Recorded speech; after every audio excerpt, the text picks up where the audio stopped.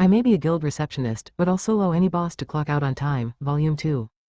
Chapter 1. People used to always call me slow and stupid. I was bad at my studies. I was bad at sports. I was worse than everyone else, and sluggish to catch on, no matter what I did. But even I wanted people to rely on me. No, it was because I couldn't do anything that I wanted to believe I could find my worth by being needed. I wanted to feel confident in myself. That was why I became a healer, since the work they do is inherently valuable. They're sought after. I was okay with just firing heals from the shadow of the tank. I may have been slow and stupid, but I wouldn't cause trouble for anyone if I hid behind the muscle of my party. The job was simple, safe, and would always be in demand. There's no better role for me, I thought. Even I can do this. I was so dishonest. I hid behind the image of a pure-hearted healer, someone who showed consideration for others and comforted her allies, even though I was utterly crafty and craven on the inside. I'd taken up the profession out of these twisted ulterior motives, without really being prepared for what it entailed. That was why my party members died. Too, it was Alina's 3rd year as a receptionist at the Adventurers Guild. She hadn't been working there long enough to call herself a veteran, but she was past being a newbie at this point and had grown familiar with the job. Alina had set a goal for herself recently. It was very, very important that she actualized it, even if it meant risking her life. Good luck out there. Standing at the quest counter, she saw off the adventurer who had finished registering for their quest with a smile. When her reception window was busy, she would put off the processing done on the quest forms, but now she had the time to quickly get it done on the spot. When that was finished, she carefully checked to make sure she had filled out everything, then laid the form on the stack. Ah, it's so peaceful, Alina muttered with satisfaction. She worked at Ifole Counter, the largest quest processing facility in the great city of Ifole. Standing at one of the 5 reception windows at the office, Alina swept her gaze to the opposite side of the reception area. Soft sunlight shone in through the skylight up above as the adventurers looking at the quest board, which spanned an entire wall, calmly selected their quests. The clock had just struck 12, signifying that Alina's lunch break had arrived. The morning part of her shift was about to wind down. All right, it's time for lunch. Right as the afternoon bell rang on the city clock tower, Alina stretched and groaned. The receptionists standing at the other windows all headed for their lunch breaks one after another. Alina put up a note reading morning reception hours are over and started to leave in high spirits. That was when it happened. Hold on, hold on, hold on, a large-framed adventurer yelled as he dashed into Ifole Counter. Alina froze in place, caught off guard for an instant. That would be her downfall. That adventurer didn't even look at any of the other reception windows, immediately fixing his eyes on Alina and practically leaping over to her counter. Safe, I got here before the morning ended. You definitely didn't.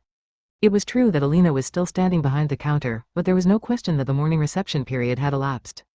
But the adventurer breathed a sigh of relief for some reason, like he was thinking, as far as I'm concerned, it's still morning out there. He then wiped off his sweat and said, entirely shamelessly, there's a quest I'm in a bit of a rush to sign up for. I know I can't register during lunch, but I figured I'd be okay if I came up to your window, even if it was a little past time, so I dashed right over. Yeah, what a relief. Go on, register me, please. Yeah, you can just drop dead. Alina nearly let her thoughts escape from behind her frozen smile. Though she just barely held herself back, she was overcome with an intense desire to kill now that she'd learned the man's crime was premeditated. He was pulling this nonsense so casually, thinking he would just take 20 minutes of her time or so. Frankly speaking, this was a grave offense. Her break was an integral reprieve from her long workday. It was a heavenly hour, during which she could escape from irritating relationships and liberate her spirit. She couldn't waste a minute, no, even a second, of that time, and yet this man had the nerve to tell her to give some of it up. She couldn't allow this. But all Alina could do was feel regret. The man clearly hadn't made it to the counter in time, but did that mean she was unable to offer him service? Not at all. He couldn't have barged in at a worse time. If only she hadn't frozen up, then she could have at least claimed that she didn't notice him. Yes, it's still all right. Please select the quest you wish to accept. She would have liked to spend about an hour beating into this adventurer just how much goodwill, how much sacrifice it had taken on her part to say that to him. But Alina swallowed it all down and flashed him her plastered-on smile. In situations like these, brushing clients off out of hand was bound to lead to complaints down the line. After weighing the slight inconvenience of losing some of her lunch break against the risk of being forced to write complaint forms and multiplying her workload, Alina chose the former and accepted her fate. She could tell at a glance that this guy was a regular who often lined up at her reception window. Shoving his face into her mental blacklist, Alina told herself that this was all part of the job, her lips trembling slightly. The objective she had sworn to accomplish popped up in the back of her mind. Yes, I have my goal. I can't be stupid and add unnecessary work for myself. What a disaster this afternoon, huh, Alina? Alina heard a voice as she took her late lunch break at her desk. It belonged to a charming girl who had impressively large dark eyes and swaying pigtails. Her name was Layla, a new receptionist 2 years Alina's junior who had started working at Ifole Counter this year. It really was. Sulking childishly, Alina stuffed her cheeks with the pastry she'd brought for lunch like she was taking revenge. There had been a few snags during the registration process, and Alina wound up spending half her lunch break helping the man sign up for the quest. While she typically took her lunches outside, she didn't have the time for that today. So she resigned herself to eating at her desk. Why is it that the people who come at the last minute always have some major issue, especially when the load has been so light at the counter lately? Why'd I have to work on my lunch break when it isn't even busy? Layla widened her eyes in surprise as she watched a dark, murderous aura develop around her colleague. Alina, you really look awful when you're angry. You're so pretty when you aren't ranting about something, so drop the monster face. Otherwise, you'll turn off all the men in the world. I don't care whether I'm Beauty or the Beast. It's my right to be mad about the sanctity of my lunch break getting defiled. Alina chewed the last of her pastry and swallowed it, then lifted her head with eyes ablaze. Her good looks had won her a modest following among her clientele. She had long, glossy black hair, large, charming jade eyes, soft fine skin, and a delicate frame. If she just knew when to keep her mouth shut, then this lovely girl of 17 would have stolen hearts. But now that her expression was one of unconcealed hatred, her pink lips twisted up, and her charming jade eyes flashing with the urge to kill, Alina looked utterly imposing. Her beauty was completely tarnished. Those damn adventurers, eating up my lunch break, they won't live this down, they deserve death. Why'd I even bother saying anything to you? Layla gave up and sighed as she looked at Alina, whose beautiful face was a mask of unconcealed rage. Anyway, couldn't you have just told that guy to come back later? I wanted to avoid even the smallest chance of getting saddled with more busywork. Alina clenched her fist with HMPH. I'll do whatever it takes to accomplish my goal this year. You goal, Alina glared at a leaflet that was posted on the wall. Her tired eyes were bloodshot from being flared wide in anger through all the extra work she'd done, and they had taken on a sort of ghastly vigor. Widening them even further, Alina cried, the Centennial Festival. A variety of advertisements were posted on the wall of Ifole counter since it got a lot of foot traffic, and one of those was a flyer for an event that would be held a week from now. The Centennial Festival. It was the largest event of its kind in the city of Ifole. It had been started to imitate and research the rituals of the ancients, who once lived on the continent of Helcasia. These days, however, it was mainly an excuse for adventurers to throw a wild party. The Centennial Festival got wilder every year, and it had grown to the point where it was one of Ifole's main attractions. Spanning 3 days and 3 nights, it drew in visitors from far and wide. And since crowds of people were excellent business opportunities, skilled chefs, merchants, and even entertainers also traveled to Ifole to set up stalls on the streets. Suffice it to say, no one was the least bit concerned with imitating the solemn ceremony, a ritual for entreating the power of Dia, that the ancients were said to have once carried to this land. It had become one large event for drinking and partying. With the Centennial Festival drawing near, it felt like the whole city was astir. Feeling the restless energy, Alina clenched her fists as she expressed the frustration in her heart. Last year and the year before that, I had so much overtime that I couldn't go to the festival. Do you know how hard it was working by myself as I heard people outside having fun? It was practically torture. Ah, of course, I don't really want to imagine it. But this year, it'll happen for sure. I'm going to leave work on time and go to the Centennial Festival or die trying. Alina jabbed her feather pen into the air, staring into the heavens like a god of war leading her soldiers to charge onto the battlefield. Nay, Alina's determination to achieve her objective was just that strong. And I'm going to live it up for 3 days and 3 nights. Yes, this was Alina's greatest aspiration now that she'd entered her 3rd year as a receptionist. After all, could there have been anything more foolish than living in Ifole for 3 years without enjoying the festivities even once? No, there was not. She would be there this year, whatever it took. She had to. Even if she had to exchange her labor and time for money to support her lifestyle, people all had the right to enjoy the things they loved. Alina could use her time however she pleased. It wasn't fair in the slightest to have that right crushed by the cruelty of overtime. At this point, her objective went beyond something as trite as wanting to go to the festival because she was sick of working late. This was a laborer's war to regain her dignity as a human being. She was winning back her freedom. I'm looking forward to the Centennial Festival, too. Alina's passion made Lila's eyes sparkle, too. The biggest event in Ifole. You know, one of the reasons I wanted to be a receptionist in Ifole was that if I lived here, then I could enjoy the Centennial Festival every year. But then Layla tilted her head with a huh. But wait, as if she had just realized something. Do you need to get yourself this hyped up to be able to leave on time on the day of the Centennial Festival? We haven't had any overtime lately, so at this rate, we can just zip through to finish up work, right? Since we're receptionists. I understand what you're trying to say, Layla. Receptionists were public servants who processed quests, registered adventurers, and kindly sent people off to explore dangerous dungeons. People called reception work a lifetime position since it was stable and difficult to get fired from. Unlike adventuring, it didn't require you to risk your life, came with a lot of social trust, and guaranteed you a salary for life. It was the ideal career, provided you could put on forced smiles for filthy, arrogant adventurers and dispassionately carry out the most stupidly unfulfilling office work in their service. Generally, however, it was a job where you could take it easy, but that's a naive thought, and a very foolish one, Alina continued. Huh, this place turns into a war zone on the day of the Centennial Festival? What? Layla widened her eyes in shock. In a cold tone filled with many years of resentment, Alina elaborated. It's all because of that damn Centennial Festival special bonus period, when quests taken during the festivities receive a bonus on top of their usual completion rewards. SP special bonus period? Layla staggered in place, as though she had been struck by lightning. Hold on a minute, please. There's a bonus on completion rewards. What the heck? No one told me about this? Guild headquarters sent us the notice about it just the other day. The more important something is, the more they drag their feet warning you about it. You've got to be responsible and check these things for yourself to prepare, or you'll get taken by surprise and stabbed in the back. In her first year as a receptionist, Alina had also totally missed the notice and totally been stabbed in the back. It had been the death of her. But now that Layla was committing the same error, Alina could lecture her smugly. Adventurers who have been holding their breath waiting for the special bonus period will band together and storm the reception counter to take quests once it starts. You get what that means, don't you? There's going to be a ton of paperwork to get through during office hours while the Centennial Festival is running. You'll be getting home very late. And when things get like that, all that awaits you is death. Death. I've always been so busy with overtime during the Centennial Festival that I never had time to enjoy it. Though receptionists typically had regular hours, when certain conditions lined up, they suddenly found themselves drowning in a pool of hellish overtime. That would happen when a new dungeon was discovered or a dungeon was right about to be completed, or at times like now, when the guild got in the mood to make an event of things and implement a limited bonus on completion rewards. In those situations, hordes of adventurers, eyes blinded by greed, would come surging in. They would take quests like people possessed and create a mountain of overtime for the receptionists.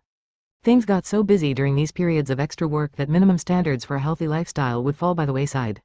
You'd do everything you could to tackle your overtime, and by the time you crawled back home and threw down whatever miserable excuse for a meal you made with the little energy you had left, you'd be too exhausted to do anything but sleep. Of course, by the time you had the stamina to go to the festival, it would already be over.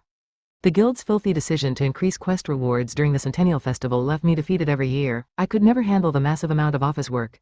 I had so much overtime that I couldn't attend the festivities. Filthy. It must be so nice being an adventurer who has nothing to worry about. They just have to get the application in during the bonus period to get the extra rewards, so they can enjoy the festival while it's happening, then take their time finishing the quest after it's over. They get to have their cake and eat it, too. No wonder they come crawling out from under everything. Alina, that look in your eyes is scaring me. Take a gander at this. Alina's intensity was making her junior tremble, but she ignored that and smacked a stack of papers on the desk. On the cover, in bombastic style, was written Centennial Festival Special Bonus Period Ultimate Strategy Guide. What is this? This manual is a record of trends and tactics for handling the quest rush during the Centennial Festival bonus period. I'm not going to be stuck drowning in overtime forever, more importantly. Alina spread open a booklet that she had carefully placed at the side of her desk.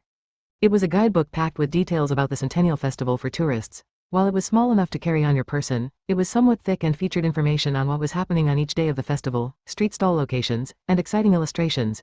These were supposed to be handed out to people attending the festival from outside FOLA, but Alina had gotten her hands on it as soon as she could and had already added some little notes to it. I've memorized the official schedule that was issued by the Centennial Festival Committee, and thanks to my thorough information gathering, I've already got a handle on the locations of popular stalls whose products are going to sell out. I've already selected which I want to swing by and have calculated 3 different optimally efficient pathways to cover everything. Now I just have to avoid overtime and leave on time during the 3 days of the Centennial Festival. Wow, you're even more jazzed about the festival this year because you were too busy to attend before, huh? Ha ha ha ha ha ha ha ha, just you wait, Centennial Festival. Things will be different now that I'm armed with the techniques I've built during my 3 years as a receptionist. I'm going to go home on time and enjoy the hell out of the Centennial Festival this year, no matter what. With a tremendous sort of passion for the Centennial Festival and blazing with dark flames, Alina clenched her fists. Oh, it's so great to leave work on time. Alina's cheery voice was absorbed into the streets of FOLA. Just like remembering to be thankful for your food, it was important to digest the joy of being able to leave work on time on days when you could. Only those who had experienced the hell of overtime could understand this joy. The people of FOLA were done with work and were returning home. Alina left FOLA counter to mingle with the crowd and head on home, but no, she had a bit of a side trip first. Hello. With that cheery greeting, she walked into her favorite business. It was a cozy brickwork shop that featured rows of refrigerated cases powered by relic technology with rows of various cakes inside. This one, and this one, and this one, and this one too, please. After buying a whole bunch of cakes, Alina headed home, a smirk on her face. She'd just bought an armful of cakes on the way home from work. Only a working adult was allowed this kind of luxury. Most importantly, she'd been able to get off work early enough that the shop was still open. Leaving work on time is such a privilege. I feel like a winner. She could have cake for dinner when she had overtime, but then it wouldn't taste good at all. But going back to home sweet home on schedule and devouring her sweets alone, that was one of Alina's top evening activities. Gonna head home and eat lots of cake. As Alina hummed along, her gaze wandered to the center of a large city square. It was a flagstone paved piazza in the center of FOLA. The square was rather pretty, with a giant blue crystal gate and a fountain, but it was a little more cluttered than usual now, since people were setting things up for the Centennial Festival, which was a month away. There was a pile of lumber in the square, and the water fountain had been turned off and covered with a tarp.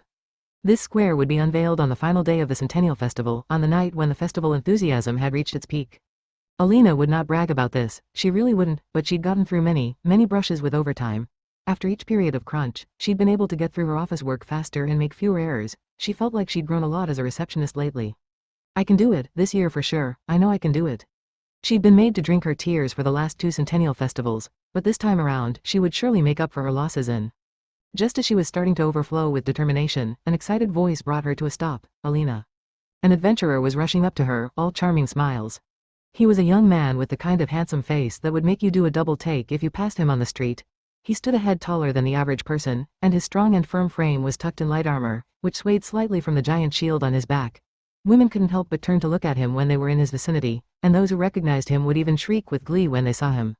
That very man was racing toward Alina, with eyes for no one else, but her expression was just as severe as always. No, it was worse, an intense wrinkle had formed between her brows. What? The question escaped her lips in a low tone. After running to her side, Jade stopped and eyed the scowling receptionist wordlessly for a while. Eventually, he gave a little sigh, and voice trembling with emotion, he said, I'm absorbing my Alina quotient for the first time in a month. Can you stop talking like a creep? Nobody living in Ifole would fail to recognize the man who had appeared, for he was Jade Scrade, renowned as the strongest adventurer in the guild. The setting sun lit his silver hair, his face beloved by the gods, and his blessed physique. But Jade was more than looks. People called him the strongest tank in the guild, and for good reason. He was the first person in adventurer history to have manifested 3 Sigarth skills, a class of ability that most people were lucky to have one of. This prodigy was a member of Silver Sword, an elite party of powerful and select adventurers, and he'd been entrusted to lead them at just 19. But contrary to his spectacular appearance, Jade was also a serial stalker. He'd pursued Alina relentlessly ever since she'd caught his eye, no matter if she hit or insulted him. And on top of that, even after nearly losing his life, he had demonstrated the vitality of a cockroach, crawling back from the brink of death to keep bothering her. The man was like a zombie. On your way back from work, Alina? Jade asked. I know you know that because you were sneaking around watching. Yeah, that's what I came for. I see. Not only did he readily acknowledge his behavior, but he was even weirdly proud of it, making Alina scowl. But as she cursed him about 100 times in her head, Jade started muttering on about something. Anyway, Alina. Somewhere in my heart, I kind of believed that you might come visit me while I was recovering, at some point, at least once. Alina shifted her gaze to the side at the way he deliberately emphasized the word visit. Meanwhile, Jade slumped, as he said in a clearly sad voice, you were so blatant about it. You didn't even come a single time. Why would I come visit you? I was using my Sigarth skill the whole time, checking to see if you were nearby.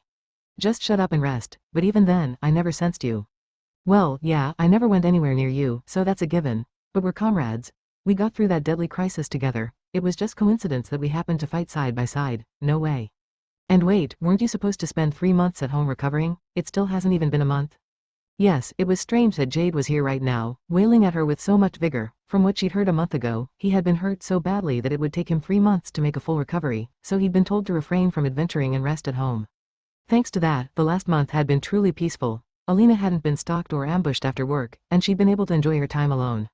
So then why was this creepy silver cockroach already running free? You said that last part of your thought out loud, Alina, because it's what I think. Ha ha ha, I'm so healthy that I recover from most wounds in a month, I see. There was no way that could be true, but since it would be a hassle to interrogate him any further, Alina dropped things there inside, then went into an empty back alley. Jade was a complete stalker on the inside, but he was essentially an elite leader who was equal in status to the people who ran the guild. He drew too much attention, in more ways than one. A mere receptionist like Alina shouldn't have been insulting a guy like him on the street to begin with. Though Jade had been openly showing his affection for Alina so frequently as of late that the townspeople around them were actually pretending not to notice out of consideration. Following Alina into the back alley, Jade suddenly changed the subject. More importantly, have you considered what we talked about? What was that again? Isn't it obvious? I mean you joining Silver Sword. Eyes blazing, Jade jabbed at her with his index finger. A month ago, you fought a deadly battle against a terrible foe, a dark god, together with us as a member of Silver Sword. I was thinking that would have given you an understanding of what being an adventurer is like and convince you to join us. I'm not interested, Alina shot back as she dispassionately kept walking. With your powers, becoming an adventurer and a billionaire isn't just a dream, you know? My dream isn't to become a billionaire, it's to live an uneventful life as a receptionist, and for starters, I only did that last month because you promised that you would increase the number of staff at Ifole counter and get rid of my overtime. Could you leave me alone forever? NGH, well, I thought you might say that. Still not giving up, Jade groaned, then rummaged through his belongings to pull out a piece of paper. Which is why I brought you a compromise today. A compromise? I've had nothing to do for a whole month. So the whole time, I've been thinking of a way you could be a receptionist while also joining Silver Sword. If we do this, it'll take care of everything, look. Wah, Alina froze as she examined the piece of paper Jade had shoved in her face. There, spelled out in dramatic characters, was the following: by the order of Silver Sword Representative Jade Scrade, I appoint Alina Clover as Silver Sword's exclusive receptionist. What is this? Alina read over the comment in blank amazement. It had even been stamped with the official guild seal. Jade curled his lips in elation. As the leader of Silver Sword, I have the right to appoint an exclusive receptionist to our party. I spoke directly with the guildmaster and forced him to, don't rip that up. No sooner had he thrust the document at Alina than she had expressionlessly yanked it away and ripped it into 4 pieces without hesitation. Jade panicked out of the corner of her eye as she balled it up and threw it away. Don't give me this crap, you stalking cockroach bastard. Cockroach, if I became your party's exclusive receptionist, I would have quests dropping in on me day and night. I would have no days off and no room to live my life. It would be a totally exploitative work environment, Alina cried. Jade's expression stiffened awkwardly. And no, that's not true. Just you try and make me Silver Sword's exclusive receptionist with that power of yours. I'll tenderize you so hard with my hammer that you'll be unrecognizable. I'll make you regret being born, Alina muttered darkly, then summoned a giant warhammer from thin air. This was her skill, Dia Break. Dia was the strongest class skill, which currently only Alina possessed. The power was apparently of the same rank as that of the ancients who had once inhabited this land, the people who had built a nation so sophisticated they had called it Diania. But Alina's story wasn't nearly as fancy. They said that the ancients had received power as blessings from beings revered as Dia, but Alina had manifested Dia Break as a result of being exhausted from overtime. At any rate, there were lots of amazing things about this ability, but right now, Alina had activated it purely for the sake of beating the stalking bastard in front of her to death. As Alina clutched the warhammer, her voice trembling with rage, Jade panicked and zipped away, but even then, he couldn't let his proposal go, shouting, why, you know, if I use my authority, I can do something about your personnel situation. Alina raised a brow at his remark. Aha, so you'll go that far, huh? I can tell you're real serious. Really, then you'll join Silver Swo, Bawa. For an instant, Jade's face was sparkling gladly. Then in the next moment, Alina's warhammer was slamming right into his cheek. Jade was hurled away, going into a tailspin before sliding along the ground, crashing into an alley wall, and finally coming to a stop. Authority, my ass, my life as a receptionist is in danger here. Hey, wait, my wounds only just healed, and now they're... You need to learn when to give up, you stupid silver bastard. Gia.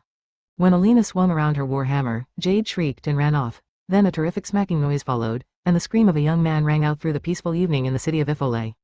For the next morning, at Ifole counter before reception hours, Alina and Layla went around wiping down the windows and benches of the guest area, which was hushed without their bosses or seniors around. This was the fate of the underling. Cleaning the workplace early in the morning. All right, time for another day of hard work. It's all for the Centennial Festival. You're sure fired up about this, Alina. A meaningful smile came to Lila's face as she noticed Alina's unusual energy. It's a relief to see you so cheerful, in more ways than one. Hey, of course I'm cheerful, since I'm absolutely going to enjoy the Centennial Festival this year, for sure. Now Alina had a goal to work toward, participating in the Centennial Festival. Squeezing her eyes tight, she pictured the wondrous scene to come a few days from now. She imagined herself going around amid the backdrop of the bustling sounds of the festival, visiting street stalls of all kinds, eating her fill of delicious foods, buying unusual items from all over the land, drinking good booze, and enjoying things until midnight. Just picturing it made endless strength well up within her. How wonderful the Centennial Festival was. Don't you feel like we've gotten more people coming in for quests lately, Alina? Alina stiffened as Lila's offhand remark ripped her from her Centennial Festival reverie.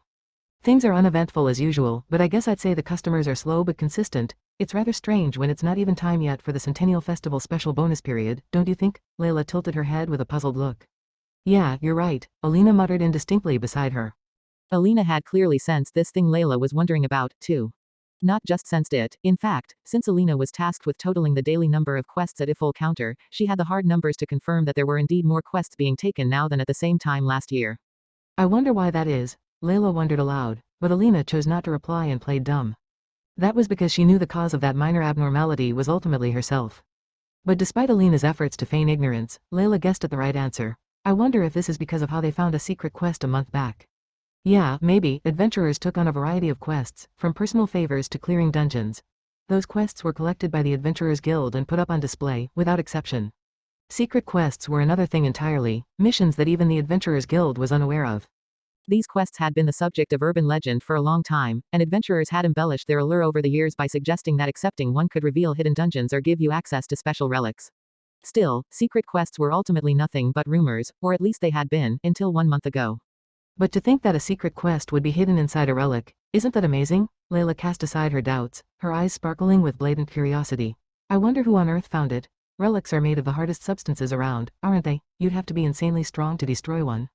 I guess, yeah, I wonder who did it, Alina answered briefly as she turned away in a bit of a cold sweat. She had done it. 1 month ago, Alina destroyed a relic by accident and wound up finding the secret quest hidden inside. And just as the legend said, a hidden dungeon called the White Tower had appeared. Ostensibly, Silver Sword had been the ones to take on the White Tower and clear it completely, nearly losing their lives in the process. But the truth was that Alina had been deeply involved in that expedition. Anyway, it was now public knowledge that secret quests were real and that they did indeed lead to hidden dungeons. Ever since the news broke, adventurers had started retrieving every relic they could get their hands on in an attempt to find more secret quests. Everyone was seeking the special relics, where hidden dungeons were said to be concealed. That explained the mild increase in the number of quests people were taking lately. But the guild has been repeatedly warning everyone about looking for secret quests without due caution because hidden dungeons are so dangerous, Alina pointed out. Do all those adventurers have a death wish or what? Even Silver Sword almost bit the dust clearing a hidden dungeon. Oh, but that isn't stopping them from looking. If you find a secret quest, you can get the special relic in the hidden dungeon. So basically, that means treasure, right? Relics were the high-tech legacy of the ancients, whose prosperous Helcatian society had been wiped out in a single night. Now that they were gone, it was nigh impossible to make anything as equivalently advanced as relics, which explained why that lost technology fetched such a high price. For adventurers, they were treasures of unparalleled value. And a special treasure, too. Those relics have to be something incredible if they can't even be compared with gold and silver treasure. Yeah, maybe. I wonder. You sound completely unconcerned, Alina. Well, I'm not interested. Despite her statement, Alina knew just what those special relics were. Gold and silver treasure. The relic they had found was no such thing. It had taken the form of a human, possessed emotions and intelligence, was capable of speech, fought with a spear, had an incredibly tough body, and wielded multiple dia skills, laughing as he killed people. Also, he had interrupted Alina's overtime. The relic, called a dark god, had been an incredible nuisance. That was what the special relic really was. The dark god that slumbered in the hidden dungeon had been revived by eating people's souls. He had been such a fearsome foe. He had nearly killed Jade, the strongest tank in the guild, like it was nothing. Worse still, he wasn't the only one. The dark god had said there were more slumbering in this land, making this more than just a minor hassle. Though Alina had somehow managed to defeat that thing with her dia skill a month ago, frankly speaking, it had been worse than overtime. It would be horrible if ignorant adventurers found a hidden dungeon and woke up the dark god slumbering within it.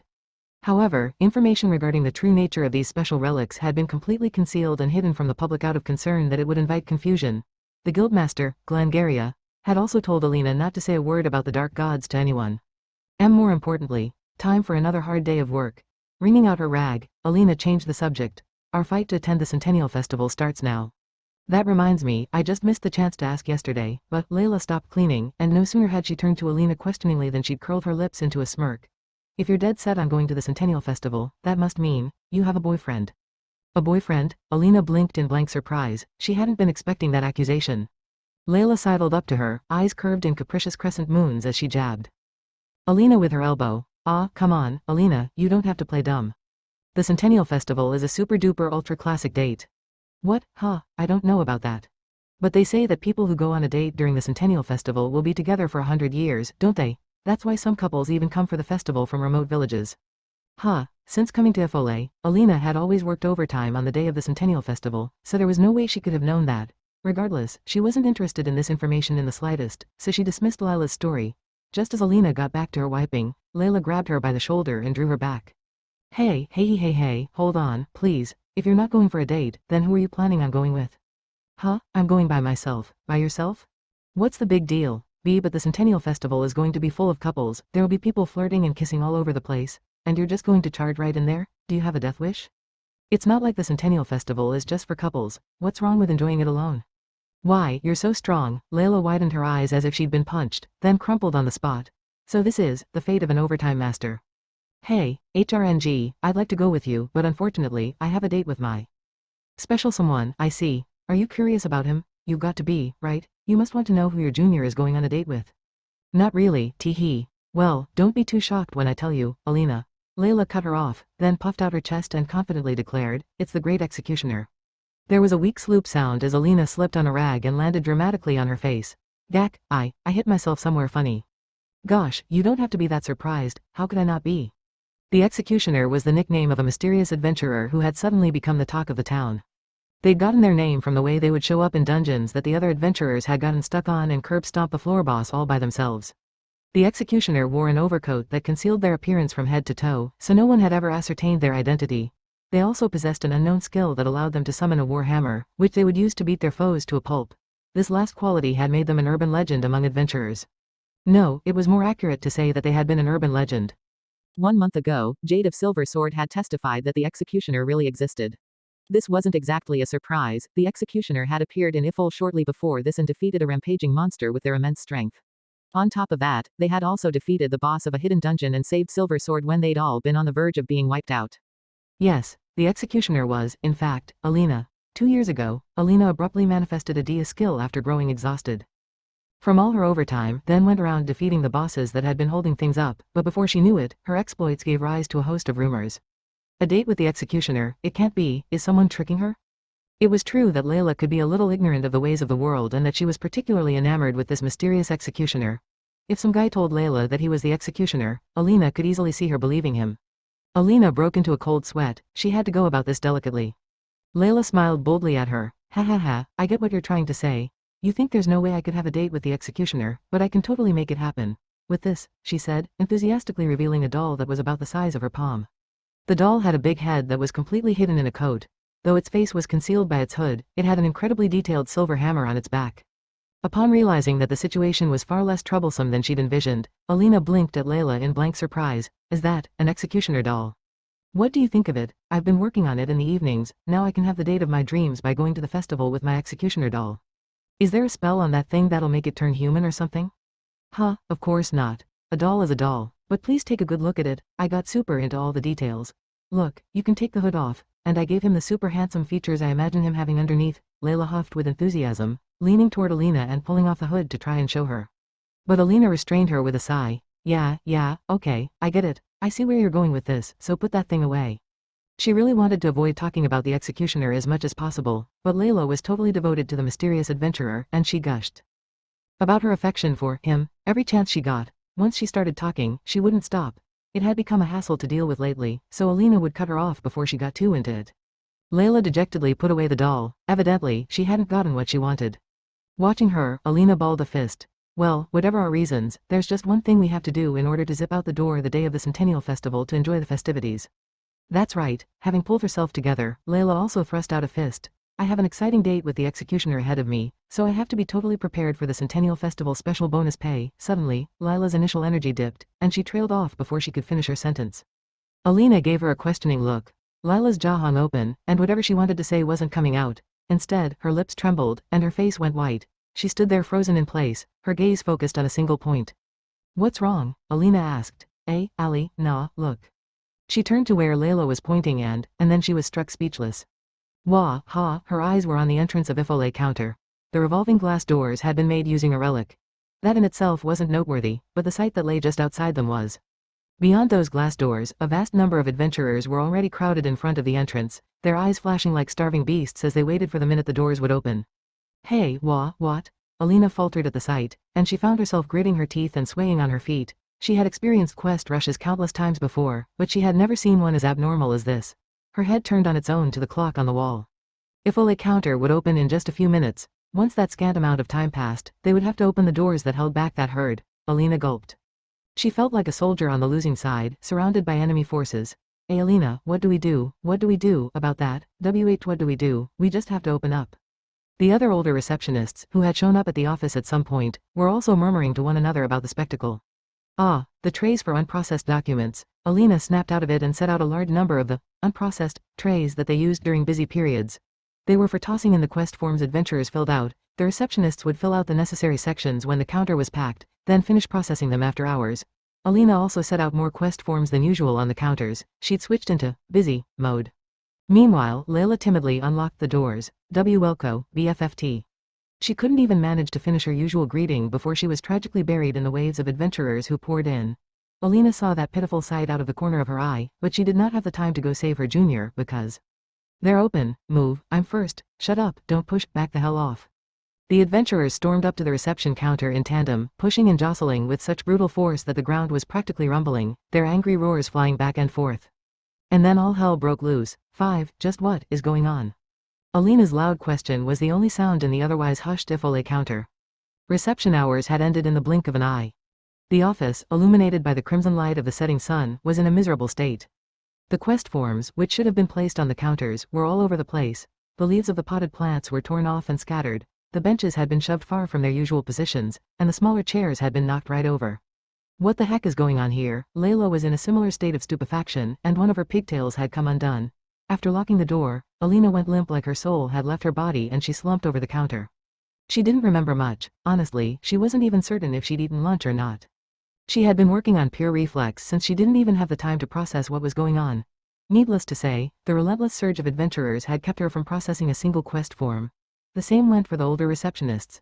They were collapsed at their desks in exhaustion and confusion, gazing in a state of shock at the mountain of quest forms they needed to get through, which was more than double the usual height. Did the guild implement the bonus earlier than usual? No, we would have been notified beforehand if they were moving up the extra reward window, and more importantly, the reward amounts haven't changed. A new dungeon hasn't been discovered either, so it's not like there's one that needs clearing, though I wasn't really focusing on the quests people were taking to begin with.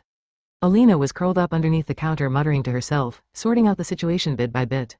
A sudden quest rush generally indicated that a new dungeon had been discovered or a dungeon was on the cusp of being cleared. And even if she hadn't been aware of that information, she would notice everyone taking the same quests during the course of her job and could easily guess the cause, but this time, she was at a loss over the surge of applicants. It was so sudden, I didn't get why, either. Even Layla, who loved to gossip and would usually get up to speed on the situation from someone or another, hadn't pinned down the cause this time. It was so busy that I didn't have the time to chat up the adventurers, and, don't you feel like they all looked kind of frenzied? It was like their eyes were all on fire. When they're acting like that, it means there's some kinda juicy catch dangling in front of them. Adventurers are simple-minded creatures. No need to be so nasty about it, Alina. Somehow getting to their feet, Alina and Layla tidied up the knocked-over bench, the potted plants, and some odds and ends, then both returned to their desks. Alina didn't really want to look straight at it, but her desk area presented a sight even more brutal than the customer space. Documents had been tossed here and there, and the unprocessed trays were stacked full of forms, some of which were collapsing and causing paper avalanches. They hadn't even had the time to organize things. Yeesh, how are there so many? Is this the work of a monster? Layla muttered amid the quiet. The receptionists had exhausted themselves just keeping up with the flood of adventurers while the counter was open, but now they had to fill out all these documents. Taking in the brutal sight once more, Alina stood there silently for a while. After some time, she pursed her dry lips and muttered, Layla, I'm going to go out for a bit. Huh? Layla widened her eyes in shock at Alina's sudden declaration. You're going to leave all this behind and go? But the Centennial Festival, what? About our Centennial Festival? I'm coming back, of course. We're not leaving any work to carry over for the festival, no way. But there's clearly something amiss here. This is beyond just an unexpected rush. We have to do something, or this year, we'll be crushed yet again by overtime during the Centennial Festival. The prospect was so disheartening that Alina couldn't even finish her sentence, but that incomparably cruel possibility felt very real as it weighed down on them. We can't let that happen. She had to know why so many adventurers were signing up for quests, and then she had to nip it in the bud as soon as possible. Baring her teeth, Alina dashed out of the office. Meanwhile, Jade Scrade was at the training area of the guild headquarters. Well, it was certainly supposed to be the training facility that had been constructed on the grounds of the guild headquarters, but the scene around him looked nothing like it. He was in an indoor space supported by 4 pillars. There weren't any walls, but it felt closed and somehow, and the lighting was dim. The air was damp, as though the place had been closed off for a long time, and the characteristic scent of ether was thick, just like it was in dungeons. The area looked very much like the deepest sections of dungeons, where powerful monsters dwelled, like a boss room.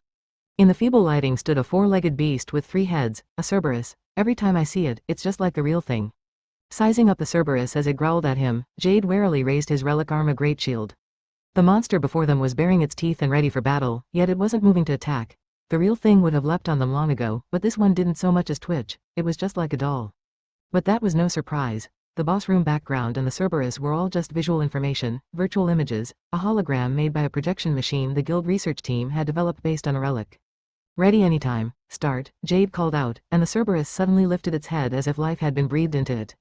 The guild hadn't exactly developed the hologram machine. It was more accurate to say that they had somehow managed to restore a relic that projected 3-dimensional data in this manner. The data was stored in a crystal, which the machine would project to create a lifelike image. But the crystal didn't just record visual information. It worked on all 5 senses and could read the behavioral patterns and calls of monsters. It even replicated the toughness of their flesh and their attack power. The guild knew nothing, however, about the workings of the technology that made this possible. That just went to show how incredible the relics of the ancients were. That explains how they made those dark gods. At the ready behind Jade were the white mage Lululi, their healer, and the black mage Lo, their ranged attacker. And then there was the great swordsman they had welcomed as their new frontline attacker, a boy named Sybil. At just 15, he hadn't been an adventurer long, but even without much experience, he had an exceptional knack for fighting and had taken down giant monsters one after another. This up-and-comer had gained fame with his sword in the blink of an eye. Haster, Jade chanted, and the light of illusion magic shined from his bared blade. When he thrust the tip into the ground, the Cerberus trained all 6 of its eyes on him. Its aggro is on me, and with that call from Jade, the battle began. Skill activate. Sigurth Wall. The dark red light of the skill surrounded Jade's shield. This ability conferred defensive power by hardening its target. A heartbeat later, the Cerberus lunged at Jade with speed that belied its large frame, attacking with the sharp claws of its front legs. Cautiously observing his foe, Jade repelled the strike with his shield. The Cerberus was said to be the guard dog of hell. It was a fearsome foe, strong enough to drive away the regular monsters in A-class dungeons and become a floor boss. Close in on it, and the creature would lash out with thick limbs and sharp claws, back away from it, and each of its 3 heads would unleash breath. Attacks of different elements. Because the Cerberus had both the long and short range covered, it was tough to approach. On top of that, it moved fast, leaving hardly any openings to attack. Its whole body was covered in bristly fur that would block nearly all blunt attacks, so slashes were the only physical maneuvers that had an effect on it. That meant Sybil and his greatsword were a good match for the beast. Ignis, swinging his rod, Lo activated his attack magic. It was his signature adaptation of a fire spell, a concentrated fireball. The brightly shining orbs exploded before the Cerberus's eyes, striking its target's right head and making it sway from impact. All right, just then, Sybil circled the creature's right flank, swinging his greatsword horizontally and rending the air with a wide strike enhanced by centrifugal force. Making a full body turn from the waist, he unleashed a powerful blow to the Cerberus's most vulnerable spot, lopping off its thick head in a single stroke. Yeah, how about that? You saw that? Did you just see that? I got that head in one hit. One hit? Sybil cried while taking a step back. Jade smiled wryly at his youthful naivete. But it was true that Sybil's attack power was worthy of pride. His giant greatsword was attractive. The weapon took all the muscles of his arms and body to handle, and its high attack power practically guaranteed a one-hit kill. But it was difficult to use weapons of that size to their maximum potential against fast foes like the Cerberus. While the greatsword appeared to be a simple weapon for people with more muscle than brains, it took a great deal of practice to use properly, and the technique of its wielder greatly affected its attack power. It would have taken most a while to cut off one of the Cerberus's heads, so the fact that Sybil had gotten it in a single strike was proof of his skill. Nice, Sybil, on to the next one. That being said, this was the point where the fight would get serious. Grar, now down ahead, the Cerberus roared even louder. URK. Sybil struck in the same way he had before, but the Cerberus cleanly dodged his blade, skimming Sybil's arms with its claws at the same time. The Cerberus's injuries had sent it into a frenzy, nearly doubling its attack power and speed. The hologram machine determined that Sybil had been hit. A crack was projected onto Sybil's shoulder guard, and there was even holographic blood dripping from his shoulder, splattering onto the floor. Of course, it was just a projection. Sybil didn't have any real injuries to speak of. Lululi. Nevertheless, Jade still shouted an order to their healer, Lululi. Even though this was just training, they couldn't afford to slack off. Heal. A moment after Jade cried out, a heal spell whizzed by, hitting its mark on Sybil's shoulder. Huh? For a moment, Jade sensed that something was off. Lululi had reacted late. Normally, her spell would be flying by the time Jade gave the order, and her target's wounds would already be patched up. Is she not focusing because this is just practice? No, Lululi isn't that kind of person. But this wasn't the time to worry about a trivial feeling like that. Sybil, once the Cerberus gets worked up, it won't flinch like it did before. Be careful. Roger. But now, things were completely different, and Sybil's attacks wouldn't connect because the Cerberus was flailing around in agitation. Ah, hit, damn you. Sybil was panicking. His movements and attacks were getting desperate, and he was starting to take minor hits here and there. This wasn't a very good trend. If Jade let this keep up, Sybil would eventually take major damage. If there was one flaw in mock combat training using the hologram, this was it. Though it simulated injury, that was ultimately just visual information. Since there was no actual pain, people tended to downplay the severity of wounds and not feel the tension that came with a real battle. What was the right move here? Should they change the flow of battle with Lo's attack magic, just as Jade was at a loss over what to do? A person fell from the ceiling. No, fell, was putting it lightly. Something plunged into the hologram, swooping in just like a falcon aiming for its prey from high above. There was a dull crunch as the floor cracked where the individual landed. They wore a cloak that completely concealed their body and face. Sybil's eyes widened in shock at the figure's abrupt entrance. Huh, is that the executioner? The executioner, no, Alina disguised as the executioner. strode right up to Jade, even though they were right in the middle of a fight with a Cerberus. "There's something I want to ask you," was all she said, her voice low. "Hey, hold on, Executioner, we're kind of busy right now." Grower. Jade's panicked remark was cut off as the agitated Cerberus howled at the new presence, throwing the situation into disarray. "What?" Turning around in annoyance, the Executioner finally noticed the Cerberus. There was a monster powerful enough to be a floor boss of an A-class dungeon right in front of her, but not only was she not surprised at its presence, she even clicked her tongue at it. "You're in the way." She's her imposing aura told Jade everything he needed to know. "She's really pissed off," Jade gasped, then quickly yelled at the invisible research team running the hologram. "See, cancel the training, take away the Cerberus right now." But it was too late for the monster, rather. Skill activate. Dia break. With a quiet chant, the Executioner held up a hand. Suddenly, a white magical circle glowed at her feet. Faint particles of light gathered in her outstretched hand, and a giant silver warhammer appeared from thin air. It was a beautiful weapon, decorated with intricate silverwork. Opposite the striking end, however, was a section shaped like a pickaxe. The hammer was as lethal as it was beautiful. As soon as the Executioner took hold of her hammer, she readied it at the waist and faced the Cerberus. "You're in the way, you stupid muet." Screaming with fury that probably had to do with something else, Alina slammed her weapon into the center head with a thunk. The Cerberus's cry of pain never arrived. Instead, a strange crackling sound rang out from the hologram. The uncanny scenery of the boss room rippled in an unstable manner, and the Cerberus, which had been thwacked away without a sound, suddenly froze mid-slide on the floor. Measurement failure? It's no good, the hologram is broke, ah. As the holographic image lost stability, Jade heard the panicked voices of the researchers on the other side of the wall. Oh dear, eventually, there was a grating sound as the whole scene around them vanished, monster and all. Once that dark, cramped scene had cleared, the cold-looking training room and the sprawling sky at sunset became visible. Huh? One hit? Lowering his sword, Sybil looked over at the Executioner in bewilderment. Just the Cerberus would be one thing, but her attack had even destroyed the hologram's processing and broken the machine. Now she was staring at her. New surroundings in confusion. Blunt weapons were practically useless in the face of a Cerberus's tough hide. You would assume the creature would have resisted the blow of a warhammer because of that, but as was true with anything, resistance didn't mean a thing in the face of overwhelming attack power. As Sybil stood there speechless, mouth agape, Jade hastily laid a hand on his shoulder. "Sybil, your first attack was good. If you'd continued like that, we would have won. Sorry, but we're calling off the rest of today's training session." However, it seemed Sybil still couldn't quite accept what had happened, as he was clutching his head and staggering around. Oh, one hit, a blunt attack, not a slash, and in one hit, why was I so happy over a single head? Ah, well, the Executioner is a special case, so don't sweat it too much. D-damn, I'm gonna get strongier, Sybil yelled and ran straight off in tears. Well, I could have seen that coming, unable to do anything as he watched the boy go. Jade scratched his cheek. The kid was a frontline attacker, the same as the Executioner, so you really couldn't blame him. If an incredibly strong tank showed up and took out the opponent they'd been struggling against in a single hit, then maybe Jade would feel emotionally overwhelmed, too. Incidentally, a few days later, Sybil announced that he was going to quit Silver Sword to go off training, so Silver Sword ultimately found themselves back at the drawing board over their long-standing issue of lacking a frontline attacker. 7. It's so unusual for you to come to the guild headquarters, Alina. What's going on? Do you have a stomachache? Jade asked with much trepidation. They were in the guildmaster's office, sitting before the heavy desk in the back of the room, after the Executioner, aka Alina, had suddenly charged into the training area. They had swiftly tossed her in here. Once she'd finally cooled down, they asked her what was going on. Alina, hood off, was still furious. Her eyes were glazed over with anger. Don't give me that crap, you tell me what's going on, you stupid adventurer boss. Stupid adventurer boss? Why, are there so many adventurers taking quests all of a sudden? Explain yourself, Alina demanded in fury.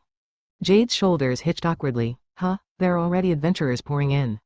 Already, so you do know something? Alina grabbed Jade by the lapels as she gave him an undeservedly murderous look. The masses are out of control. They're flooding into Ifole Counter, and we've been struggling with them since morning. Glengarria calmly opened his mouth, grimacing behind his desk. Calm down, Lil Miss, I'll tell you. Back in the day, Glenn had been Silver Sword's frontline attacker, and his physique was no less impressive in the present. He emanated the dignity of a seasoned warrior. Wrinkles befitting a man of his age were carved in his sun-darkened skin, and now his rugged face had grown even more severe. With a heavy sigh, Glenn began to speak. The truth is. A false rumor? Alina's pathetic cry rang out in the guildmaster's office. That's right. Word has suddenly started spreading among adventurers about a secret quest that will lead you to a relic that grants you a Dia skill. The adventurers rushing your office are probably in a rush to take up quests because they believe the rumor and want a Dia skill. Why would a story like that be going around? Where did it even come from? Since you found that secret quest recently, all everyone's talked about is hidden dungeons and special relics. Maybe the rumor started half as a joke, or it could be a prankster who wanted to cause confusion, Glenn answered heavily. Soberly, Jade added, I've only just heard those rumors myself today, I never imagined that word would spread so fast. But still, this is strange. Who would believe a clearly fishy story about a relic that can get you a dia-ski? Alina trailed off in the middle of her rant. She didn't even have to ask, because a whole bunch of adventurers who had been convinced by the rumor had crammed into her workplace. When Alina fell silent, Jade answered reluctantly, it may be difficult for you to understand, but if it really were possible to get a dia skill, that would basically guarantee your success as an adventurer. The prospect would have us watering at the mouth. But skills are something you're born with, aren't they? Alina pressed Jade. Even after having it explained to her, she just couldn't accept everything at work had gone to hell over a single rumor. She would be far more easily convinced to hear that they had found over 10 new dungeons at the same time, or some super large dungeon was finally right about to be cleared after 10 years, something like that. But a story? She couldn't accept that her deluge of overtime had been deliberately manufactured. Yeah, there's never been an example of someone acquiring a skill from an external source, so it really seems improbable, but, those doubts aside, a dia skill is still attractive.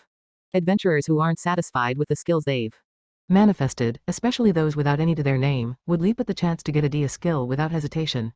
I bet there are some unscrupulous types who see this as an opportunity to make money, too.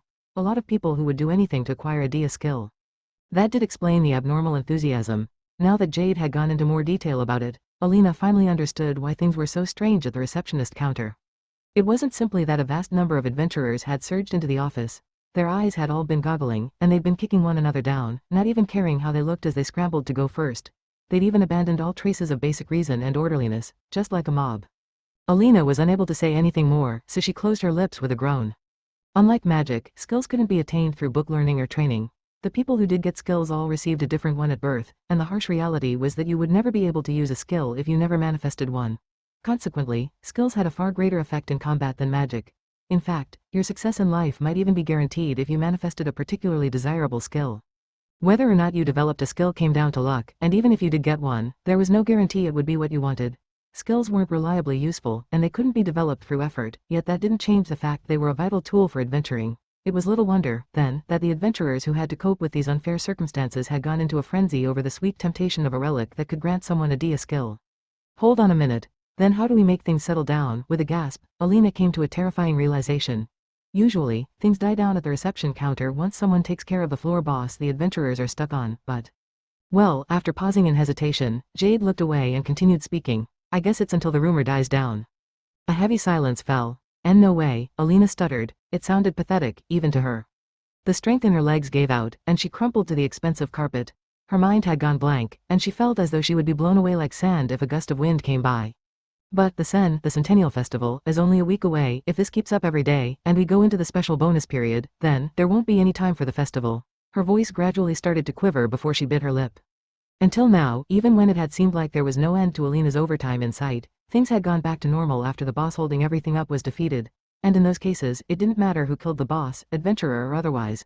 Let's say a receptionist got fed up with overtime and decided to take care of the offending creature herself. That would still stop all the extra work. But things were different this time. There was no boss for Alina to kill, no dungeon for her to finish. Her usual feats of strength would not work here. She would have to keep chugging along through this hellish period of overtime, all because of these rumors that showed no sign of dying down. That meant she was guaranteed to have overtime during this year's Centennial Festival as well. Upon reaching this conclusion, Alina just about burst into tears. It'll be okay, Alina. Seeing her unusually upset, Jade panicked. At the end of the day, a story's just a story. Tomorrow, the guild will be announcing that the information about dia skills is fake, and if the person circulating the rumor stops spreading it, then there won't be any more U-Pro. Are adventurers the kind of level-headed people who will give up after a single warning? URK, they aren't, are they? It seems like even more of them are ignoring guild warnings and trying to find secret quests lately, and the number of quests has been quietly increasing, too. Well, even an organization as powerful as the guild had a hard time controlling adventurers, since they were freelancers. They were responsible for themselves and worked at their own discretion. They could ignore a direct warning from the guild at no personal risk. Just how many adventurers would believe the guild and stop taking quests after being told the rumors were fake? Come on, it's not like all adventurers are like that. I think things will settle down a little. I get how things are, for now, Alina muttered, then got to her feet. I'm going back, I have to finish up today's work. Complaining about these things won't decrease my overtime. The Centennial Festival won't wait for me. She moved her body mechanically, grumbling all the while. I'll do it, no matter what sort of hell awaits me, I won't give in. I swear up and down that I'm going to enjoy the Centennial Festival. 8. Alina seemed pretty tired. As Jade watched Alina zip back to Ifole counter, Lululi Ashford came into the office to voice her concern. Lululi was a cute girl with straight-cut bangs and a bob. She was shorter than the rod she carried, and to top it all off, she had a very babyish face. But despite her looks, she was a talented healer and a member of Silver Sword. During the meeting with Alina, Lululi and Lo had stood at the entrance to subtly drive people off. They couldn't afford to let a mysterious person dressed like the executioner be seen openly speaking with the guildmaster in his office. Looks like that rumor has caused a lot of adventurers to go surging into the offices, said Lo Losblender with a shrug. He had come in along with Lululi.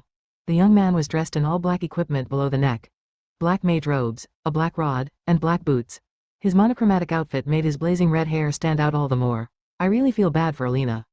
I'd like to help her with overtime, but it looks like lots of other receptionists are staying behind, too. I really can't go today, said Jade. Huh? How can you tell that, leader? Lo blinked with a puzzled expression. Jade proudly stuck up his index finger and answered, by her smell, of course. Smell, Lululi and Lo asked in unison, both their faces twitching a little for some reason. They stared at him with scorn in their eyes. Alina smelled like the other receptionist's perfume. She never wears perfume or does anything fashion-conscious like that, so, why are you glaring at me? I know your eyes and nose are unusually keen, but I feel like you're using them the wrong way. Are you a dog, leader? Said Lo. I think you're on the road to getting sued, Jade, Lululi agreed. I haven't done anything bad, it's about how it feels. Why did he have to get laid into like this just from having smelled something and analyzed the scent? Jade tilted his head in dissatisfaction. But as he caught sight of Lululi's face, he recalled feeling like something had been off during their training session earlier. Oh yeah, Lululi. In that mock battle, I felt like you were hesitating more than usual before casting that heal. Was something the matter? Jade hadn't meant anything by the question, but the reaction he got was a little unexpected. Lululi widened her eyes, like she was startled. I have never fought in a party with a greatsword wielder, so that's why. I see. Lululi's face was a little pale, and she answered rather quickly, as if trying to hide that she was upset. It seemed like she wasn't telling him something. That's what Jade figured at least. Her suddenly pulling out a poor lie must have meant she didn't want to talk about it, so Jade didn't press her any further. Lulu, we got done faster than we planned, so let's go out to eat for once. Whoever loses rock paper scissors pays. Lo said cheerfully, wrapping an arm around Lululi's shoulders. She hit him with her rod. 9 the next day, 6 more days until the Centennial Festival. That's less than a week. Alina checked the wall calendar in the offices of Ifole counter. Surrounded by absurdly large piles of documents yet again that day, Alina was getting through her work at a feverish pace. Office hours were already over, and the darkness of night had taken hold outside. It had been a long time since she'd started overtime, but the mountain of remaining work was still so high that she couldn't bring herself to take a break yet. I'm going to call it a day soon. With a heavy, dejected sigh, Layla lay her face down on her desk, out of energy. I can't believe this was caused by a rumor, and now of all times, too. It's too much, wah. But there is less work here than yesterday. I wonder if those dumbasses' heads cooled a bit from getting told off by the guild. Please don't say that like you're ready to murder someone. Ignoring Lila's complaints, Alina shifted her gaze to the brochure that was placed on the corner of her desk like a charm for protection. It was the guidebook for the Centennial Festival.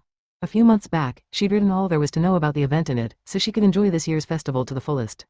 It would not be exaggerating to say that the guidebook was the only thing keeping Alina going. You're still going to keep at it, Alina? Of course, it's not done yet, she answered immediately.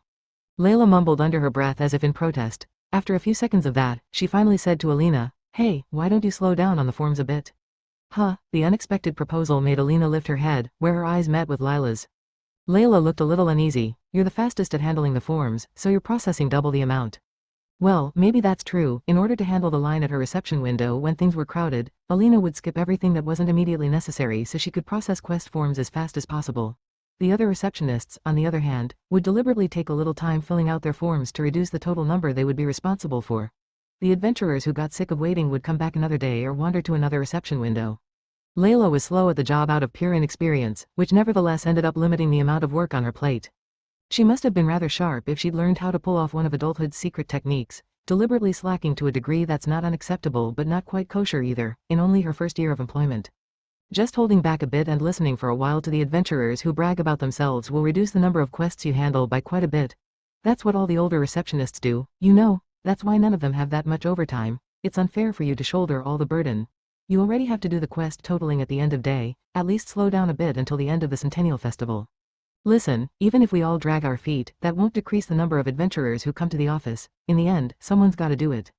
That's true, but it doesn't have to be you. Someone else will get to it eventually. I do agree with you. Alina gave Layla a weary nod before she flicked her eyes away and added quietly, but I don't like to do petty things like that. That's just playing into the boss's hands, Alina. 10 late that night, Jade was sitting on a sofa in an empty room. Also there were the other members of Silver Sword, Lo and Lululi, as well as Guildmaster Glenn and Philly, his private secretary. They were all facing one another around a low table. Since there was a strong possibility that the story about the relic could lead to the resurrection of a dark god, they were holding a secret emergency meeting. In the heavy silence, Jade kicked things off. A rumor, huh, he muttered. How strange, why is it going around now, of all times? It was true that adventurers did frequently swap information in offices and taverns, and through their interactions in dungeons. This caused information to circulate quickly, and occasionally, false information would spread in this manner as well. It just seems to me like the story has exploded since everyone learned the bit about getting a dia skill. Does something about this feel off to you? Asked Lululi. This is exactly like the time with Rufus, Jade pointed out, and everyone present gulped. 1 month ago, an adventurer named Rufus had killed his own allies to revive a dark god. He'd resented Silver Sword and plotted to kill them all using that dark god, but ultimately lost his life to the very being he'd awakened. Rufus was confident about there being a relic that can give you a dia skill in a hidden dungeon. This is the same kind of rumor. It's difficult to imagine that's a coincidence. Lo picked up on what Jade was trying to say. So there's someone who incited Rufus, and they're deliberately spreading around this story, too. It's possible. Someone who knew about the dark god could have told Rufus about him to eliminate Silver Sword, then sent him to the White Tower. And now this same person is spreading a rumor about a relic that can grant dia skills to get low-level adventurers riled up and make them find hidden dungeons. Lo fell silent listening to Jade's inferences. His face was white with fear. He must have been imagining what someone who knew of the dark gods could be after. You mean they're using adventurers to try to revive the dark gods? That's what I'm forced to assume. Jade wanted to deny it, if possible, but he sighed and nodded. The dark gods who slumbered in hidden dungeons could come back to life by devouring human souls. To be blunt, anyone could revive one, so long as they had a life to offer. What the hell are they thinking? What an awful human being, Lo muttered bitterly with a grimace. No surprise there. The dark god that Jade's party Silver Sword had fought a month ago had been an incredibly powerful foe, the likes of which they'd never experienced before. No, the dark gods went beyond merely powerful foes. They could use multiple dia skills, the highest category of skill, and were highly resistant to attack. Using these qualities, they'd wiped out the ancients in a single night. It was unlikely that modern humans would ever be able to match up with them in terms of technology or power. The dark gods were practically a force of nature. You have a point, Jade. Glenn, who had been patiently listening until now, finally spoke up. We can't just chalk the many commonalities between this rumor and what Rufus did up to coincidence. Someone is certainly pulling the strings behind the scenes.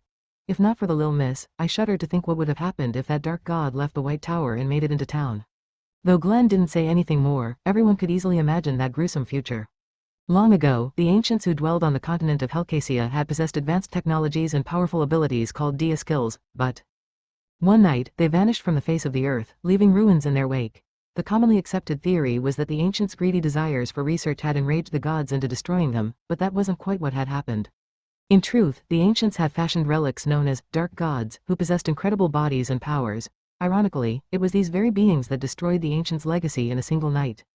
If such dangerous gods were unleashed from the secret dungeons, humanity would unquestionably meet the same fates as the ancients. Jade's gut turned ice cold as he thought of this again. There were still many more of those dangerous entities slumbering somewhere on this continent. If the same thing happened again and a dark god revived, Jade said. Lo and the others all gulped. Sudden silence fell upon them, and that suffocating quiet continued for a few seconds. Hey, suddenly, a low voice cut in. Everyone raised their heads, turning their eyes to the person who'd spoken. The cold lights of the room lit mountains of quest forms. The shelves were packed with stored documents, and the desks were neatly arranged.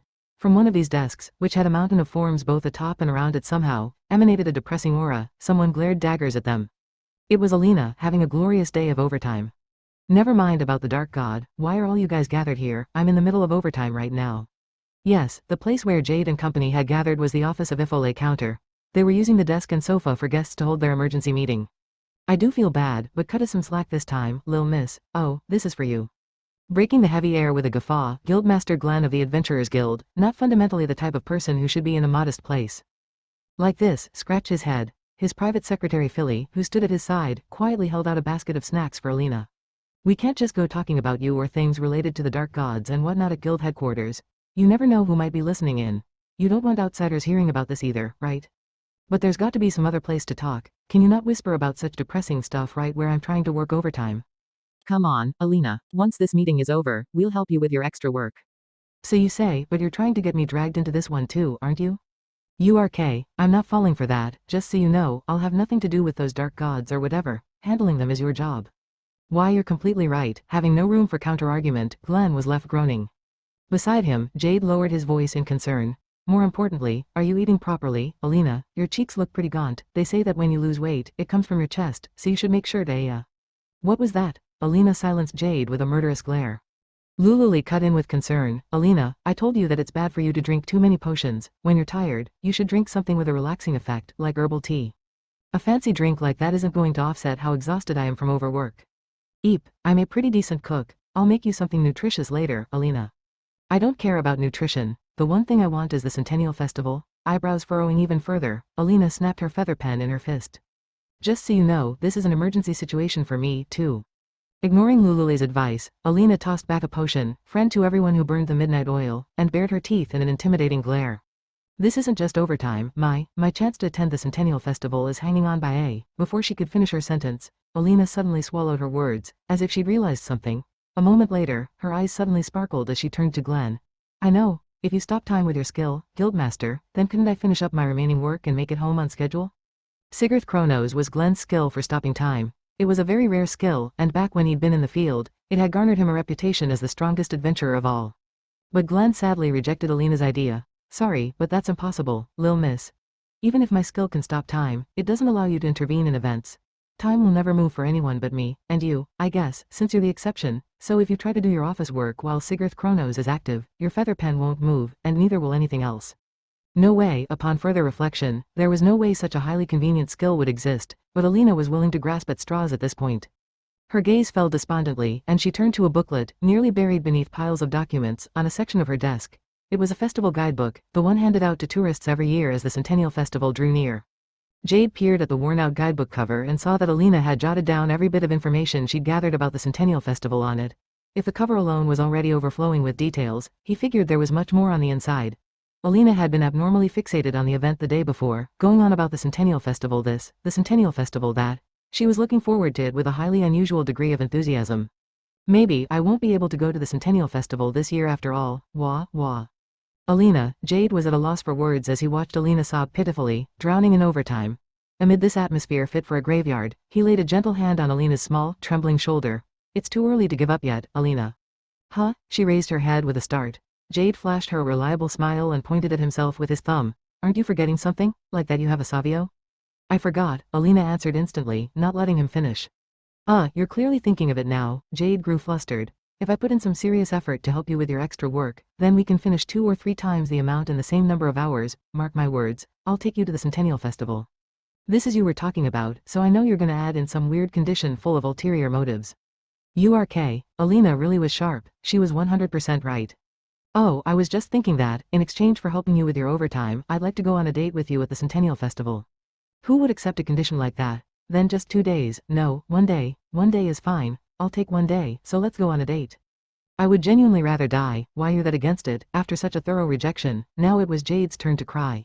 It seems like you've got the wrong idea here. When I want to enjoy something from the bottom of my heart, I want to experience it by myself. I don't want to worry about a companion and be forced to bow to their whims. I'm the type who likes to go shopping and do stuff alone, too. If she was going to be like that, Jade wouldn't even have a razor's width of room to squeeze in, but he refused to be discouraged, gritting his teeth as he drew closer to her.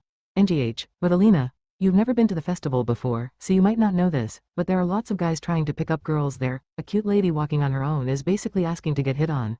They call them easy pickings, but you won't have to worry about that if I'm with you. Just so you know, you're exactly as annoying as guys like that. Then it's better to be with a nuisance who you at least know, right? Why would you think that? So then a date with them? No, why'd I have to let some pushy guys keep me from doing what I want? But the way things are going right now, you attending the Centennial Festival isn't even a guarantee, Jade pointed out. NGH, Alina was choked silent. Then she dropped her head and started to mutter, but no, it's true, I really can't deal with all of this alone. Pressing her lips into a line, she glared at the documents. Small sacrifices may be required. The Centennial Festival is 3 days in total. If I resign myself to spending just 1 day with this lug, then I can enjoy the other 2 days. Even if I feel so awful I could puke for 1 day, I can cancel that out with the other 2 days. Sometimes you say what you're thinking aloud, Alina, I know that's deliberate. Fine. Finally giving in, Alina agreed to Jade's terms with much annoyance. Really? But in exchange, I'm absolutely going to the Centennial Festival. We're going to beat the hell out of this overtime. Leave it to me. Let's do our best, Alina. You too. Seeing that their discussion had finally concluded, Glenn took the opportunity to awkwardly raise his voice. Your couple's comedy routine is nice and all, but can we get back to the subject at hand, BFF? Alina instantly hurled her fist into Glenn's face, sending the large man tumbling over, sofa and all. Philly, who had lurking by his side like a shadow, blanched and dashed over to him. Guildmaster? Hey, I'm on edge here, from overtime, any more of that kind of careless, old-fashioned dad kind of teasing, and I'll break your two front teeth. Sorry, tottering as he returned the sofa to its original position, Glenn cleared his throat, and as he was trying to get back to the subject at hand, there came a thudding sound, and the mountain of mixed documents that had been piled up on a nearby shelf all came crashing down. This drew a bewildered, huh, from Jade as the fall triggered a chain reaction right in front of him. Nearby paper mountains collapsed one after another, burying the floor in masses of forms in the blink of an eye. Jade's jaw dropped. No way, are these all unprocessed documents? That's right, Alina replied as she staggered over to clean up the mountains of papers. Jade had thought for sure that the ones piled on Alina's desk were all of them, but apparently, he had been naive. Unable to stand by and do nothing, Lululi and Lo went over to pitch in as Alina slowly crumpled the document in her hand. I've had enough, tears beating in her jade green eyes, she glared at Glenn a beat later. Hey, the other day, you said someone was deliberately circulating the rumor about the relic, right? Why yeah, that's highly prob. Alina didn't even let him finish, tossing away the document in her hand to grab Glenn by his lapels. Tell whoever is spreading that story that I'm going to kill them myself. The force of Alina's stare alone was enough to kill a man 10 times over, and it even made a seasoned adventurer like Glenn shake in his boots. Well, we've somewhat narrowed down the source of the story, but we still don't know who it is for certain yet, and even if you beat up whoever is spreading the rumor, it's not like that will take care of your overtime. Tell me, with her face twisted in resentment and rage, Alina bared her teeth as she leaned toward Glenn. They're still shamelessly spreading around that story, aren't they, and they're continuing to convince adventurers that it's true, correct? I can't leave them alive for another minute, another second. Isn't that right? Well, that is indeed inexcusable, though I want to get some information out of this rumormonger, so I'd like you to leave them alive. This year's Centennial Festival is my reason for living. The freedom and dignity of a humble receptionist and laborer hangs on this event. And they have the nerve to try and crush that with some stupid rumor. Well, I won't let them. I'll kill them with my own 2 hands. Alina's howl of rage echoed through the late-night office. Her wild wrath, with not even a word of consolation following, left the office frozen. 11 It was 5 days until the Centennial Festival. Alina was walking through the depths of a thick forest. It was a C-class dungeon called the Forest of Eternity. These woods were unique. Typically, only buildings constructed by the ancients were referred to as dungeons, but the Forest of Eternity was a seemingly ordinary forest, yet it was still considered a dungeon. That was because it was full of the ether that could only be found in the ruins of the ancients, which meant that many monsters, who were attracted to the ether, had taken up residence there. That being said, the creatures in the Forest of Eternity were not that strong, and the dungeon had only a single level. Each floor of a dungeon typically had an area where the ether was strongest, otherwise known as a boss room, but the sprawling Forest of Eternity lacked one. Perhaps the increased airflow outdoors allowed the ether to distribute evenly across the area. The woods weren't too far from Ifole, so you could go back to town without even using the Crystal Gate. For that reason, the Forest of Eternity was valued by beginner adventurers as a training ground. Finding this person must be a big deal if you're using your precious time off to do it, Jade muttered as he walked beside Alina along a pathless way between the trees. I'm going to destroy that rumormonger. It'll be okay. I've told Layla she can go it alone. You traitor, Alina, Layla had moaned, her face a mess of snot and tears. But you had to lose a Layla to win this one. Rather, lose a battle to win the war. Otherwise, this catastrophe would never come to an end. Some sacrifices were inevitable. Just so you know, Jade said, if the one who's spreading this rumor is the same person who instigated Rufus, then I want to question them. Please don't kill them by accident. I'll do my best. But wait, is the person spreading the stories really out here, not at a tavern or something? Alina closely examined the forest around her once more.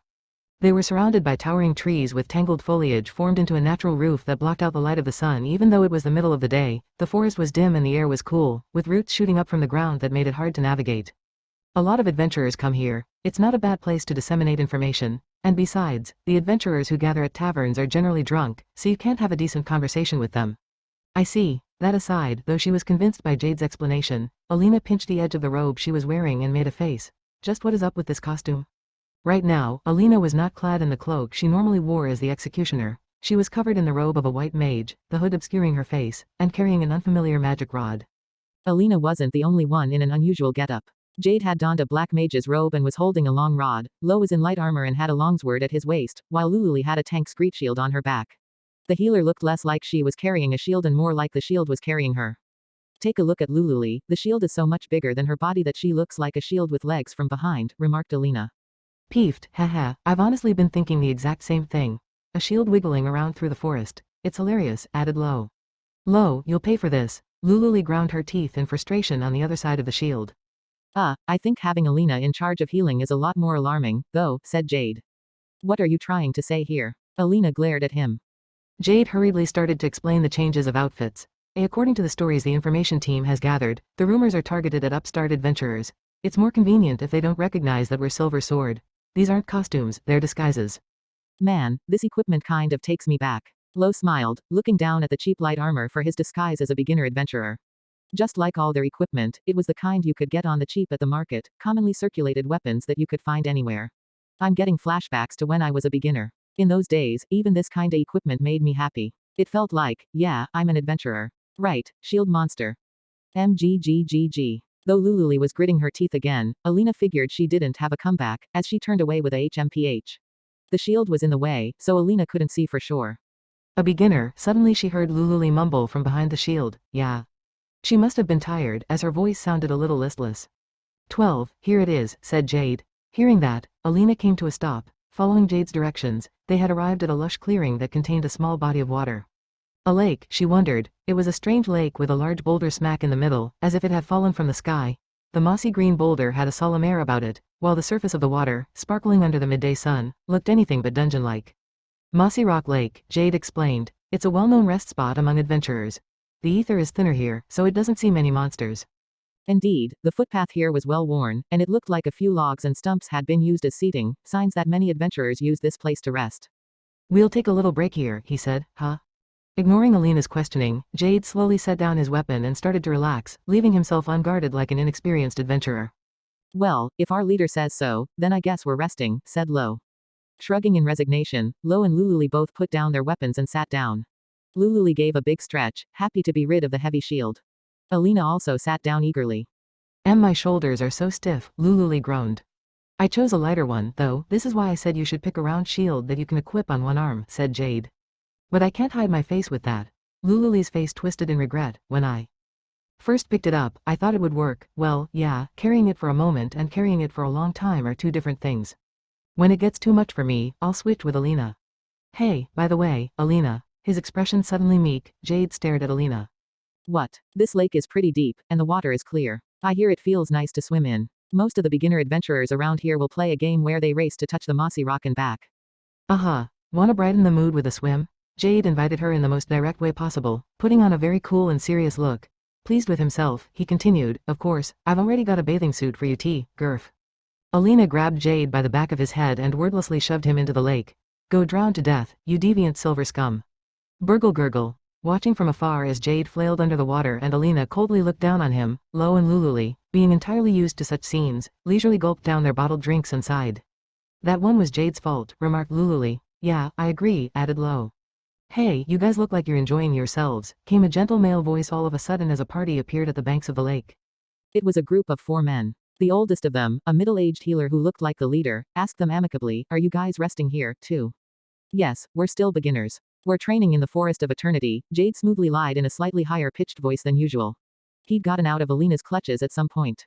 Oh, you've got spirit. Then how about we join you for a while to rest? My name is Heights, by the way. Nice to meet you.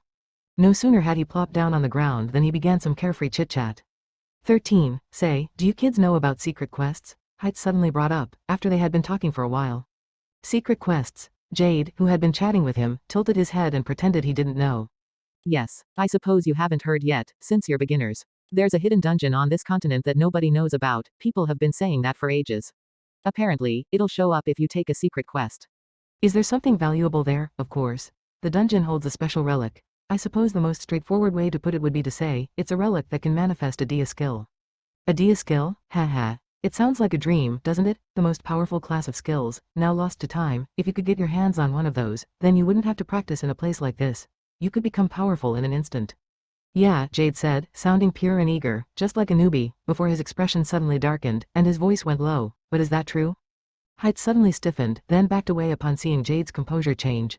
Jade kept his eyes locked on Heights as he pulled off the hood that had been hanging over his face. Jade scrayed from Silver Sword. Heights blanched, realizing that he was the one who'd been had. His friends also panicked and rose to their feet, but Alina and the others had already surrounded them, eliminating their avenues of escape.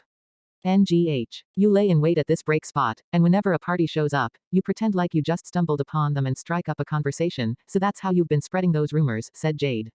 Silver Sword, did the guild put you up to this? They're quick on the uptake. Are you the one who instigated Rufus, too? Rufus. I don't know him. We just heard about Dia's skills from a man in black. A man in black, with a start, Jade drew the rod from his belt, blocking the sword of a man who tried to slash at him. He was a tank with an eye patch over his left eye and a great shield on his back. The man gave a low, bold chuckle. You even went to the effort of putting on those goofy disguises. Who would have thought that Silver Sword would come out here over just some rumor? Sounds like you guys really have a lot of time on your... And then the man vanished, his remark cut off. No, he'd been slammed sideways by something terrifying. A moment later, the man skidded backward with a KSSSSSSH, gouging a groove into the earth as he went. That attack was so merciless, it struck both enemy and ally dumb. Everyone turned their gazes to a single point, to the person who had smacked the tank away without so much as a goodbye, refusing to listen to his insulting remark. It was Alina, swaying in anger, her warhammer in hand. So you've finally shown yourself, you filthy rumormonger, Alina muttered in a low voice, an incredibly murderous aura oozing out from underneath the healing robes of a white mage. Die. That skill, and that warhammer, is that the executioner? Heights widened his eyes when he saw her weapon. So the things people said about you joining Silver Sword were true. He glanced at his allies behind him like he was going to try something, then thrust his arm out. Alina ignored this and readied her warhammer. That was when it happened. Please wait, Lululi cried out. Aiden, is that you, Aiden? She was looking at the tank who had been slammed aside. The desperate tone of her voice stayed Alina's hands for a moment. Heights took advantage of that opening to yell, skill activate, Sigurth mover. The red light of his skill surged out over the banks of the lake. Alina readied herself for an attack, but the red light of the Sigurth skill that flowed from Heights' hands was directed not at his enemies but at his own party. The glow immediately enveloped Heights and the two men behind him, and then, in an instant, they were gone. They disappeared. So it was a teleportation skill. Jade had surmised this from its similarities to the warping abilities of the Crystal Gate. Next, his eyes fell on the tank. Left behind by his allies, the man was battered, his cloak torn apart and his body exposed by the impact of the blow he'd taken. He had no right arm. That, along with his bandaged eye, put him at a serious disadvantage as a heavyweight great shield bearer. No, it was beyond a disadvantage. Without an arm, you couldn't even tank in the first place, since you wouldn't be able to carry a sword and shield at the same time. Do you know this guy, Lululi? Jade asked with a stern expression. Lululi remained silent, unable to reply. But after examining the man for a few moments, she nodded clearly. That, arm and eye, it can't be anyone else. He's my old. Heh. A low laugh slipped from the man Lululi had called Aiden, cutting her off. He didn't seem bothered that his allies had left him behind and gave a shrug. My, oh my, well if it isn't Ms. Healer. So it really is you, Aiden. Lululi gripped her rod tight.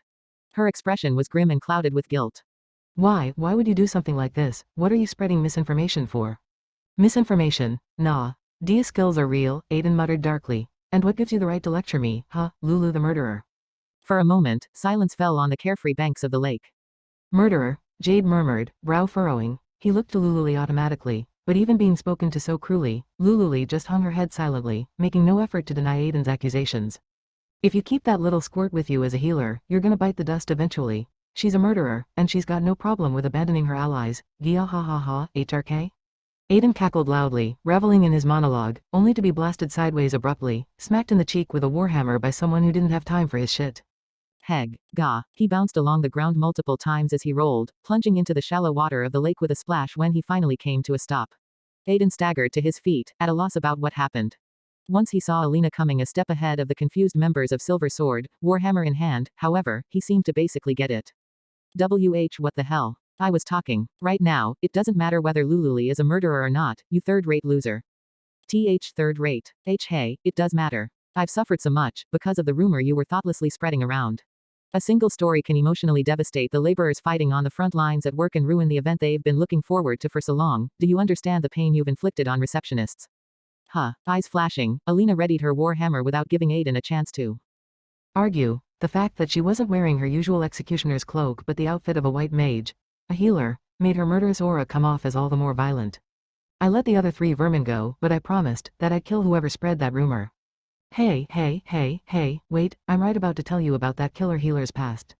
Shut up, I can ask Lululi herself about that drawn-out sob story later, Aiden's shriek rang out through the afternoon forest. An instant later, the trees of the woods shuddered, and every bird that had been resting their wings flew into the air. 14 It was 4 days until the Centennial Festival. The day before, they had succeeded in capturing one of the culprits who had been spreading rumors in the Forest of Eternity, but Alina's expression was dark. In the end, they hadn't managed to pin down the location of the three who had escaped. However, Glenn figured that since their identities had been exposed, they couldn't keep spreading stories. The Guild's information team traced the whereabouts of Heights and his friends, publicizing their names and faces and putting up wanted posters. That should be enough to stop the rumors for the time being. The moment Alina stepped into Ifole counter, Layla leapt on her and burst into tears. Alina, where did you go yesterday? Why? It was so tough, mostly for me. You always help me out, but you weren't there. I suddenly contracted a mysterious illness. Your voice sounded pretty lively, though. When your coworker is taking time off due to a weird stomachache, or a headache they've had all morning, or other dubious reasons, you should just use your head and accept that they're not feeling well, got it? What the heck is this newfangled common sense? All right, time to work hard today since it's almost time for the Centennial Festival. Wave after wave of customers crashed against her reception window again that day until Ifole counter finally closed. Almost everyone else had left, but Alina was staring wearily at a mountain of paperwork in the office. We caught the rumormonger, but I should have known that things would take a while to go back to normal. A deep sigh escaped her lips.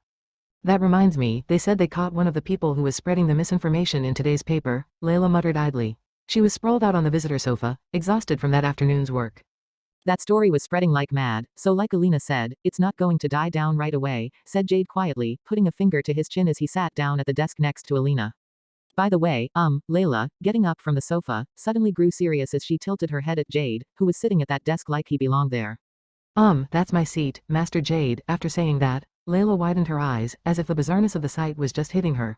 She forgot her exhaustion and began to tremble. But wait, hold on a minute, why is the leader of Silver Sword and the strongest tank in the guild sitting at my desk like it's nothing and helping with Alina's overtime work? What's happening? Seriously, what is going on here? Well, it's exactly what it looks like. Just what it looks like, Alina replied at the same time as Jade, continuing to plug away at her forms nonchalantly. I've got his help through a bit of a connection. It's okay, this lug can handle office work. More importantly, Layla, don't just wipe out there, come finish the rest of today's work. I can't spare even a single second today, I don't have the time to waste on this junk. No, I can't. With Master Jade here and you calling him a lug and junk, it's more unreasonable to ask me to question nothing and just focus on the overtime. Alina's promised me that if I help her with her overtime, she'll go on a date with me for a whole day of the Centennial Festival. Jade interjected from the side, offering way more information than necessary. What? Layla widened her eyes further in confusion, but then a few seconds later, her expression took a turn, and her eyes flashed. Oh my, I see. If that's what's going on, then I'll be the cheerleader for your love, Master Jade. Layla stood on the sofa and thrust a fist into the air, her earlier exhaustion gone, she yelled, I'm so happy. Alina is so pretty, but her romantic life is 6 feet under. Like, there's no sign of men in her life, she doesn't dress up, and she doesn't try to flirt. Whenever a guy asks her out, she rejects him with this blank stare, and she looks at the adventurers who come to her window like they're less than insects. People even say they have absolutely no idea what she does on her days off, and it's kind of, like, this is very difficult to say to her face, but she does nothing but work and then withers up every day, respectfully speaking, so I've been thinking that she needs a little bit of richness in her life. You're making fun of me, aren't you? This is a form of love. I'm saying this out of concern for you. Master Jade, please. Alina has been saying that she's going to go to the Centennial Festival, an event crawling with couples, on her own. You have to stop her.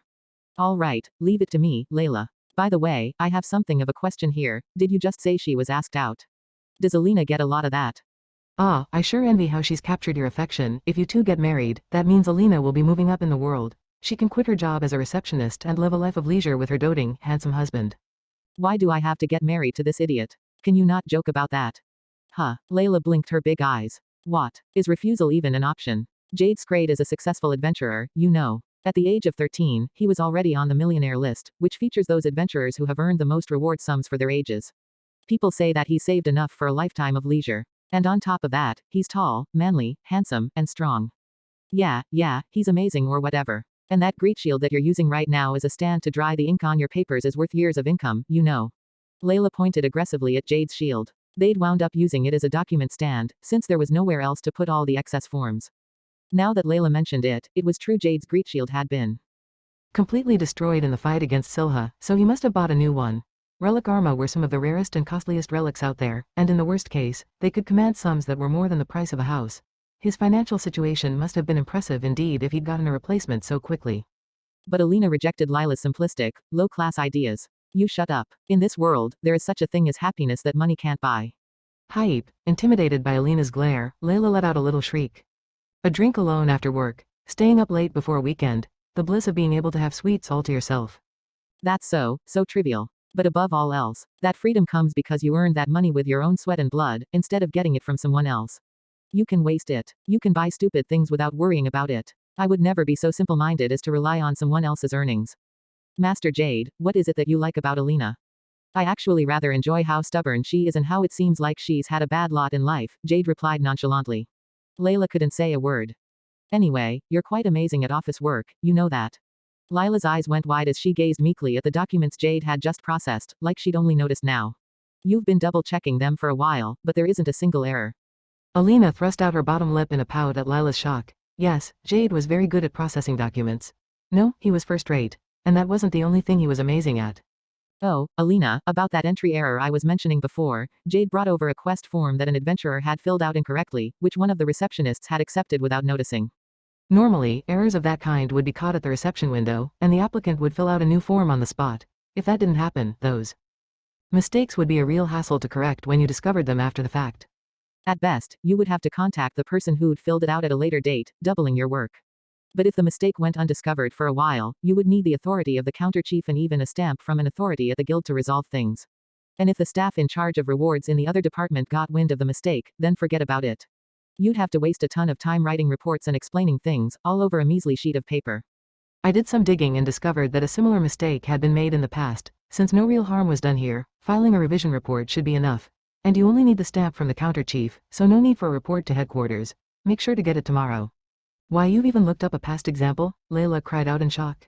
Of course she would be surprised. Jade had pulled off a task of his own accord that Alina had yet to teach Layla. Yes, the amazing thing about Jade was his ability to deal with issues with flexibility. He'd thought to look into things on his own before asking someone about it, had found a problem that resembled his by searching through mountains of past documents, and had used that example to come up with a solution by himself. And he'd done all of this with transparency, making sure to report to Alina both before and after the incident. It was highly vexing to admit, but Alina was so grateful to Jade for being able to manage during her overtime grind that she could call him a god. What the heck, how is he so perfect at office work? It pisses me off how he can just be so useful out of the gate. Layla slumped beside Alina, who was gritting her teeth. I've lost my confidence too, Alina. 15, Layla, hey, Layla. Jade lightly shook Layla by the shoulder.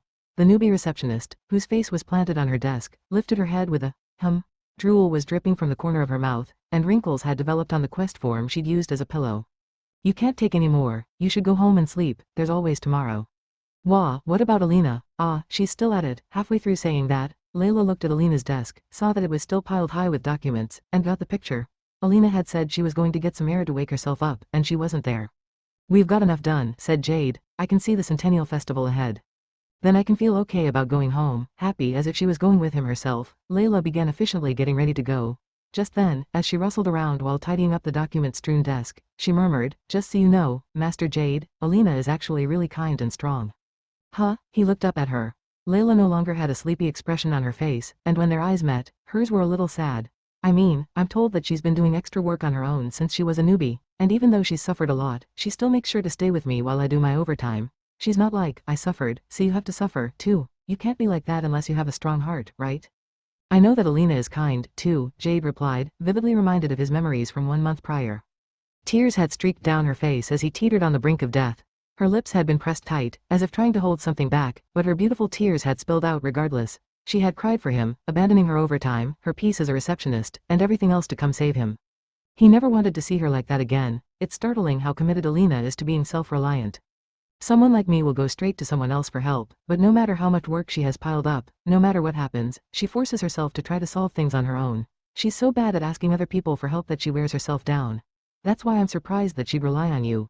Layla chuckled gladly, then suddenly dropped her eyes a bit and murmured, please support Alina, no matter what happens in the future. Huh, yeah, I was planning on doing that anyway. A shadow had fallen over Lila's face. Jade could only wonder for an instant why she looked so sad, as her earlier expression was immediately replaced by a bright smile. Well then, I don't want to intrude on your love nest, so I'm going home. Layla beamed as if satisfied with Jade's response, then got ready and left FOLA counter in the blink of an eye. Alone in the quiet office, Jade sank into his chair and looked up at the ceiling. I've got to get stronger. Sigurd skills. With his current powers, he couldn't go toe-to-toe with the dark gods, who used Dia skills, And that wasn't all, a tank who couldn't block the enemy's attacks was basically dead weight. If only I had a Dia skill, wicked thoughts flitted through his mind. Only now could Jade understand how other adventurers felt, desperate in their desires for Dia skills. He never would have been able to empathize had he not learned of the advanced entities known as dark gods. An unknown power was attractive. He felt like if he just had that, then he could resolve all his current problems. No, he could even feel himself falling for the delusion that he would never resolve this extraordinary problem without that kind of power. But that's not right. Before relying on some dubious skill that may or may not even exist, it was more important to take the small steps that he could take now. That was what Jade's master had taught him. That had never changed, even now that people called him the strongest tank in the guild. A way to beat Dia skills with Sigurth's skills, huh? The truth was that he had only come up with a single idea, or rather, once, when he had been green and inexperienced, he had come up with the simplistic idea of a way to wield power greater than that of a Sigurth skill. But it was so dangerous that he'd nearly died when he actually tried it out, and his teacher dismissed the idea as idiocy.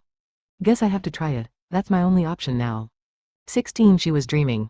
Lululi was in a deep, dark forest, standing before two dead bodies. One was a black mage. His entire arm, rod and all, had been ripped off, and his neck was twisted in the wrong direction. The other was a swordsman, splayed over a tree root. His armor and stomach had been ripped open. His whole body was red with blood, and his eyes were empty. Why? The tank's voice trembled with resentment. He was missing his right arm, and his canines were bared. Why didn't you heal us? He turned toward Lululi, revealing that the right half of his face had been gouged with painful-looking lacerations. His right ear had been lopped off, and his right eye had been gouged out, blood still gushing from it. Lululi's face was pale with confusion, and all she could do was apologize. I'm sorry, I'm sorry, I'm sorry. She couldn't even attempt to make excuses for herself, like, no, I did try to heal you properly. I did mean to save you, but this situation was hopeless. Aiden continued to blame her. You're a murderer. The voice cursing her turned into that of another man. She lifted her head with a start to find Aiden gone, a man with silver hair standing in his place. She knew him. He was their reliable leader, a man who cared for his allies. But then, without any warning, his head fell off his shoulders with a thunk. Eek! That hunk of meat splattered on the ground, and beyond it lay more bodies. That was the red-haired black mage who always teased her, and that was the receptionist girl who was always grumbling about overtime but was stronger than anyone. These were all faces she knew, people she wanted to protect, but they were covered in blood and had stopped breathing. Murderer. I killed them. I did. There were 3 more days until the Centennial Festival. With the major event fast approaching, people were already slowly starting to set up street stalls on the streets of Ifole. The decorations for the festival were already perfect, and if you didn't know better, it would seem like the festival could start any minute. But as Lululi walked down the cheerful streets, her expression was heavy. The hustle and bustle of the city did not move her heart. She was too fixated on the awful nightmare she'd had that morning. After walking silently toward the main gates of Ifole, Lululi finally made up her mind and spoke to Lo, who was there beside her. You you're not going to ask? Ask what? About, me being a murderer, He did remember Aiden calling her that the other day in the Forest of Eternity, but nobody had tried to ask about what he meant since. They were surely trying to be kind, but that just made it more painful for Lululi, to the point where she would have preferred if they interrogated her about it. And so, unable to take it anymore, Lululi had brought it up herself. But Lo just stared idly at crowds on the street as he answered disinterestedly, not really, I don't care. I'm more worried about what our leader called us out for all of a sudden. I wonder, do you think he's going to kick me out of Silver Sword because I'm too unmotivated? Lo seemed so disinterested in her past that Lululi felt a little sullen about it, but she answered him seriously. He said it was special training. Huh? I didn't hear anything about that. He said he's going to be doing some especially dangerous training, so he wants us to be with him. You just weren't paying attention. Huh, for real? What's he trying to do this time? And here I thought he was supposed to be bedridden for the next 2 months. It seemed he was genuinely indifferent about Lululi's past, from the bottom of his heart. What the heck? Isn't that a little cold? Although she simmered with anger at the outrageousness of it, she was still scared to be questioned in detail, so she shut her mouth. They passed through the main gates and came out onto the street. Unsurprisingly, the place was full of people coming and going to prepare for the Centennial Festival. As many people, merchants, travelers, adventurers, and their covered wagons, poured into Ifole one after another, Lululi and Lo got into a carriage. They told the driver their goal was the guild headquarters, paid him, and were on their way. Sitting opposite each other, Lululi and Lo watched the scenery out the windows and remained silent, but just when they started to hear the clopping of hooves. What Aiden said was true. Lululi cried out, finally leaping to her feet. Whoa, you startled me. Lo, who had been gazing out the window, widened his eyes at Lululi's abrupt declaration. What's this about all of a sudden? A long time ago, when I was still a beginning adventurer, Aiden was the tank in my first party. That was when I was a newbie, before my Sigurth skill manifested, Lululi declared all in one breath, red in the face. Her fear of having her past exposed had totally evaporated. Now she just wanted Lo to listen. No, that wasn't quite right. It was that hiding her past hurt more. Now Lo was the one getting flustered. Fine, fine, you actually want me to listen, right? I'll hear you out, so sit down, okay? Cheeks puffed up in a pout, Lululi plopped herself back down aggressively on the seat as told, averting her eyes as she spoke rapidly. It's not like I want you to listen, just, since I was called a murderer, I figured I have to offer a proper explanation. Actually, wouldn't curiosity get the better of you at times like these and you'd ask me, why the heck are you ignoring me? Do you hate me? Are you that disinterested? You better listen to my story. Lululi's feelings exploded at Lo as she burst into tears with a wah. Lo froze, growing more and more startled. His reaction made sense. Even if Lululi did cry easily, the fact that she'd started yelling like a child all of a sudden was quite strange. Lo thought of her as the most level-headed person in the party. It's not like I was ignoring you, he said. Leader and I avoided asking because we don't care what they have to say about Yo. I care, I get it, so I'll listen, I mean, let me hear about it. While she felt rather miffed about being consoled like a child, Lululi took some deep breaths and then began telling her story in a low murmur. One day, our novice party reached a boss room faster than anyone for the first time. The dungeon didn't have many floors, so we were glad, and then we just went on ahead to challenge the floor boss without thinking. The result had been a crushing defeat. Their tank, Aiden, had been unable to hold the enemy's aggro, so the floor boss had started to target their attackers and Lululi. In the confusion of the battle, their frontline and ranged attackers had both been badly wounded. But Lululi hadn't manifested her cigarette skill back then, and she hadn't been great at magic, so she didn't have the capacity to save both. So she'd been forced to make a decision, to abandon one of her party members. But I just couldn't choose between them, so I healed both of them halfway. The time she wasted wavering over the decision resulted in a devastating outcome. Aiden had ended up losing his right eye and left arm, and their frontline attacker and ranged attacker both lost their lives. I see, so that's what he meant when he called you a murderer. It seemed like Lo got it, but his voice was still completely level. From Aiden's point of view, I wasn't able to fire off a single heal when my allies were in trouble, which cost him an arm. It's no wonder he calls me a murderer. Lo furrowed his brow, and he scratched at his red hair as he sighed. That's like, well, maybe you weren't powerful enough. But if the party was falling apart to begin with, then the fault also lies with the tank for failing to hold aggro and the attackers for failing to overcome the enemy. But he's blaming it all on you. I'd be pretty put off if he honestly thinks that way. Well, but it's still true that the healer has a lot of responsibility. If you start arguing about who's responsible for a loss, it'll never end. Even if party members die, you never make it anyone's fault. That's the unspoken rule of adventuring. There's a limit to what people can do. If you've got multiple bad conditions, then it doesn't matter if you're a novice or a veteran, you'll still wind up dead. You should be prepared for that as an adventurer. That's true, but, Lululi muttered under her breath, still unconvinced. There were some things in the world that couldn't be explained rationally. Lululi felt like she could understand Aiden's feelings, in how he clung to being a tank even after losing an arm. The way he saw it, he'd lost his eye and limb for unfair reasons. You would need unimaginable strength in order to swallow all that anger and resentment and move on. Aiden keeping on as a tank had to be a form of revenge against Lululi. I'm nothing more than a healer with a powerful skill. On my own, I'm worthwhile. Lululi started to say before quickly shutting her mouth. If she said something like that, then Lo would know that she was just a talentless healer with a fancy ability. A skill that continues to heal you automatically once it's conferred, that's an amazing cigarette skill. Jade had been startled by Lululi's skill after she'd introduced herself on the day she was selected to be Silver Sword's healer. But that was nothing new. Lululi manifesting Sigarth Revive had completely transformed how people looked at her.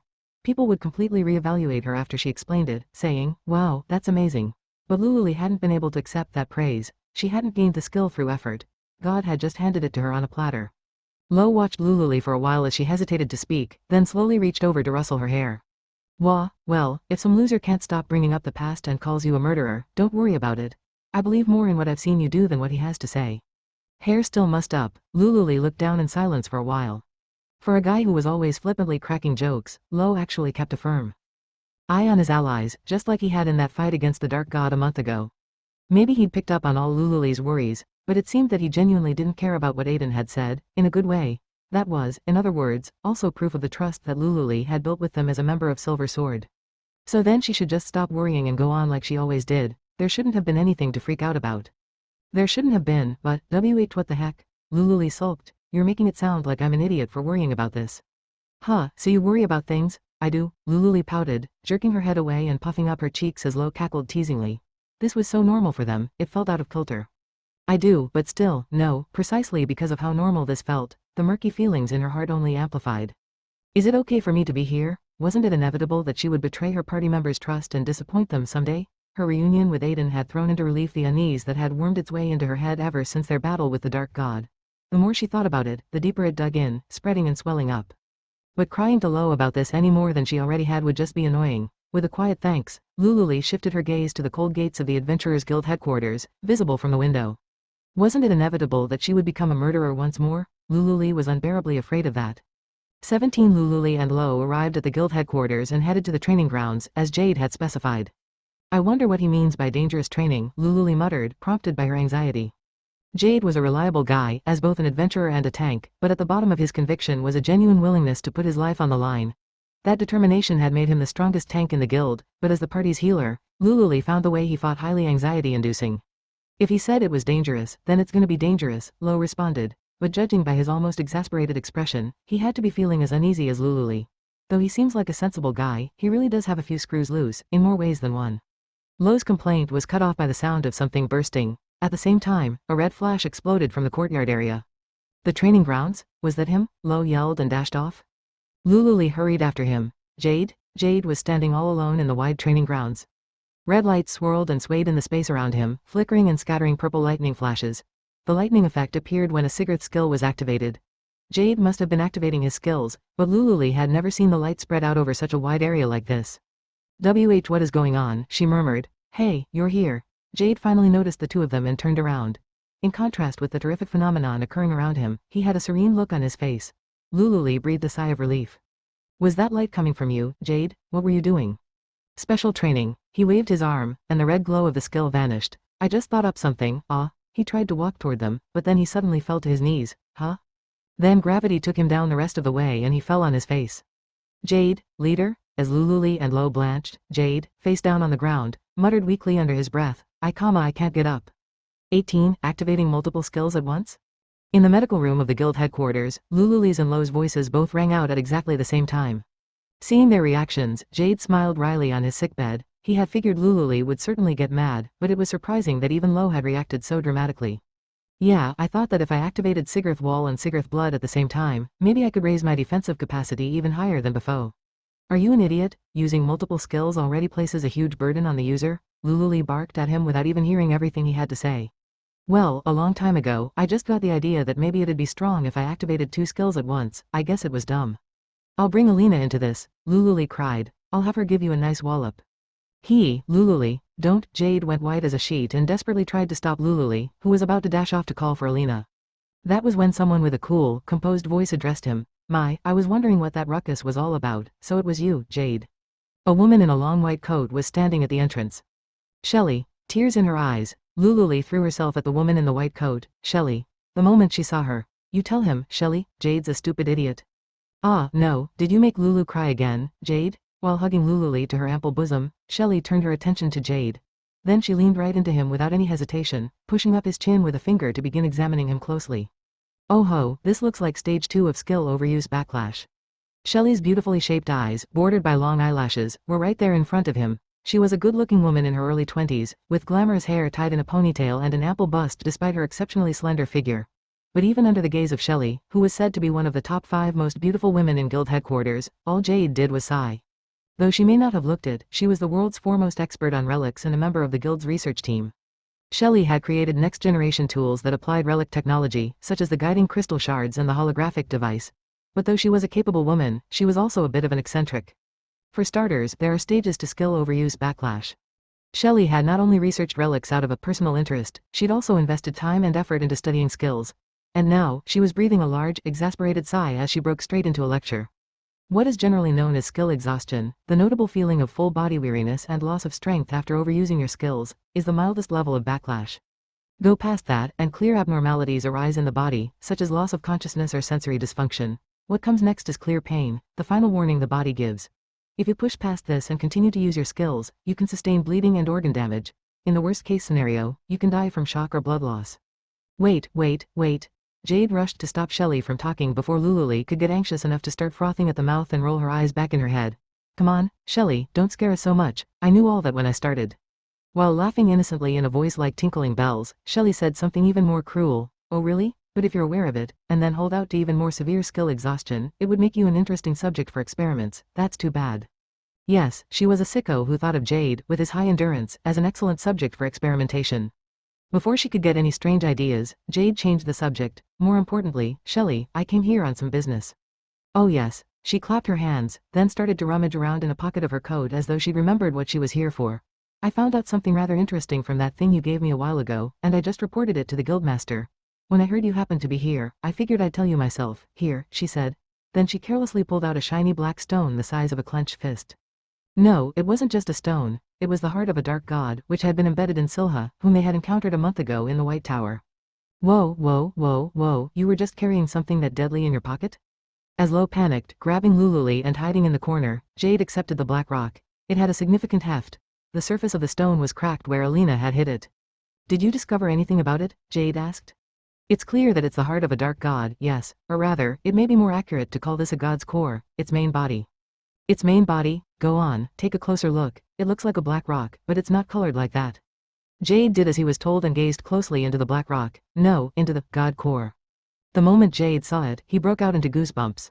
He just about flung the god core away from him before just barely managing to stop himself. He shifted his gaze toward the god core again, but he couldn't bring himself to examine it. The black of the stone was stirring. That was the only way to describe the inside of the god core. It was disgusting, as though a whole bunch of winged insects were squirming around in there. What is this? He stuttered. Those are all magic sigils.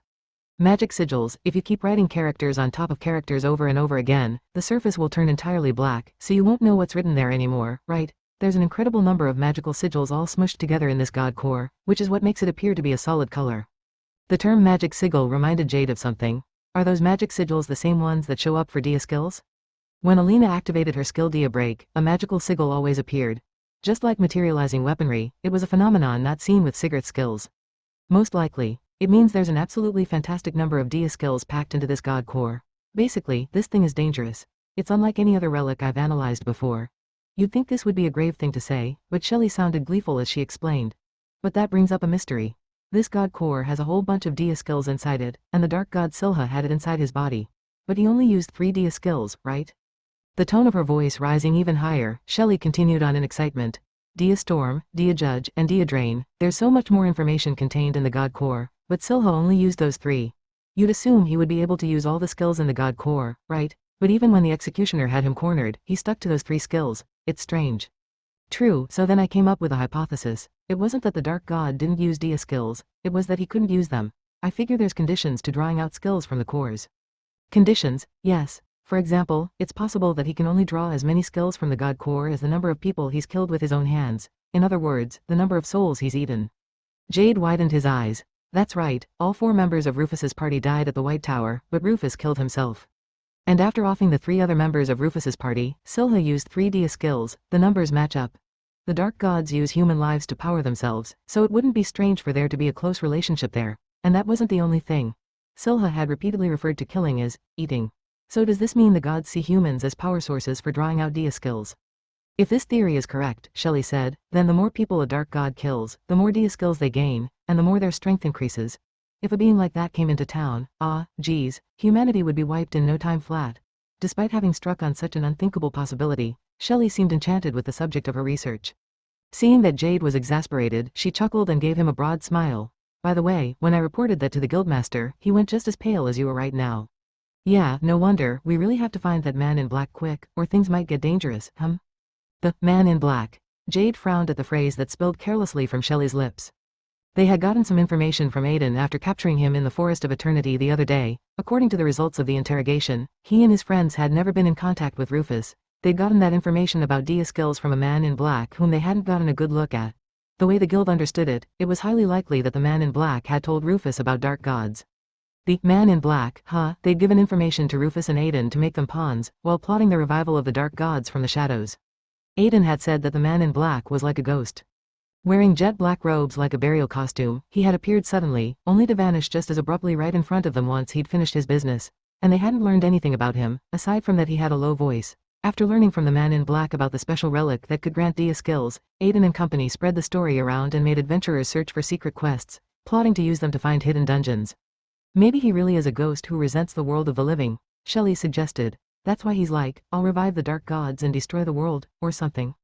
I'm not gonna let the world get destroyed by a ghost, Jade heaved a sigh.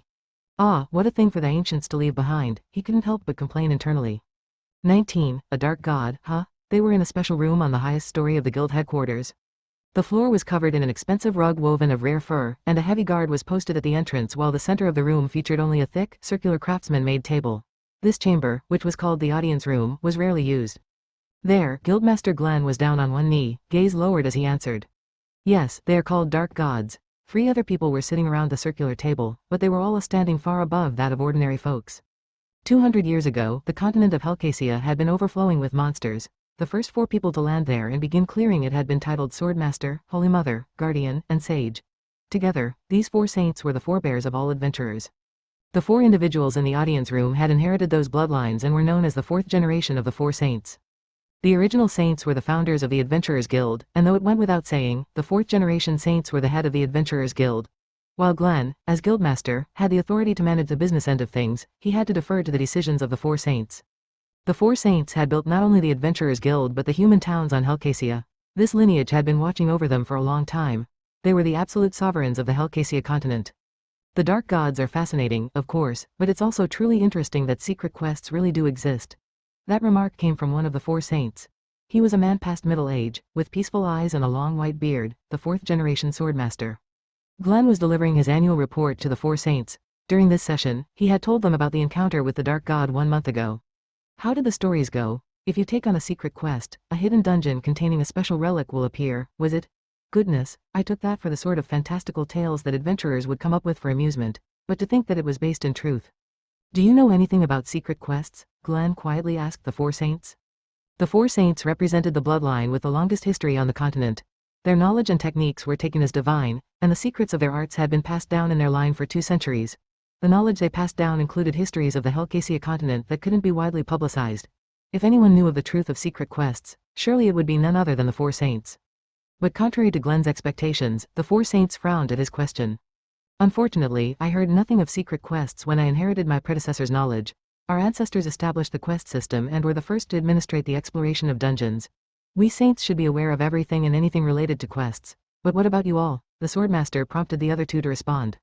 I haven't heard of these secret quests, either, replied the 4th guardian in a gentle voice. He was also of the 4th generation, like the older swordmaster, but he was still a young man.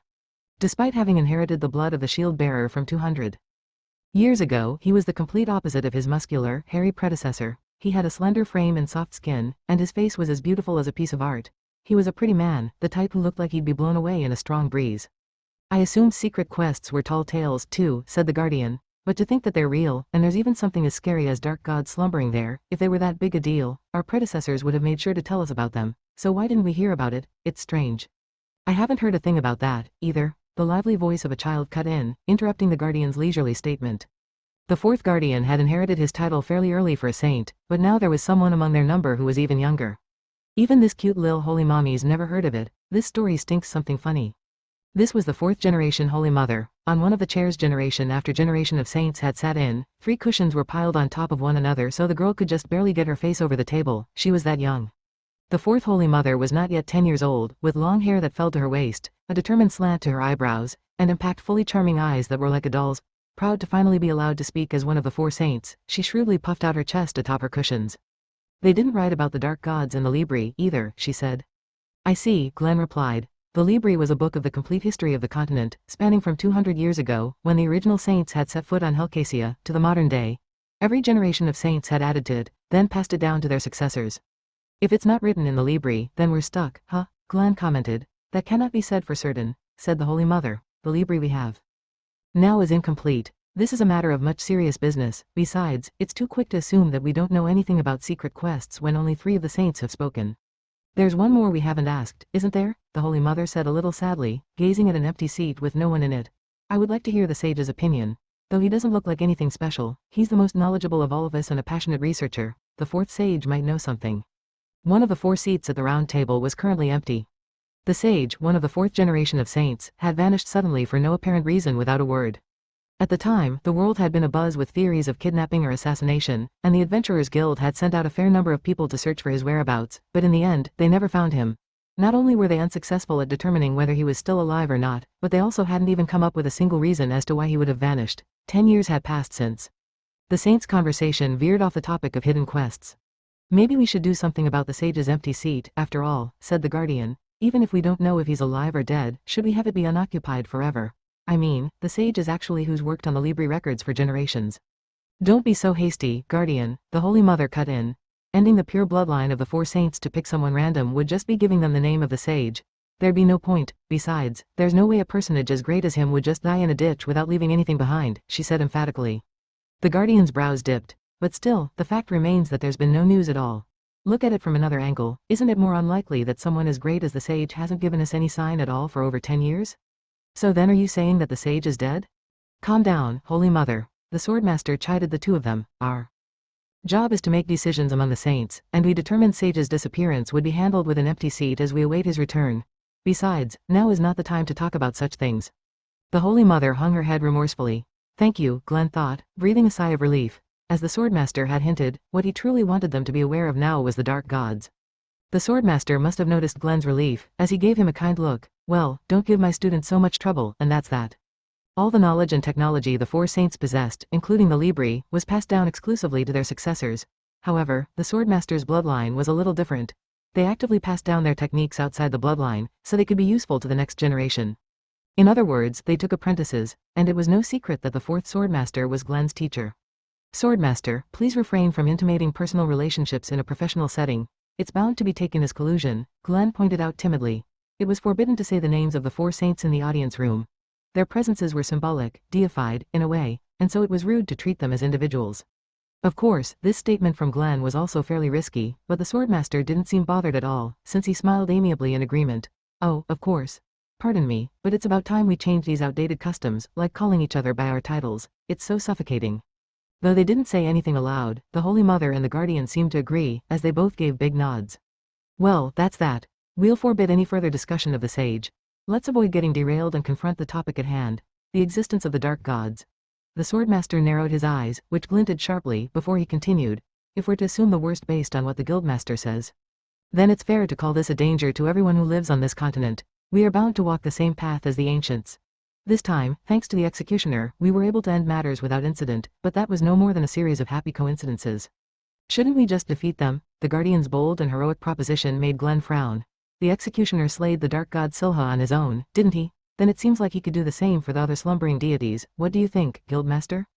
I couldn't say for sure if he'd win. I heard from the executioner himself this time. He said he doesn't know why he even won. Alina had actually told him she won thanks to the power of resentment at having her overtime interrupted, but of course he couldn't say that. While mentally making that correction, Glenn recalled what Alina had told him. Apparently, she and the dark god Silha had been completely even in terms of power at first, but Alina had eventually won out. Despite that, they hadn't discovered how she'd managed to defeat the dark god when they should have been evenly matched. Hearing Glenn's answer, the Guardian, who had been calm until then, lifted his brows slightly and narrowed his eyes. Are you saying that he won with powers beyond his own understanding? That's what I mean. The executioner went up against a dark god who had access to multiple Dia skills and whose body could repel Dia skills, yet he won with a Dia skill of the same level. You can call that nothing short of a miracle. I believe it's dangerous to rely on that. Who even is the executioner anyway? And there it was. Though Glenn had been expecting this question, he gulped regardless. Have you gotten so big for your britches that you won't even tell the Holy Mommy, Guildmaster? The Holy Mother smirked. Glenn was caught between a rock and a hard place right now, between the absolute authority of the four saints and the violence of Alina's ultra-powerful killer skill. If he told them who the executioner really was, then Alina would be angry with him. She was sure to be mad, even if he was dealing with the four saints. No, what he was really scared of was not taking physical punishment from Alina but losing her trust, which would extinguish any hold he had on her. Glenn still needed her to work for him. I have a promise with the executioner. Of course, if it's absolutely necessary, I will do what needs to be done, but so long as it's not, I wish to respect his wishes. And what are his wishes? To live an uneventful life. It seems that he yearns for a life free of battle. Really, that's far different from what I imagined. I sometimes hear tales of the executioner, and they say he's mad for battle. The Guardian pressed Glenn, practically interrupting him. His eyes were sharper now. He must have been interested in the subject of the executioner. I hear he shows up unexpectedly in dungeons where adventurers have struggled to defeat bosses alone. And when the executioner appeared in Ifole a month ago, he defeated a raid boss and never took the pay. That makes it sound like he's just in it for the fight, and you say he wants to live peacefully? That doesn't make sense. Well, he does get that way, if the conditions are right.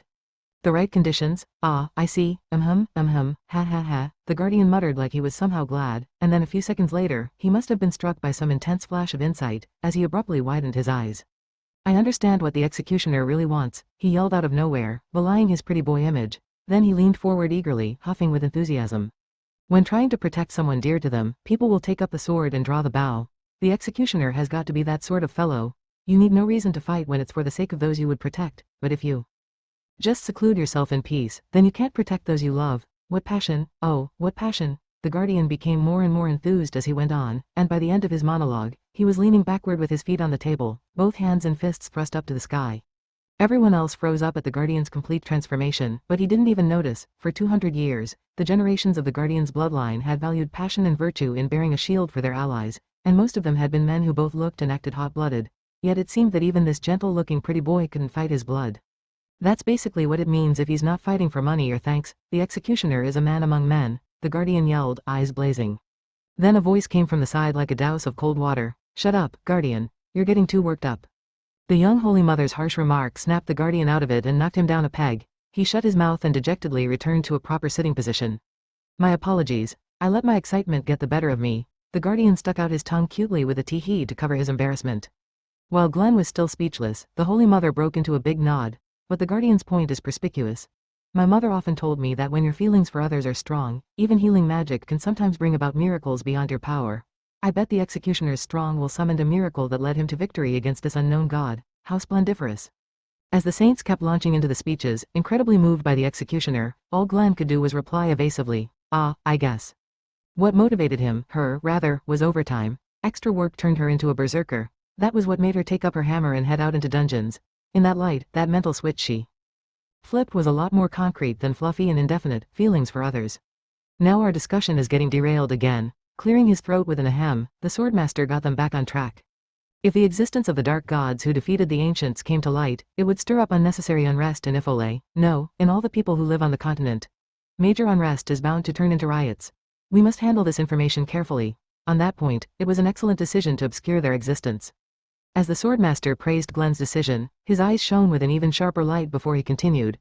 But it's also a fact that the Adventurers Guild should not be handling this matter alone. This knowledge should be shared with all the guildmasters, the Information Brokers Guild, the Smiths Guild, confidentially. Our technology is inferior to that of the ancients. We must come together, or we will never find our way out of this situation. The swordmaster gave Glenn a fixed look. In his eyes was not the majesty of a king. It was the look one gave a beloved disciple who had grown from your teachings, rising to the position of guildmaster. I'll be counting on you going forward, Glenn. 20. This is the last of it, Alina, Jade declared triumphantly as he handed over a stack of papers that he'd finished processing. It was late the night before the Centennial Festival, in the offices of Ifole Counter. Alina, who had been seriously engaged in counting documents, made a confused noise as she lifted her head. The last of it? Yeah, this stack of quest forms is the final one. There's no more work left. There's no more work. Alina must not have been able to believe what she was hearing as she looked around the office with a stunned expression.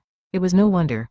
A bunch of empty potion bottles lay on her desk where she sat. That night, the last before the Centennial Festival, was the final spurt, and she hadn't had the time to look around. She'd just been desperately making her way through the paperwork. But the office looked completely different from a few days ago. Before, it had been as chaotic as a battlefield, but now it was tidied up, with the processed forms in a neat pile. Whoa, Alina stumbled out of her chair as everything hit home. A beat later and she was on her knees, staring up at the ceiling and thrusting both fists high as she screamed, it's over. After she howled for a while, Alina's eyes were a little moist, and her voice was trembling with extreme emotion. I thought it would never end. Thank you, God. I guess it helped that the number of quests for processing lately has decreased. Besides, rotating his stiff shoulders, Jade smiled with satisfaction as he continued. This year's Centennial Festival has no special bonus period, right? Yes, exactly, Alina replied, eyes flashing aggressively as she peeled off the document that was stuck on the office message board. Written in large characters on the notice the guild headquarters had sent to the receptionists was the following message. Notice of the cancellation of this year's Centennial Festival bonus period. They listed out some plausible-sounding reasons for the cancellation, that it was to quiet down the inappropriate quest rush that had occurred due to the rampant rumors, that it was out of consideration for the danger of these unknown secret quests, and whatnot. Basically, the guild was penalizing adventurers for repeatedly ignoring their warnings and running out of control. If there's no bonus, then nobody's going to bother trying to register a quest on the day of the Centennial Festival. I've won. This is a total victory. God loves me. Yeah, now you won't have any overtime on the day of the festival. Despite the implementation of the penalty, the number of people who sincerely believed there was a relic that could get them a dia skill had decreased at this point, and it was turning into something to laugh over. Apparently, some of the guild's leaders had been against cancelling the bonus because things were settling down anyway, but Glenn had pushed it through using his authority as the guildmaster. As soon as Alina found out it was over, she immediately finished the day's totaling and said, "Then let's go, Jade," like it was obvious what she wanted to do. She spent just a few more seconds getting ready before she started to lock up Ifole counter. Huh? Go where? The dumb-sounding question popped out of Jade's mouth.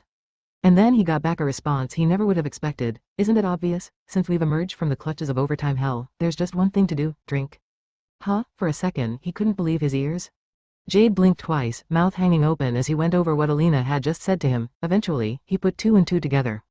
What? Now it was Jade's turn to cry out in surprise. But of course, it was an invitation from Alina. The thing he'd thought he would never see in 100 years had just plopped into his lap. Huh? Am I dreaming? Normally you would be like, okay, bye, and just go straight home, right? Am I going to die tomorrow? If you're not coming, I'll go by myself. I am right behind you, Jade answered without hesitation, and he and Alina headed out into the late-night city. 21 The audience with the four saints had been weighing on Glenn for the past few days, but now that it was over, he returned to his office, exhaustion on his face. A woman relaxing on the guest couch greeted him. Hello there, Glenn. No, you've gotten older again, she said rudely as soon as she saw him, giggling. Glenn openly scowled at her laughter. Why are you here this late at night, Jessica? He breathed a long sigh but nevertheless reluctantly sat down on the sofa opposite the guest couch. Jessica was a brown-skinned woman with beautifully wavy hair that went to her shapely waist, and she was currently wearing an outfit that exposed her thighs. A gleeful smirk twinkled in her eyes when she saw Glenn's annoyance. Oh my, you don't have to look so aggrieved the moment you see me. That's no way to treat the information broker's guildmaster when she's come all this way to see you. I know we go way back, but nothing good ever comes of it when you come over. Just get your business done and leave. So cold, Jessie's gonna sulk. Tee-hee, I'm joking. I came for work today. WORK. No sooner had she said this than she brought out a book and tossed it on the desk with a ta-da.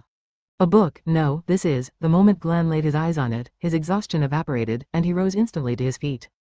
Jessica seemed quite satisfied by his reaction. That sure changed your tune. No wonder. The cover of the book she'd brought him was inscribed with golden characters. Those characters appeared to have been carved into the binding after the fact, as they weren't quite printed correctly and touched the spine of the book. Such a strange article could only lead to one thing. A secret quest. Where did you get that? Information broker, referred to someone who handled information for a living. They sought out the rarest and most valuable knowledge, aggregated it, and sold it for a price to those who needed it. And the Information Brokers Guild, which supervised these brokers, amassed all sorts of intelligence. But this was unexpected. As Glenn pressed her for an answer, Jessica made an X with her two index fingers right in front of his nose. An information broker's duty to remain confidential is absolute. All I'll say is that it was from my super top secret route, heart. Glenn finally regained a bit of composure as he leaned deeper into the sofa. You mean to say that a secret quest won't necessarily be hidden in a relic? 1 month ago, Alina had discovered a secret quest by breaking a red orb relic, which caused the White Tower to appear. Relics were the hardest known substances, so without ungodly superhuman strength like Alina's, it would be unlikely you would destroy one relic physically, making it an optimal hiding spot. For that reason, Glenn had thought for sure that future secret quests would be sealed away. That's what it looks like. I'd assumed that they were hidden in relics, too, so I was surprised. It looks like the quest hasn't been taken yet. According to Jade, when you took a secret quest, golden characters would fly up, then vanish after you accepted. If you could see the golden characters, then it had yet to be taken. The hidden dungeon had yet to appear. Yep, I wanted to try taking it myself out of personal intellectual curiosity, but it seems that an information broker can't accept it, so it's no better than a piece of junk to me. Jessica folded her long legs the other way and gave a bewitching smile. You want it, don't you? How much? You're making it so easy for me. You'll take my asking price, right? Right? If you don't accept it, I'm giving it to another big spender. Heart, there's lots of people who want this, after all. Jessica smiled devilishly and then stated her price. 22, and nobody is open. Alina gazed in shock at the main street. It was silent, populated only by the street lamps that shined here and there. All the taverns are closed. Alina had dashed out of the office in a post-overtime mood, taking Jade along with her to get drinks, only to happen upon this cruel sight. Ifole, the city of adventurers, had many taverns, and they were frequently patronized. If there were customers, then they would stay open until dawn, and no matter how late at night it was, you could hear drunken laughter from one or two of them. I guess it's not surprising that all the bars are getting ready for the Centennial Festival tomorrow, said Jade. No way. Alina's legs buckled, and her knees hit the cold flagstones. This isn't right, this isn't right. I worked harder than anyone in Ifole, and I can't even get a refreshing drink after all that overtime, she murmured in despair. Jade fell into a pensive silence beside her. Then he suddenly took Alina by the arm and made an offer. Let's swing by my usual haunt, then. Your haunt? Finding something about that word irritatingly quirky, Alina furrowed her brow. Jade said proudly, they'll definitely still be open. You want to drink, right? It was annoying, but she did indeed want to drink, or rather, she wanted to savor this feeling of release. Well, so long as she could get her hands on some. Alcohol, Alina was fine with anywhere this time around. She reluctantly agreed, and Jade started walking in the opposite direction of the tavern-lined road. Huh, that way is where all the bars are, though. It's the opposite way. Eventually, they reached the end of a narrow alley, then went down some stairs into a basement. At the bottom was a little door with a single light over it that hadn't been visible from the outside. Nacht Bar, huh, I never knew there was a tavern here. Gazing at the little sign in front of the establishment, Alina tilted her head. The place wasn't trying to draw in customers by being flashy. The entrance and sign were tucked away, as if the tavern didn't want anyone coming in. This is the tavern Silver Sword has used since way back. There was a pleasant tinkling of bells as Jade entered, and then he was welcomed by the older man behind the counter. Oh, it's Jade. Welcome. Catching sight of Alina coming in after him, the old barman widened his eyes slightly. Then he chuckled and grinned. Is that your girlfriend? No, seeing Alina immediately deny being the girlfriend to the handsome and famous adventurer Jade without even any change of expression, let alone a blush, the barkeep figured out what was going on and fell silent. But Jade, who had a spirit of steel, fidgeted rather gladly as he gave an exaggerated shrug. Hey, so finally, our relationship has gotten out. Hey, could you not try to complicate things? It's all right, of course, once people find out about us, I'm prepared to take responsibility and marry you. I make some pretty good money, you know. Even on the off chance that you lose your job, I'm confident I could support you for your whole life, so don't worry and let's. Jade was cut off halfway with MGK. Glassy-eyed, Alina smacked her right hand over his mouth to keep him from finishing his sentence. MRMG, just who the hell, MMMF, would ever get supported by someone like you? MPH, slamming into the pretty floor of Nacht Bar with a bonk, Jade rolled his eyes back in his head as he lay there spasming. The barman gave the scene a few glances as he made an effort not to avoid Alina's gaze. She glared back at him. Barkeep, you saw nothing tonight, you got that? Well, this was originally a place for members of Silver Sword to come in secret. I'm obviously not going to butt into matters between customers or carelessly disclose any information. Nacht Bar has been around for a long time. I can guarantee you he doesn't have a loose tongue. Let's relax and drink, Alina. Revived like it was nothing, Jade sat down at the counter and prompted her to sit beside him. Giving a sulky pout, Alina sat down, leaving an empty chair between them. Are you okay with grape wine, Alina? And I guess I'll order some food. Oh, I'll let you handle the order, barman. Alina glared at Jade as he quickly and adroitly got the ordering done. You're pretty used to this. You think so? Jade gave her a puzzled smile. Well, I am the leader of Silver Sword. I often go out drinking with guild management. When I'm with the upper ranks, I'm the youngest, so I end up doing this sort of thing a lot. Guess it's automatic for me. Whoa, noticing something with a start, Alina stood up from her counter seat. I've been thinking that he's so smooth at everything here, but has he even mastered alcohol-based communication? Alcohol-based communication, a tricky skill but arguably one necessary for a career. Pouring drinks for one another and talking openly filled in the invisible divide between superiors, co-workers, and underlings, fostering an environment where you could all work smoothly. It was a high-level adult technique. Many were unskilled at alcohol-based communication and privately grumbled about how unnecessary it was, but that didn't change the fact that you would have to deal with it when you got a real job. And the real nasty thing was that you could only improve in this skill through real-world experience. Once everyone's in their seats, Jade just checks with everyone about their drinks while he picks out the snacks, an aggressive ordering technique to keep things from dragging on and go straight to the toast. One wrong step, and it's bound to be taken as an uncomfortably forceful move, but he pulls it off so naturally, he must be very experienced. By the way, Alina was extremely bad at this, so when drinking with coworkers, she avoided danger by using the ultimate secret technique of automatically refusing everything but the bare minimum. In doing so, she'd garnered a reputation as someone who wouldn't join her colleagues even when invited. That was because at the end of the day, the stress of having to deal carefully with coworkers while drinking was greater than the merits that could be earned through alcohol-based communication. There were a number of unavoidable social events out there, though, such as year-end and New Year's parties, send-offs and welcome parties, and seasonal gatherings. You seem like you'd hate this sort of thing from the bottom of your heart, said Jade. Why are you even an adventurer? Jade seemed like he could deal with social organizations better than Alina. Everkid, it kind of pissed her off, so she scowled. Alina's family ran a tavern in a small town. The place had always been overflowing with local adventurers, and ever since she was little, she had watched big and strong adventurers who lived worlds away from white-collar notions like alcohol-based communication. She'd always seen them as the types to be drunk before they even entered the tavern, not caring whether the booze and food came out as they'd ordered it, drinking themselves into a stupor, and scarfing down meat amid jeers of laughter and animated tales of adventure. If you're thinking we don't need these social skills since we work in the world of individual meritocracy, I'm afraid you're dead wrong. Really, I was under the impression that adventurers were creatures who were drunk from start to finish. Well, I won't deny that, but you want to let loose when you're at a tavern, at least, when you're an adventurer. Quote. Jade's nonchalant answer made Alina think back to her childhood. To the adventurer she'd been closest with when she was little, a young man named Shroud. He had put on a tough act and had liked to sit alone at the counter seats, insisting men had to be lone wolves. Yet his friends and acquaintances would always end up messing with him, forcing Shroud to drop the cool guy act and burst into laughter. Alina had enjoyed that, too. There hadn't been any hassles like alcohol-based communication or suffocating working life at the tavern, just the preposterous dreams that the adventurers had talked about, and infinite exploits ahead of them. Like Jade had said, maybe adventurers let loose like that in the taverns precisely because their career forced them to face a brutal reality. Death was never far from your side in dungeons. Even Shroud, who always seemed so carefree, had lost his life on a quest. Adventuring was a profession synonymous with such abrupt ends. Besides, I actually kind of enjoy showing that kind of consideration, said Jade. Why you like it? You're so weird, keeping an eye on the big picture at a party while also picking up on anything off, constantly using your head thinking about what to do next, that's what tanks do.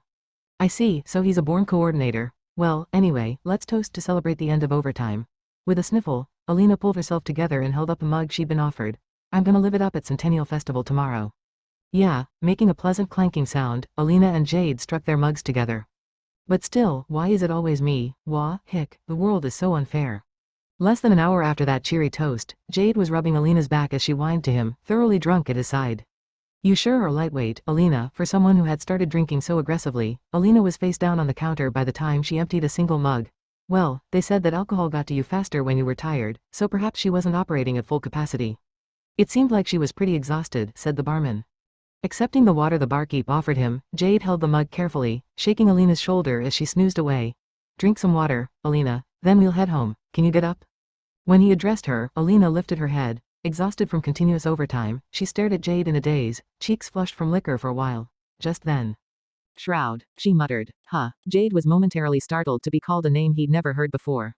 But it seemed that Alina believed that Jade was someone called Shroud. She latched onto his arm. Shroud, what the heck? What a relief, you came back. Hey, Jade's mind went completely blank for a moment, but then he got his bearings. By the time he realized what was going on, he was grabbing Alina by the shoulders. Who is that? A guy? Is that a man's name? Who the hell is he? He pressed her for an answer, ignoring the very kind look the barkeep was giving him that seemed to say, oh, too bad for you. But she didn't answer, wearing the happiest smile he'd ever seen on her. Shroud, you know, I became a receptionist. Like I said, who the heck is, I'll always be waiting for you to come take a quest from me. Jade froze up as he listened to Alina's delirious ramblings. Then she dozed off again. Watching her peaceful sleeping face, Jade struck on a certain possibility. Despite having the incredible power of a Dia skill, Alina didn't even consider a change in career. Even though it was clear to anyone that she'd have guaranteed success if she became an adventurer, she was fixated on being a receptionist. Could it be the real reason for that was, are you waiting for this Shroud person? Jade got the now silent woman on his back. The barkeep took pity on him and said he didn't need to pay, but Jade forced the man to take the money and left Knocked Bar late that night. 23 After Information Brokers Guildmaster Jessica left, Glenn sat alone in the office, gazing silently at the book he'd just acquired. No, The Secret Quest. Then came a sudden knock at the door. After waiting for Glenn's response, his private secretary Philly came in. Her face was expressionless and dispassionate as usual. She wore functional silver-framed glasses, her hair was neatly tied back without one strand out of place, and her uniform was crisp. She didn't so much as raise a brow when she looked at the secret quest in Glenn's hands, adroitly tidying up the silver cup that Jessica had drained. She was not only his private secretary, but a first-class bodyguard entrusted with protecting the guildmaster. She would never make any comment on the behavior of the man she guarded, and she had a full command on keeping personal emotion and sentiment from interfering with this. What will you do about that tome? She asked. I'm putting it in the deepest layer of the underground labyrinth, in the underground book storage. I'm heading there now. Understood. I will make the arrangements right away, so please wait here. That was all Philly said before she left the office. But damn, listening to the sound of Philly's footsteps grow distant as he was left alone again, Glenn scratched his head. He sighed as he stared down at the golden glow of the book in his hands.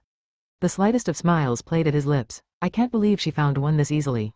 He was grateful that Jessica had come to negotiate with the Adventurers Guild first. Well, this was the fruit of continuing to be the #1 client of the Information Brokers Guild and maintaining a carefully built relationship with them. Occasions like these were why the Adventurers Guild kept in the Information Brokers Guild's good graces. They dug this up in no time flat. Information brokers sure are top-notch these days. They're way more useful than those adventurers who fell for that rumor at least. He'd anticipated this would take a while longer, though. Had someone really found it by chance and then sold it off to an information broker for a hefty sum? Honestly, he would have preferred it if an adventurer had discovered the thing and taken the quest themselves. That way, Glenn could have avoided being ripped off by Jessica. Oh well. I found a secret quest, now there's just the dark god to deal with. The sulky frown of a girl rose in his mind, that of a particular receptionist who was looking forward to the Centennial Festival. The event would kick off tomorrow. The gods truly must have hated that girl for a secret quest to be found now, of all times. Looks like we'll be counting on you again, lil miss. 24 That night, the city of Ifole was lit red. It was already overflowing with people. Alina was standing in the square in front of the main gate, at the street entrance. She was wearing her unremarkable dress as per usual, but her expression sparkled like that of a young maiden with dreams as she fidgeted with her already tattered guidebook.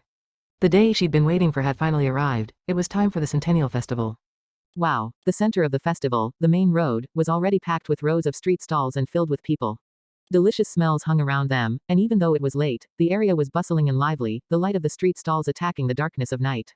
The full scene hit Alina like a wave, filling her field of view. Restraining herself from getting too excited over how fun the festival atmosphere was, Alina stared at the clock tower.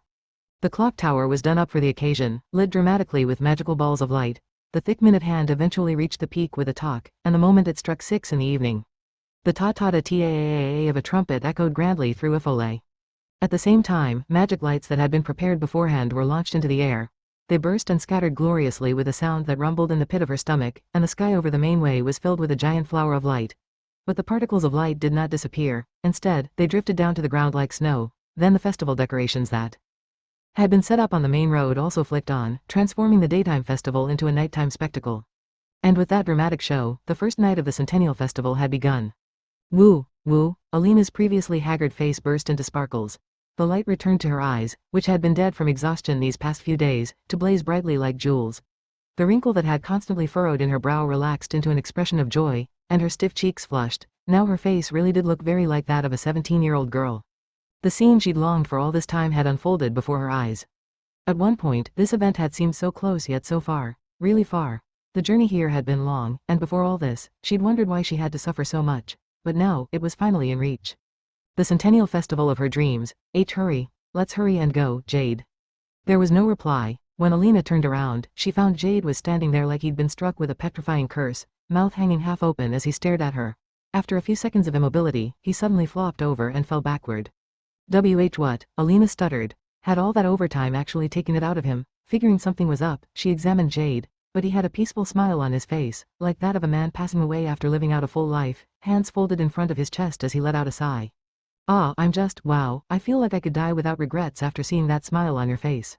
That's right, you really are an innocent girl. You've just lost a little of that quality from the exhaustion of overtime and the daily grind, deep down. You're totally cute. Shut up. Belatedly remembering how giddy she'd just acted, Alina snapped out of it. But though she barely managed her usual sullen look, she still couldn't restrain her excitement for the festival, and once Jade was on his feet, she tugged at his sleeve. Stop babbling like an idiot and let's go already. We don't have all night. I want to repay you as soon as possible for buying my drinks yesterday and taking me home, so today is my treat. You really don't have to worry about it. I don't want to be in your debt. Eyes sharp, she gazed at the bustling festival. I'm going to conquer this whole festival. 25 As the Grand Centennial Festival got into full swing, Lulu was walking along a cold, dark stone hallway. Hey, Lulu, today's the day of the fun festival, so why are we in this damp and dangerous underground prison? Muttered Lo wearily, walking beside her. Despite his complaints about how he wanted to be at the festival, Lo was properly attired in his maid robes with his rod at his waist, ready to go into battle at any moment. Lulu was also fully equipped, just the same as when she went into a dungeon, but they weren't in one right now. If you don't want to do it, then you don't have to follow me. They were in an underground prison in a forest a short distance away from Guild headquarters. Just like the Guild headquarters, this place had been constructed out of an underground labyrinth that had once been an S-rank dungeon. There were 34 levels in total, with an underground prison for containing dangerous prisoners made on the 10th level. It had taken over 50 years to clear this dungeon, and it was said that even just totaling up the quest records, over 10,000 adventurers had fallen challenging this underground labyrinth. It was a literal maze of evil. You're the one who chose to follow me, said Lulu. I got worried, since you said you were going to meet Aiden. Besides, if you bothered to tell me, doesn't that mean you wanted me to come along? No, he was not wrong. In fact, it was exactly as Lo said, but the fact he was spot on upset Lulu. She furrowed her brow in a scowl. Enough, you should just go to the festival alone. Fine, Fiend, don't sulk. I'll go with you. Please don't treat me like a child. Sweeping aside Lo's arm as he scrubbed roughly at her head, Lulu puffed up her cheeks in a pout. But she really did want him to come with her, so she said no more and changed the topic. Apparently, it usually takes 1 or 2 weeks to get permission to enter the underground prison, though. To see someone who'd been sent to the underground prison, you'd normally write a justification for your visit and present it to the Adventurers Guild. It would need a review from the relevant team, stamps from all the various team supervisors, and the stamp of permission from the guildmaster and everything, so getting permission for an audience took quite a while. The guildmaster said that since the headquarters is so busy with the festival today, I can get permission from the other supervisors after the fact. I'll go to the festival tomorrow. So, squeezing Lo's robe in her hand, Lululi muttered, "Forgive me for today." Lo scratched his head and sighed. "So what are you going to talk about when you see Aiden? I doubt you can have a decent conversation with a guy who sincerely believes that his party wipe is purely the fault of the healer, though. I know, but I can't help but think that if I had managed to make the right choice then, or if I'd already manifested my Sigurth skill, then nobody would have died. I wasn't able to do anything in our fight against the Dark God, either." Seeing Lululi bite her lip, Lo sighed. "Man, it sure sounds like a drag to have a healer personality. I'll go with you, but I won't cut in, no matter what you talk about, and I won't help you, either. Got it? I'm a completely unrelated third party. That okay with you?" "I am fine with that." Lululi's tone of voice was light with relief. Turning his face away, Lo muttered into thin air, "Hey, Lululi. What is it? No matter what happened to you in the past, we're your friends now. None of us think of you as useless, and we definitely don't consider you a murderer. You better not forget it." Lululi's breath caught. Lo had said this curtly, without looking her in the eye, but it was gentler and warmer than anything. Lululi was glad she had a friend who would still say that, even knowing her past mistakes. But even though that was true, even knowing that was how she should feel, Lo's words still stabbed deeply into Lululi's heart. Ah, he was so kind. He was so kind and talented, it was wasted on someone as dishonest as her. He was cool-headed, too, and had good judgment. She felt even more pathetic about how she was dragging things out, about how she couldn't let it go. Lululi understood just as well as Lo did that there was no point in dwelling on the mistakes of the past forever, and no matter what she said to Aiden, he wouldn't say what Lululi wanted him to, and it was wrong to seek forgiveness from him in the first place. She knew all that. But her heart just couldn't be convinced. She wanted to be forgiven. She wanted to apologize, at least. She wanted it for her own selfish satisfaction. Her inexperienced heart raged with it, and she couldn't control it. Lululi really was a dishonest person. She was completely unsuited to being a healer. That dark god. He'd stolen all her healing abilities when they faced off against him, leaving her completely useless. If Alina hadn't come to save them, everyone really would have died. Lululi's friends saw her as a talented healer, but they didn't realize that without her skill, she was talentless. She prayed they would never catch on. She wanted to maintain that beautiful illusion. Until it was all over. "Thank you for everything, Lo."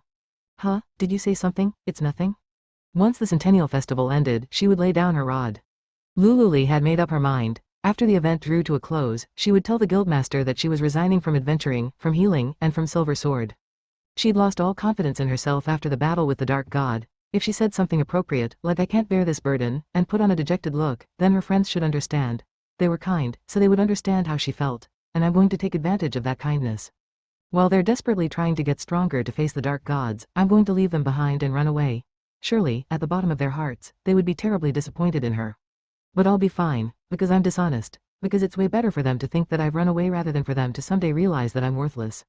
The day they realized Lululi had no talent would be the day the whole party died. Before that happened, before it was too late, she would have them find a more talented, composed healer, who would make sure to save them when they were in trouble. Biting her lip, Lululi forced back tears. "Let's go, Lo. If we can get this done quick in 5 minutes, then we can go to the festival," Lululi said, forcing a smile. They arrived at the first level of the underground prison. They went further in and eventually reached an open area. This chamber had once housed a floor boss, but now there was just a single surly jailer standing there alone. Lululi took one look at him and gulped. This was the watchman of the underground prison. He was short and stout but large, clad in armor emblazoned with the guild crest, and holding a giant axe. As if to say, "I am a servant of law and order," he didn't so much as raise a brow as he stood there, still as a statue, even as 2 members of Silver Sword walked in. When they informed the jailer of the situation, he demanded no permit from them, prompting Lululi and Lo to move to a different room. The guildmaster must have pulled some strings on their behalf. There was one little thing in the room they walked into, a crystal gate, glowing faintly red. Crafted from a relic, the crystal gate could move things between other gates in the blink of an eye. However, the more broadly known crystal gates were made of blue crystal, while the ones in the underground prison were red crystal gates. These were special crystal gates that would operate only with the permission of an authority figure. "Use this to jump," he said before returning to his post. The underground prison had once been the subterranean maze of an S-rank dungeon, so it was convoluted to navigate. On top of that, the ancients had implemented technology here that made the hallways switch randomly. So the guild had made slow progress through the maze by setting up crystal gates in various locations. The jails on the 10th level could never be reached by walking, and even now, getting around in the underground prison was done using the crystal gates that were left over from the cleaning period. Lululi held a hand out over the red crystal gate, and with that familiar floating feeling, everything around them transformed. Ahead of them lay a cold, dark, and claustrophobic stone pathway, having swallowed 10,000 adventurers. This underground prison felt like it would send a shiver down your spine, right to the bone. A heavy feeling settled in around them, too heavy and imposing to have emanated from the bleak stone construction alone. Without noticing she'd been grabbing Lo's robe the whole time, Lululi swallowed her spit, automatically heading for the cell that was her destination. 26. Aiden. Lululi gently touched the cold metal bars with her hand. When she called out to the one-eyed, one-armed man sitting in the cell, he shot her a merciless glare. "Ha, come with your buddy to show me pity?" He looked at her like they had never been friends. It made Lululi flinch for a moment. A step behind her, Lo folded his arms as he watched carefully. I'm sorry. Lululi almost said it. I'm so sorry I couldn't save you and everyone else back then. But now that she was actually here, it was like the words were stuck in her throat and wouldn't come out. She suddenly realized an apology like that would be selfish. Even if she had done what she could at the time, someone who had failed to save their allies had no right to apologize. It was too selfish, too cruel to say it just because she wanted to be forgiven. Lululi ultimately found herself at a loss for words, and Aiden snorted at her. Do you really think that I was stooping to this kind of shameless crime from the start? After I lost everyone, I tried to get stronger the honest way. I believed that one day, I would manifest a skill that would let me go back to tanking, even with one arm, but then, I heard some news. A healer with a Sigurd skill named Lululi Ashford had joined Silver Sword. The girl who'd killed her party members had so conveniently manifested a Sigurd skill and was calling herself an elite adventurer. Ha. What a riot, right? How stupid I was, believing that I could still be a tank with one arm, making such piddling progress without a skill to my name. Aiden's eyes were wide, and Lululi could almost swear he was crying. Suddenly, I just didn't care anymore. No, it got me past it all, actually. I realized I had to take whatever path was available to me. I haven't given up on getting a Dia skill. Once I get that, the first thing I'm gonna do is kill you and take revenge. Aiden bared his teeth in sinister hate. Lululi froze on the spot. As she stood there, unable to say a word, she felt a tug on her arm. It was Lo. Let's go, Lululi. You're satisfied now, right? He asked lazily, while picking his ear with his pinky. But his pull on Lululi's arm was strong, as if he would not accept any alternatives. But, you're not gonna reach him. Any more is just pouring oil on the flames, Lo said, and then without so much as a goodbye, he dragged Lululi off. Get lost, you murderer. That cry of hate and the sound of a fist striking the iron bars rang out endlessly through the dark underground prison. 27. So this is beef imported from the Rosane region? Holding a piece of boned meat in her right hand and a tankard filled to the brim with booze in her left, Alina widened her eyes from the softness of the food she just sank her teeth into. She washed down that bite of her spiced and salty treat with a drink. Ah, heaven, savoring the Centennial Festival booze that she'd finally gotten a taste of, Alina looked around the main street. The festival music was lively, delicious smells tickled her nose, and everyone was having fun. Even though it was the same road she usually took to work, it was as if she had come to a completely different world. Her annual frustration over not being able to attend, plus overcoming an unprecedented amount of overtime this year, made the event even more moving. I did it, I won this, freedom and dignity as a laborer. Only someone who had gone through overtime hell and back in order to attend the Centennial Festival would understand this feeling of release and joy. Say what you will about the carrot and the stick, but people could not live on the stick alone. It was the carrot in the distance that enabled them to give their all every day. Having only ever gotten hit with the stick while missing out on the carrot, Alina was moved to tears. Today, I'm going to forget all about stupid work, and have so much fun. Gobbling down the last of her meat, Alina looked around for her next target. Proud chefs had set out street stalls around the main road. Being able to enjoy cuisines from other nations on the continent that you normally would never taste was one of the attractions of the Centennial Festival. As Alina was trembling in determination, someone called out to her in surprise, their voice quivering. You eat quite a lot, huh, Alina? It was Jade. I eat what you'd expect for my physique, but you're so thin. Where does all that food go? Hey, with a munch and a gulp as she swallowed the meat in her, she licked the juices stuck around her mouth and then smiled boldly. My digestive organs were trained with regular overdrinking and overeating to vent stress. You can't underestimate that. So what are you going to have next? Yeah. We've basically gone through all the stalls that will sell out, so next is the sweets. Pulling out her handmade guidebook to the Centennial Festival, Alina began looking for her next stop with utmost seriousness. I hear they're selling a fun dessert in the big square. They're candy-coated fruit. That sounds good. The big event of the first day is about to start too, so this is just about perfect. The Centennial Festival was held for 3 days and 3 nights, and there was a big event in the main square every day. Specially selected performers who had polished their skills for the occasion would put on a show, with a parade from a band of musicians. To top it all off, a completely different type of spectacle would close out the Centennial Festival on the final show of the 3rd day.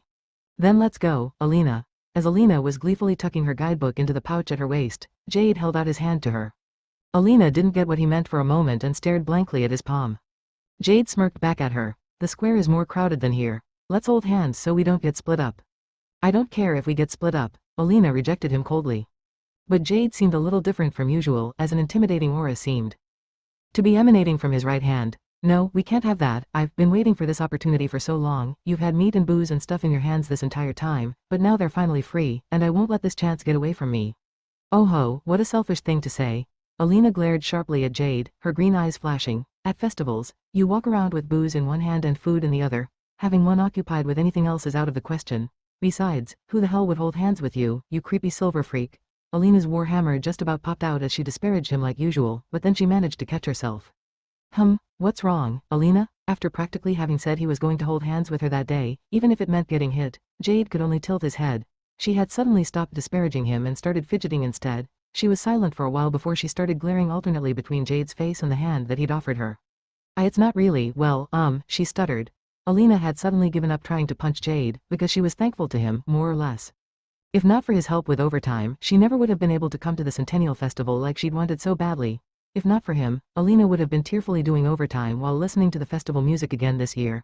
Nothing made her happier than the fact he'd averted this tragic future for her. No way. Does your stomach hurt or something? Seeing Alina clearly different from usual, Jade forgot about holding her hand and started to freak out. Or did you drink too much? You've really been tossing it back, after all. Hold on, I'll get you some water. When he turned away to search for water, Alina steeled herself and grabbed his hand. Jade made a bewildered noise as he was about to run off, then froze. For a moment, he turned around with much trepidation. Alina was holding his hand. His jaw dropped. Alina looked away, cheeks slightly red as she muttered under her breath, this is, well, if you hadn't helped me with overtime, then I definitely wouldn't have been able to come to the Centennial Festival this year. What I mean is, for some reason, she couldn't quite be honest with him, but she recovered with a snort and said, thanks.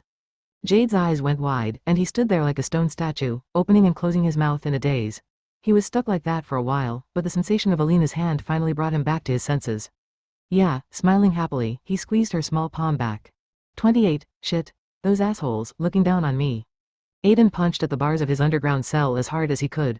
Listening to the sound reverberate through the eerie underground prison, he bared his teeth and glared down the hallway where that healer and her friend had gone. That, murderer, was this anger or hate? Unable to restrain his raging emotions, Aiden raised his shackled leg to kick aggressively at the bars, again and again. He didn't let up, even when the shackles dug into his flesh and drew blood. After a while, Aiden finally stopped kicking, his shoulders heaving as he caught his breath. The stinging pain actually felt pleasant. He wanted to saturate his brain with pain to numb himself to reality. As he was thinking this, tears dribbled from his eyes. HNN. Smothering his voice, Aiden cried. As if being hit with the backlash of his emotional outburst, he was assaulted by his usual self-loathing. He was the real murderer here. Aiden knew that he was responsible for his party getting wiped out. Not only had he been unable to hold the enemy's aggro, but he'd also suggested challenging the boss in the first place. The other members of his party, Lululi in particular, had been strongly against it, but Aiden hadn't listened at all and had gone to face the boss anyway. In the confusion, Lululi had continued to heal them until her magic powers had run out. Meanwhile, Aiden had wavered over whether to retreat after he found himself unable to pull their foes' aggro back on himself, letting his allies die without doing anything. No, it's not my fault, it's all because of skills, it's because I can't manifest a skill. He envied Lululi for having manifested a Sigurth skill. Vicious jealousy laid its roots in Aiden's heart and continued to eat away at it. The only way to get rid of that envy was to get stronger. He had to manifest a skill. And not some half-assed ability but an exceptional one. Just then, a gentle voice rang out, "You're pretty unruly there." Aiden raised his head with a start. He hadn't noticed that two men were standing on the other side of the bars. It was Heights, wearing his usual nonchalant smile. Another man loomed behind him in silence. He really was as quiet as people said. Aiden had never seen him speak once, nor had he heard anyone call him by any name. Could he not talk, or did he just not want to? Aiden didn't know a thing about him. "That skill of yours sure is amazing," said Aiden. "You can even get into the guild's underground prison?" Heights had a teleportation Sigurth skill. Fighting back his hatred for anyone who possessed a Sigurth skill, Aiden turned his head away. "Not at all," said Heights. "My skill isn't so amazing that I can warp to a single cell to infiltrate a complex and maze-like underground prison. I actually got permission and came in legitimately through the entrance." Heights gave him a dubious smile, then held up the book he had in hand to show him. "I had business at a level far below here. I just came to get a dear friend while I was at it." "What's this business of yours?" "You don't know, it's a hidden quest, though I have yet to accept it." Aiden widened his eyes. It seemed like just a book, but upon closer inspection, the binding was densely covered in conspicuous golden characters. "I went to go borrow something that was carefully tucked away in the underground book storage." Underground book storage? Aiden gawked at the unexpected phrase that spilled from Heinz's mouth. That was on the lowest level of the underground maze, and only the guildmaster was allowed to enter. It was said that the most confidential secrets of the Adventurers Guild were kept there. "No way. You're not going to tell me that the man in black is the person who set all this up for us, are you? You've got it. I am thankful indeed for his infinitely generous contributions. Who the hell is he? Aiden had only ever seen the man in black, the person who had told Heights about the relic that could grant a skill, once. He was clad in Aben robes like burial clothes that hid his face, so although they could tell from his low voice that he was a man, they didn't know who he really was. He had appeared to them out of the blue, only to vanish again once they'd finished talking. Remembering that mysterious person made Aiden shiver and go pale. Not only had they broken into the lowest level of the guild prison, they'd gotten Heights into the underground book storage that only the guildmaster had the right to peruse. They were clearly not just anyone. Heights tilted his head slightly at Aiden's frozen expression. Who knows, I'm not particularly interested, and I'm not going to go tactlessly prying. If I can get their help, I'll take it, no matter who they are. Just like when Aiden had first met the man, Heights was mild-mannered at a glance, but when you really looked closely, his horrifying smile suggested a bottomless darkness. Don't you want to get back at this miserable world with us? So Heights had sweetly whispered to Aiden back when he'd been despairing over his inability to manifest a skill. Heights' invitation had seemed like a ray of light at the time, since Aiden had almost resigned himself to the fact that he would never obtain a skill. Now, however, he felt some belated unease, wondering if it was a good idea to associate with the man. Soon, Ricade will cause a little bit of a commotion at the festival for us. We'll take advantage of that confusion to get up top, Heights explained as he unlocked the cell with a key that he'd pulled out. He must have gotten in from the man in black. Ricade was the black mage from their party. He was a man with a rail-thin body who always laughed in an annoying way, like he was mocking you. Come on, let's go. We've been beaten down for so long, but now our victory is right in front of us. The bars of the door opened with an eerie creak. Heights spread his hands as if welcoming Aiden. It was like Aiden was looking at the mouth of hell. What am I so freaked out about? There's nothing to feel anxious about, at this point. He'd already made up his mind that he would do anything to manifest a skill. He was never going to get one from living an honest life. He had to accomplish this, even if he went off the straight and narrow. Yeah, let's go. Aiden forced himself to smile and took a step forward. There was no turning back now. 29 Alina reached the main square to find the area a swirl of even greater enthusiasm. The square was the center of the festival, and the hustle and bustle was particularly loud here since the area was packed. The perimeter of the square was surrounded by street stalls, with owners who had fought to get this prime location. Brilliant lights gushed from the stalls, and there were lines everywhere. The special stage that was to be unveiled on the third day was still covered with a cloth. Wow, there's sure a lot of excitement, huh? Jade was giddy and pleased with himself, his cheeks flushed with joy. He'd been holding Alina's hand tight for a while now, and he hadn't let go for a single instant. I never thought the day would come when I could hold hands with you. I'm so glad I didn't give up on it. Holding hands isn't a good thing at all. It's inconvenient to have one hand occupied. Alina scowled to hide her embarrassment. Jade smiled wryly. Alina, a girl of your age should be more like, well, you know. Ignoring his babbling, she pointed at the street stall she was after. Seeing there was already a long line, she dashed off without a thought. Ah, there it is, over there, we have to go right now, or they'll sell OU.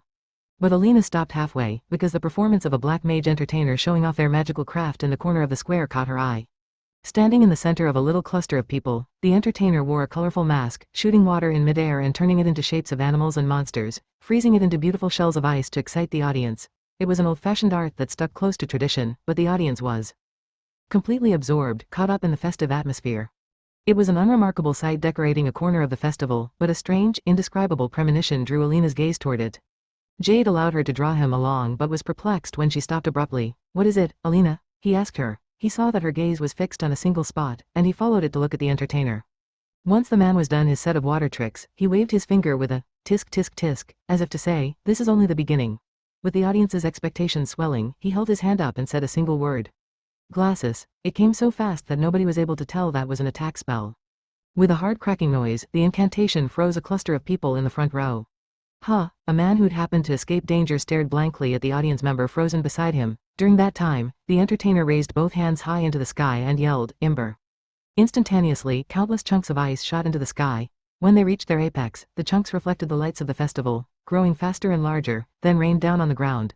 The projectiles struck the ground with a crash, freezing people and stalls on impact. Wah, magic? This is no performance. This is black magic? A shriek went up somewhere. That was the beginning, and as the other members of the audience recognized the danger, they all surged toward the square exit at once, trying to get as far from the entertainer as possible. Screams and yells flew everywhere, and everything was plunged into chaos. Don't let go of my hand, Alina. Alina was so petite, she was just about instantly swallowed up by the rampaging waves of people, but Jade somehow held his ground and kept a firm hold on her hand. The entertainer was cackling eerily at the confusion around him, but he wasn't attacking the people any further, just gleefully watching the confusion. Eventually, Alina and Jade made it through the raging waves of people, and once things finally calmed down and they could move around again, Jade immediately drew the sword at his belt that he carried for self-defense and faced off against the entertainer. Behind Jade, Alina looked around in shock at the complete transformation of the square. The Centennial Festival, the street stalls that had enlivened the main festival venue until just a few seconds ago were crushed. Delicious-looking foods have fallen to be trampled underfoot, and the decorations that were set up a few days ago had been ripped apart and frozen. Not even a trace of the carefree festival atmosphere remained. The Centennial, she'd been looking forward to the Centennial Festival all this time, she couldn't accept that it was destroyed, her mind went white. How could anyone be so cruel? Alina had worked day in and day out to attend the Centennial Festival. She had withstood the rush of adventurers from that cold-hearted rumor, and she'd overcome an unprecedented amount of overtime through her wholehearted vow to experience the festival this year. When times had been tough, just thinking about the Centennial Festival had made strength well up inside her. It wasn't just a fun event to her, it was not simply a reward, it was a ceremony for taking back her life after pushing through day after day of drudgery. This was about reaffirming her freedom and dignity. And now that was lost, because of this incomprehensibly sudden attack from this incomprehensible entertainer. Unforgivable, Alina muttered softly. Her gaze was on the entertainer who stood eerily in the main square. He was looking at Alina like a predator eyeing its prey. The entertainer swung his rod. Instantly, the magic sigil of an attack spell appeared underneath Alina's feet. Pillars of ice rose up and knocked Jade away from her, imprisoning Alina in a giant cage of ice. Alina, Jod Scrod from Silver Sword, the entertainer said in a strange, put-on voice as he looked at Jade. This girl is my hostage. Your hostage? Jade panicked, thinking, Alina, of all people? The entertainer snorted at him. Fear for your life, then bring the executioner. The executioner, I think you're probably the one who should be fearing for your skill activate. Dia break. Cutting off Jade's babbling, Alina activated her skill inside the small cage of ice. Her warhammer appeared in a white glow that tore through the night. Weapon in hand, Alina shattered the ice cage with a snap. Shards of ice burst into bits that flew in all directions, sweeping up dust that covered her field of view. Ah, hold on, Jade cried out in panic as something came fluttering toward her. It was a cheap cloak that had been dropped in the square in the midst of the confusion. Alina donned the outfit he'd hastily tossed to her without a word. The entertainer seemed a bit confused, and when he saw who appeared from behind the curtain of ice, Alina, with the hood of the cloak completely covering her face, gripping a silver warhammer in her right hand, he called out in even greater surprise, Executioner, just where did you go, Blark? She didn't even let the entertainer get halfway before she slammed the shocked man with her warhammer. He cried out like any other person as he lightly rolled over the flagstones. Alina was deliberately holding back her strength, not because she didn't want to kill him, but because there was no way she was going to let him off with a single wallop when he'd gotten up to such evil deeds.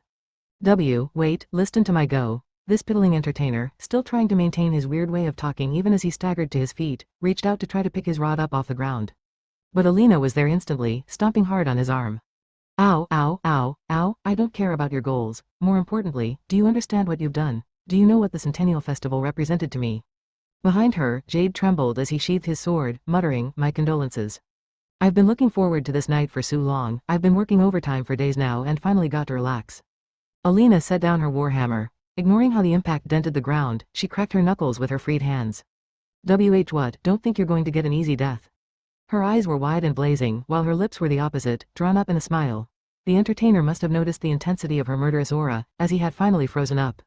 Alina grabbed him by the lapels, made a fist, and then suddenly put on a low voice as she said, you, asshole entertainer.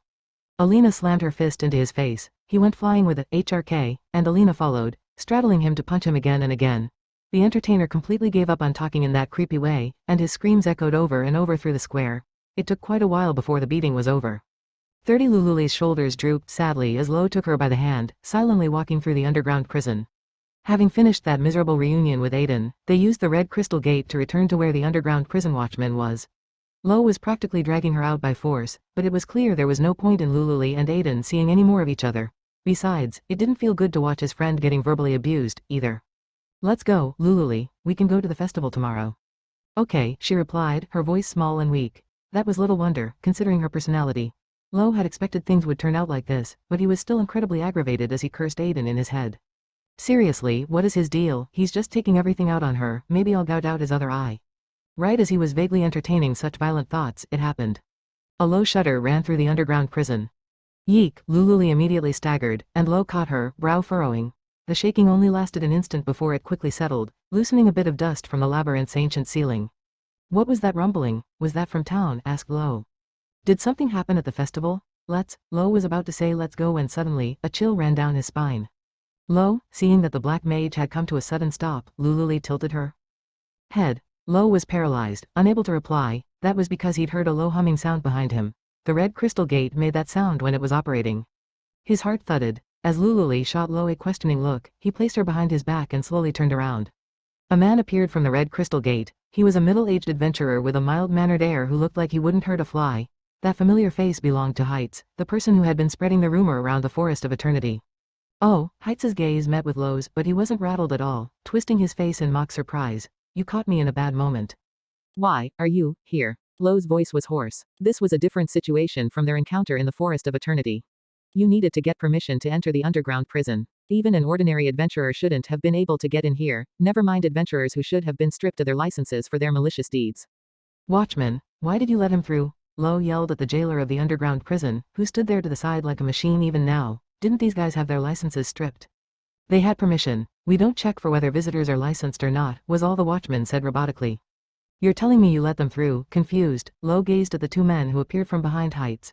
There was a silent adventurer with his lips drawn in a thin line and a man with one eye and one arm. It was Aiden, who had been in one of the underground cells until a moment ago. Aiden, Lululi cried out quietly in shock. You've got permission to take a prisoner out of here, too, said Lo. I was directed to release him, said the jailer. There's no way, Lo cried. Did you really check? There's no way the guild would ever give that? You are not in the position to know the answer to that question. I only follow orders and let people with permission through.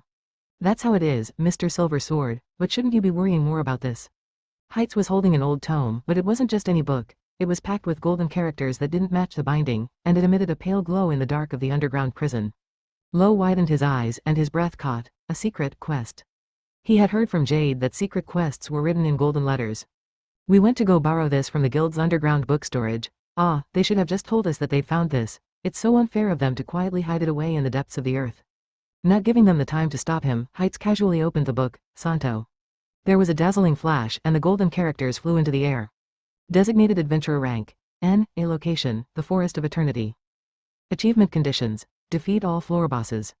Request giver will not be indicated. Receiver signature abridged. Receipt of quest acknowledged as per above. The Forest of Eternity, the familiar terms for receiving a quest were in gold. Lo furrowed his brow at the quest. The characters soundlessly faded into thin air, but it was certain that the gold characters unfurling in the air had said, the Forest of Eternity, the C-rank dungeon where many beginning adventurers would first camp out. But now the quest had been taken. The hidden dungeon had appeared. You, grinding his teeth, Lo glared at Heights. Do you really believe you can get your hands on a Dia skill? It's because we do that we've come this far. No, that's not quite right. To be more precise, the relic isn't one that can get you a Dia skill, but a special relic that contains Dia skills, known as a Dark God. He knows about the Dark Gods. Well, if we mentioned Dark Gods, then nobody would search for secret quests for us, so he dramatized things a bit. Perhaps we went a bit too far with it. The adventurers went out of control for a while there. Well, they did find us a secret quest in the end, so I suppose even the incompetent can pull it off, with a little coaxing. The thin smile on Heights' face contrasted sharply with Lo's consternation. Even though the man knew about the Dark Gods, he must not have been aware of the seriousness of what he'd just done, as he was shrugging nonchalantly. Now then, since I went to the trouble of taking the quest right in front of you, I take it that Silver Sword will be coming to the hidden dungeon? What do you mean? I'm inviting all of you. How about we see the Dark God together? I'll leave it up to you whether to come or not. Skill activate. Sigurth Mover. Heights activated his skill, and then he vanished beyond the red glow. Lo hastily drew his rod. Wait, if you revive a Dark God, but before he could activate his magic, the light faded, and Heights and his party vanished. Alina sat on a bench in the square in a daze. The entertainer's attack had left the place almost empty, and Alina stared into space like a ghost. When she lifted her chin slightly, it seemed like her soul would slip out from her half-open mouth. Festival cancelled, she repeated those words of despair with vacant eyes. A few stragglers still wandered the grounds in confusion, though most of the visitors had departed. The only people who remained were drunks who couldn't figure out what was going on and adventurers with nerves of steel. With this kind of uproar, there was no way the festival wouldn't be cancelled. Guild security had come rushing in at some point, and out of the corner of her eye, Alina saw Jade handing the entertainer over to them. The entertainer's face was crushed now.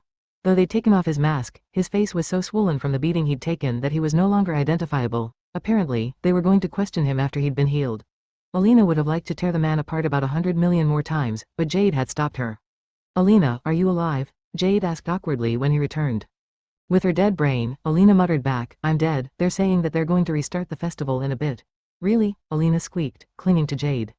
Since it was just the square that got attacked, and we caught the culprit, still, I'm sure it wouldn't hurt to cancel things, but that's Ifole for you. A little danger isn't going to stop them from continuing the festivities. What a relief. Alina's whole body went slack, and she slumped to the ground at Jade's feet. This is the one day I'm thankful that Ifole is a city of gutsy adventurers. A few seconds later and she was back on her feet again, thrusting her right fist up high with her eyes sparkling. Now that it's settled, this isn't the time to be dawdling around here, let's go to lots of the places we haven't. Leader. Right as Alina had gotten all her energy back, a pale-looking adventurer ran up to them. It was Lo, and behind him was Lululi, too. For some reason, the two of them were fully equipped for a dungeon, and Lo had his rod in hand. Hey, you two. Why are you dressed like that? Jade asked. A secret quest got issued. Both Alina and Jade blinked at his sudden declaration. Huh, what? They were both bewildered. Lo, looking like he was at the end of his rope, wiped at the sweat on his neck as he rattled off to them. It's Heights. He stole a secret quest that the guild had found and accepted it. The hidden dungeon is supposed to be in the Forest of Eternity. They're planning on resurrecting a dark go. I'll get armored up. I'll hear the rest on the way. Jade cut Lo off, immediately grasping the situation and pulling out his adventurer license card. Next, he turned to Alina. You come with, but then Jade suddenly stopped halfway. Wait, no, don't come. Huh, but you've been working hard all this time for the festival, right? Jade clapped a hand on Alina's head, and he didn't look at her again. Instead, he fixed his sharp gaze on Lo and Lululi, telling them in a serious tone, we're going to stop Heights before he resurrects a dark god. They've already been stripped of their adventurer's licenses, so they shouldn't be able to use the crystal gates. If they're heading to the Forest of Eternity on foot, then we still have time. Huh, hey, hold on. Jade briskly gave the order, then strode toward the crystal gate in the square. Left behind, Alina tried to hurry after him, but then she turned back around. Her eyes fell on the lights of the festival, which was on the verge of reopening. Alina had the right to enjoy it. She'd been working so hard for it, since months back. No, since before that.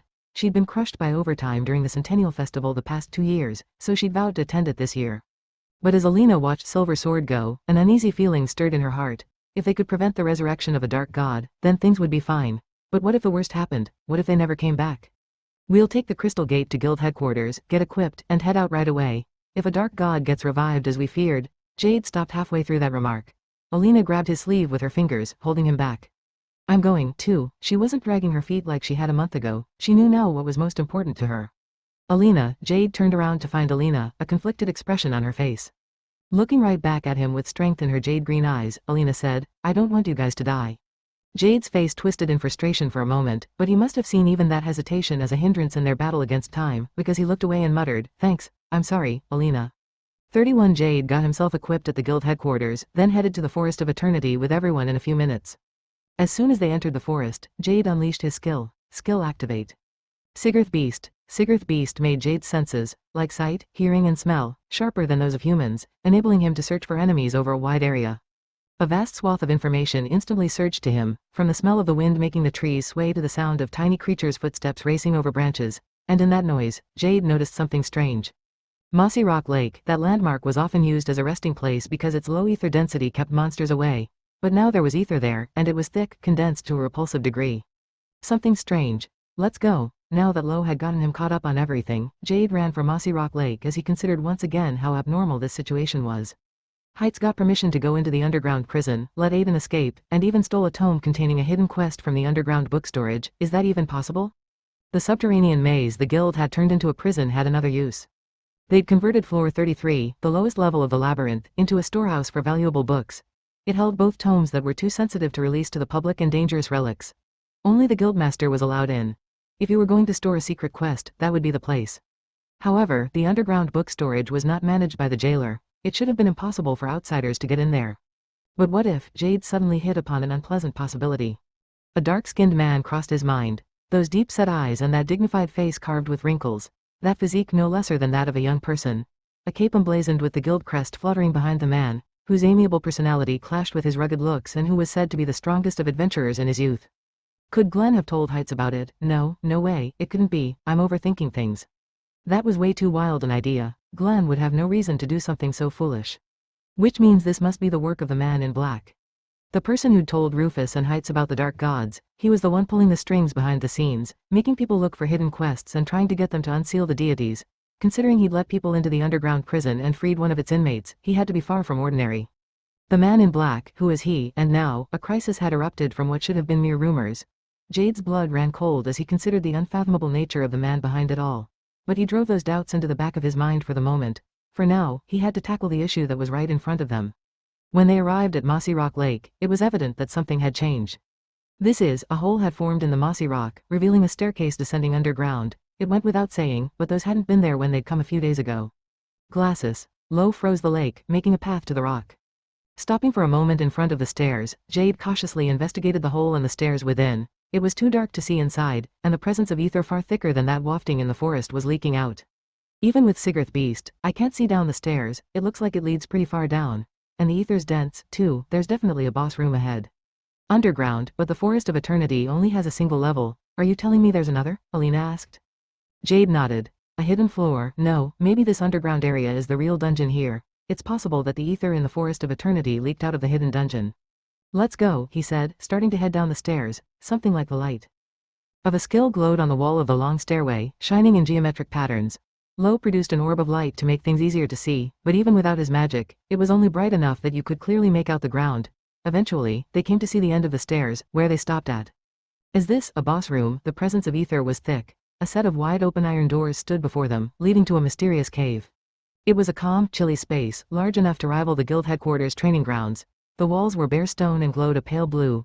Water was dripping down from the high domed roof, and there were a number of puddles on the floor, plus a large magic sigil emitting a pale gleam. My, it seems you got ahead of us, came a voice from behind them. They turned around to find Heitz's party coming down the stairs.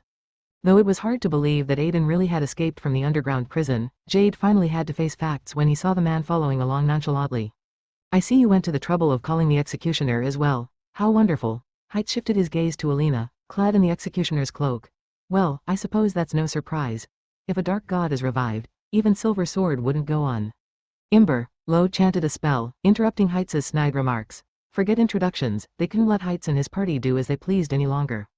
Lo had chanted the same ice spell that the entertainer had used, but his version was no mere hailstorm. The countless frozen chunks that manifested in the air obeyed Lo's will like a school of fish, striking the limbs of everyone in Heitz's party. It took a lot of skill to direct Imber's ice chunks at specific targets. Watch out, the opposing group all watched as their arms and legs froze before their eyes, but Aiden was the only one to panic. By contrast, Heitz and the man in black didn't struggle at all, just looked down in silence as they froze over. Oh ho, I've never seen such fine control of area of attack magic. Your black mage has certainly earned his place in Silver Sword, wonderful. I'm not about to let you revive a dark god, cried Lo. Oh, really? But you can't dispose of us here, since the resurrection of a god requires the souls of humans. However, there's nothing stopping us from killing all of you. Ah, so then you think you have the advantage? You guys can just sit there and freeze? Skill activate. But right before they could be completely encased in ice, the silent man who had been in waiting behind Height sluggishly opened his mouth for the first time. Sigurth offer. The effect was instantaneous. The red light of a Sigurth skill shined from the man. There came a squelch, and then his body burst open from the inside, ice from the Imber spell and all. A sticky red substance splattered over the entire cave, lumps of flesh flying in a gooey mess. Jade froze in shock. Behind him, Lululi let out a small scream. At the same time, the thick ice that had covered Heitz's party audibly crumbled. Oh, that was a pretty dramatic death. Having escaped from his bindings, Heitz dispassionately examined the lumps of his comrade's flesh that were sitting in a puddle of blood. Apparently, his skill nullifies any and all attacks on his allies in exchange for his life. Perhaps it was a waste to use it just for undoing some black magic, though. He blew himself up, low blanched, looking on in shock at the puddle of blood that continued to spread. Like Jade's Sigurth blood, Sigurth offer was a skill that could reap incredible results, provided that the user damaged themselves. In the silent man's case, he would have been able to cancel out a variety of powerful abilities by giving up his life. But Heitz didn't care about that. His only objective had been getting his follower to kill himself. In order to revive the dark god, wasn't that a wonderful display of self-sacrifice? I can't help but feel sympathy that he manifested such a worthless skill. The only sound in the silence of the cave was Heitz's chuckling. See, come on, what the hell, Aiden muttered, voice trembling. Jade wasn't the only one paling at the gruesome sight. Aiden's eyes were wide as he pressed Heights. Did he blow himself up? It's just as you see, and is there something wrong with that, Aiden? Heights gave the pallid adventurer a gentle look. No, though his gaze appeared gentle, it was quietly insane. I explained before, didn't I? The resurrection of a dark god requires a human soul. Don't you think this is the most effective use of his skill? You never told me about this. What the hell? Aiden backed away, his face ashen. You said that the dark gods who slumber in hidden dungeons will grant you a dia skill. Oh dear, did you actually believe that something so convenient existed? Heights blinked incredulously. Wah, it's all right. I made sure to have a job for you, too. We are offerings to the great dark god. We have gathered in order to be devoured by this superior being, that it might gain even greater powers. I actually wanted to bring Ricade, the man who caused that incident in the festival, here as well, but it seems that he got arrested. Why are you going so far to try to revive this dark god? Jade yelled, unable to take it. What point is there in all this? You'll just get yourself killed. Why, you ask? Well, I'm sure you wouldn't get it. Someone from Silver Sword who accomplishes spectacular feats every day with their amazing skills wouldn't understand the lowest class of adventurer, suffering at the bottom with trash tier abilities. Height sighed, then continued, my skill, Sigarth Mover, seems convenient, but it has a fatal restriction. I can't choose where it sends me. It's basically only good for fleeing. The look in Heights' eyes was gentle yet drenched in a keen hate. Of course, this was valuable when I was starting out. But once my allies leveled up and no longer needed an emergency escape route, they quickly got rid of me, laughing all the while as they called me a walking crystal gate. Ha ha, ha ha ha ha ha, it's funny, isn't it? A walking crystal gate, what a perfect nickname. Why do things like skills exist in this world anyway? You can't choose them yourself, and you can't learn or train with them like magic. It's pure luck whether you get one or not. If you're fortunate you'll have a great life, but if luck isn't on your side you'll have no choice but to crawl in the trash. Why in the world are things like this? While swaying on his feet, Heights widened his eyes and bared his teeth in a repulsive smile. When I was feeling desperate, a man in black appeared and told me something. He said there were dark gods, divine beings that dwell on this earth, and that they can take this garbage world and return it to nothingness. The man in black, he arranged everything for us. Things have gone so smoothly, thanks to him. I figured if I lured out Silver Sword, then the executioner would come, too, and my hunch was correct.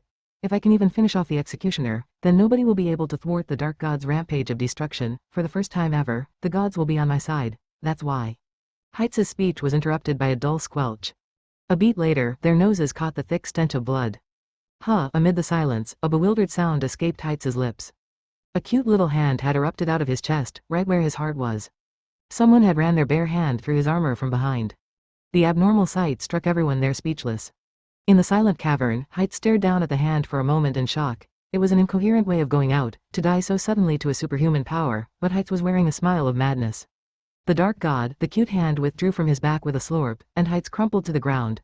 A fountain of blood erupted from his body, dyeing the area around him dark. But even though the man was on death's door, his eyes sparkled with insanity. He frantically turned around so that he could burn the sight of the dark god he adored into his eyes. Only for a little foot to stomp into his face. What a gross old man, came that blunt remark, along with the giggling of a girl. A young girl with long golden hair had emerged from the darkness to stamp on Heights without warning. But anyone could tell that she was no ordinary girl. Buried at the base of her porcelain white throat was a little stone that glowed an eerie black. She was wearing a cute frilly skirt like that of a doll's, but a cruel shadow played across her face as she looked down at Heights like an insect. Then she raised the corners of her lips, licked the blood on her hand, and kicked Heights in the face. With a painful sounding crack, Heights' neck snapped in the wrong direction, and his head went flying, scattering blood. The girl's petite leg was far too strong for its size. There was also a mark on her right cheek, where a smirk was pasted. It was a seal that looked like half of a sigil. Upon closer inspection, however, it was of a familiar shape. It was half of the magic sigil patterned after a sun, which the ancients always carved into relics, the mark of Dia. This was what the special relics adventurers had been telling tales about for so long really were. Living relics created from the ancients' lust for power. An evil memento that had ironically ended up wiping the ancients from the face of the earth. A dark god, Vienna, there are so many humans. One more little voice rang out from the icy cave. Another girl popped her face out from behind the dark god with long golden hair. Just like the girl who was called Vienna, she had a little dark god core buried at the base of her neck. No, the two had more than just that in common. Just like identical twins, they shared the same face, the same height, and the same color hair, even the half mark of Dia carved into their cheeks. They were differentiated only by the length of their hair, as the girl who'd appeared from behind had an even bob that stopped at her shoulders. Jade stiffened at the twin girls before them. There are two dark gods? Heedless of his concern, the little dark god with the long hair called Vienna smiled. Yeah, there are a bunch of humans, Vienna. There are offerings. Vienna's lips kept moving as she thrust her chubby, childlike hand out in front of her. Chant, Dia Morte. Just then, the white light of a skill ran through the dark god core at Vienna's throat. At the same instant, another white light raced around her, etching a circle in the form of a giant magic sigil. Particles of light converged around her tiny hand, and a giant weapon appeared from thin air. It was a great silver bow about twice her height. Just like Alina, who could summon a warhammer, and the dark god Silha, who could produce a giant spear, Vienna had called forth a giant, silver-ornamented weapon of her own. The god core at the base of her throat was blazing with the light of her skill. Jade immediately turned his great shield toward her and readied himself for battle. But Vienna didn't make to attack right away. Instead, she poked at her partner, Vienna, who was still hidden behind her. You hurry up, too, Vienna.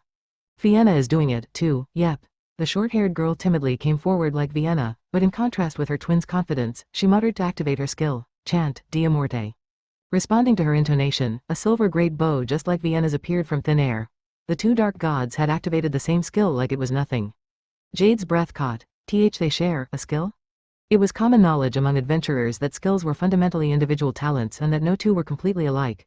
What they had just witnessed was clearly out of the ordinary. Of course, since we're two as one. Vienna snorted at Jade's shock, proudly puffing out her chest as she licked her lips like a hungry beast and eyed everyone there. All right, which offering should we eat first? 32, here they come, Lululi, Jade called. That snapped the white mage out of her stupor, and she hastily activated her skill. Skill activate, Sigurth Revive. This was Lululi's powerful Sigurth skill, which conferred potent automatic healing effects. She granted it to Jade, their tank, while also sincerely apologizing to Alina. I'm sorry, Alina, a Sigurth skill won't work on someone who possesses a Dia skill. Unlike Jade, I'm not in the habit of getting beaten to a pulp, so I'll be fine. More importantly, you should get back, Lululi. It wasn't like an apology from Lululi would do Alina any good, but it was in her nature as a healer to give one anyway. For a moment, she fell silent and grew very downcast before she hid herself behind some rocks, as instructed. Damn it, two dark gods. Jade raised his great shield and drew the longsword at his waist. Beside him, Alina eyed the enemy warily. She was on the verge of activating her skill when... a cutie? It's a cute boy. I found a cute boy. Vienna's eyes suddenly sparkled. She'd turned her enthusiastic gaze on Jade, noticing his youthful features. Her innocent excitement was like a child's, but then she shattered that illusion by artlessly calling forth a silver arrow from her hand and knocking it in her bow at Jade. One cutie boy soul for me. At the same time, Alina dashed out from beside Jade. Skill activate, Dia Break. Clasping the warhammer that had appeared with her intonation, Alina smacked Vienna's arrow aside the moment it left the girl's bow. The arrow went in the other direction, snapped, and quickly dispersed into thin air. Our powers aren't even. The arrow had felt so light that Alina widened her eyes. When she'd crossed weapons with the dark god Silha, their strength had been so close that she struggled to overcome him. Was this just because of how a bow and arrow worked, or was there more to it than that? As Alina thought this over, she fixed her aim on Vienna and dashed in. Vienna met her attack, not in the least bit rattled to see that her first move had been easily struck aside. Despite Alina coming closer and closer, the dark god made no effort to evade. Not only that, she made no effort to defend herself either. Instead, she lackadaisically watched the warhammer. Right before Alina struck, Vienna cut between them. The striking end of Alina's warhammer hit Vienna. Her blow blew away the entirety of the girl's upper body, the little god core in her throat and all. She's soft. The dark god Silha had possessed a sturdy body that repelled from Alina's Dia skill, her warhammer. Compared to that, Vienna's form was far more fragile than a human's, like paper. She'd felt so flimsy that a shudder ran down Alina's spine. And that sensation proved correct. Wah, the half of Vienna's body that had been dramatically smashed off wriggled, and the dark god reformed in the blink of an eye. In less than a few seconds, Vienna had reconstituted herself, her clothes intact. She had already drawn back her bow again, training her arrowhead at the spot between Alina's eyes. NGH, Alina wrenched herself aside just as a giant arrow skimmed past her ear. Alina lost her balance slightly, and Vienna aimed another arrow at her. Checkmate already? She said with a smirk, then fired her arrow. The attack caught Alina completely off guard, but it failed to hit its target. Passing through empty air in vain. Where? She was above. Having made an aggressive leap to evade the arrow, Alina looked down to find Vienna glancing around in confusion. With a scream, Alina struck the top of Vienna's head with the full force of her fall. A dull plunk rang out in the pale blue of the cave, but yet again, her blow felt too light, without enough resistance. Alina landed before Vienna, who was standing there in a daze, her head and right shoulder torn off. There was no question that she'd destroyed the god core in Vienna's throat, but... Alina gasped. Vienna's body wriggled around as it regenerated before her eyes, just like Vienna's had. Within seconds, the dark god was as good as new, core and all. She looked entirely unperturbed. No way, do these guys have regenerative powers? Jade cried, finally figuring it out. Ding ding, Vienna acknowledged as she cackled. I told you, we're two as one.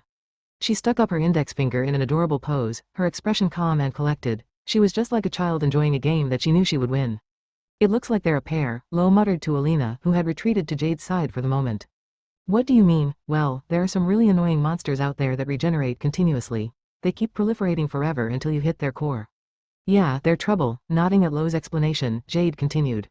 And if those regenerating monsters come in pairs, two things can happen. Either they'll keep regrowing until you take out whichever monster is the mon body, or they'll keep proliferating as long as one of them remains. I bet this dark god is the latter type. The latter? Asked Alina. So you're saying they won't go down no matter how much I hit them? There are things you can do against monsters like that. like softening them up equally, then finishing them off with a sweep from wide area magic. But there isn't any area of effect magic that works against dark gods, Lo groaned uneasily. Our only option is to destroy both their god cores at once, Jade proposed, but his expression was grim, no wonder. Alina also scowled, then muttered, but attacking both at once with a warhammer, that's impossible. It would be one thing if she had a great sword with a wide area of attack or black magic at her disposal. But warhammers fundamentally struck one thing at a time, so it was practically impossible to hit two targets at once with them, especially when those targets were bouncing around. Jade must also have understood it was an unreasonable demand. He fell silent as he warily observed the twin dark gods, desperately trying to think of a way to eke out a win. But what is this place anyway? It's so dark and dank and dreary.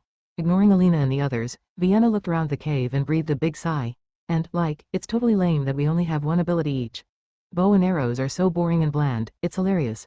I'm sick of this thing, don't you think so, too, Vienna? Vienna likes it a lot, the other girl insisted. But Vienna ignored her, hands on her cheeks in ecstasy. For your sake, we've got to eat lots more offerings and get more abilities. I wonder if there'll be more offerings up above if we can get out of this wretched place? Vienna gave a wicked smile that contrasted sharply with her adorable appearance, charging the air of the cave with tension. On their way to the hidden dungeon, Jade had told Alina of his theory, that there were multiple Dia skills sealed in a god core and that a dark god could use as many Dia skills as the number of people they had slain. Inferring from what Vienna had said, that theory was most likely correct. The town closest to the Forest of Eternity was Ifole. Lots of people had gathered there today for the Centennial Festival. If Alina and the others all lost their lives, and the dark gods went up above ground, no one would be able to stand in their way. We have to defeat them here. That had always been the plan. She had no intention of letting anyone in Silver Sword die. Just thinking about it is getting me excited. We've got to devour these offerings quick and get up above. Vienna's attitude flipped right around from her earlier boredom, and then that big silver bow appeared again in her hands. Alina. Jade, who had been silent for a while, finally opened his mouth. Their god cores are pretty small. I bet they're two halves of a single core. From what I can tell, that means their attack power and durability are lower than Silha's individually. Yeah, I agree. Though they lacked Silha's strength and durability, the twin dark gods could endlessly regenerate as long as their counterpart remained. Silver Sword would never win against them by taking the brute force approach, as they had with Silha. Vienna is after me, Jade said. I'll draw her to me and lead her around. You take Vienna. We'll get them in a row, then destroy both cores at the same time with your warhammer. That's the best possible way to do it right now. You'll lead Vienna around. It's true her arrows are weaker than the weapons Silha used, but you obviously can't repel them with a Sigurth's skill. If one of those girls gets a clean hit on you, you're dead. Don't worry about that. I have a plan. Oh really? Okay, then. Let's go. With that cry, Jade and Alina leapt forward, racing in opposite directions.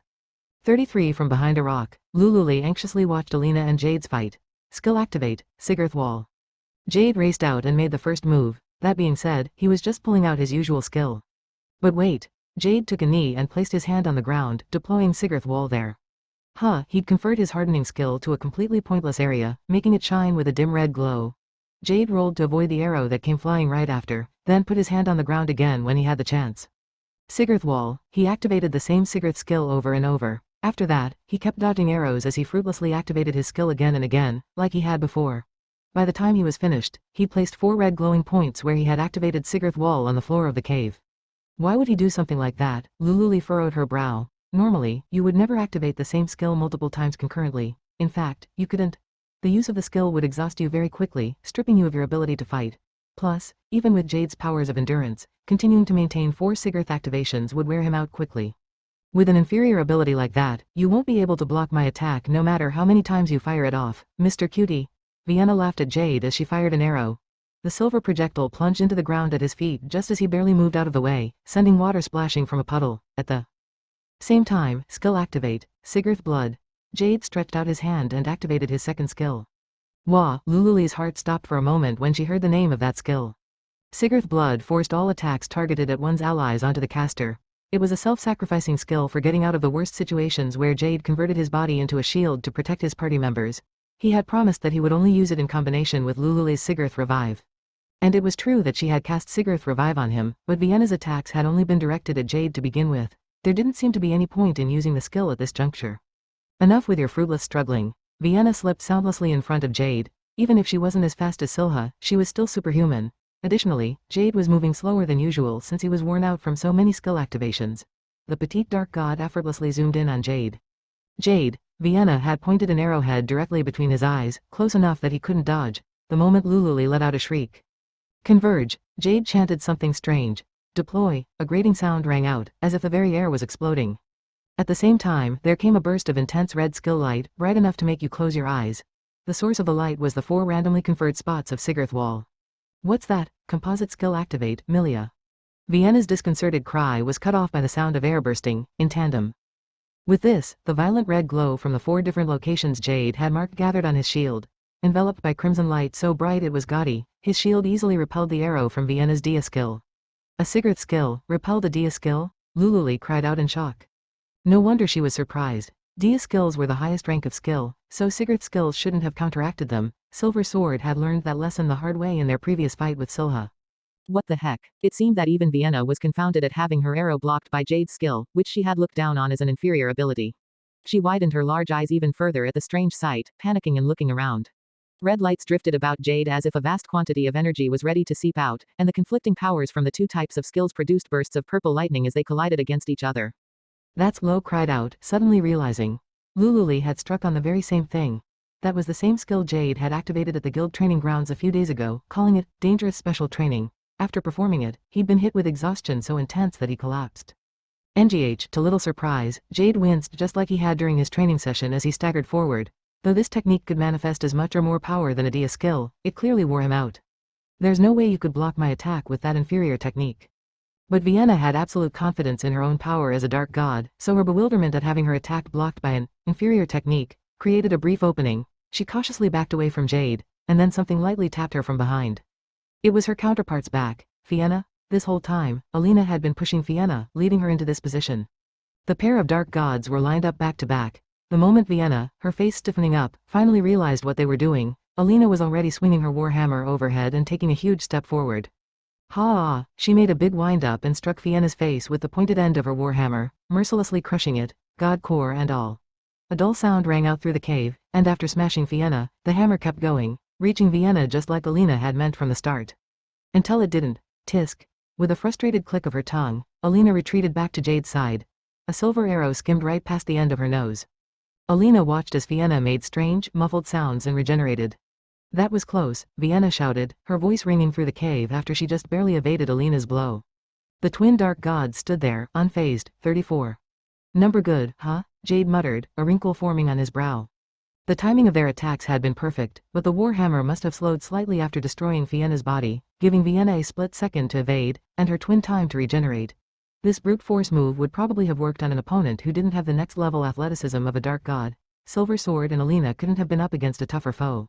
Are you all right, Jade? Alina glanced over at Jade, who was already drenched in sweat.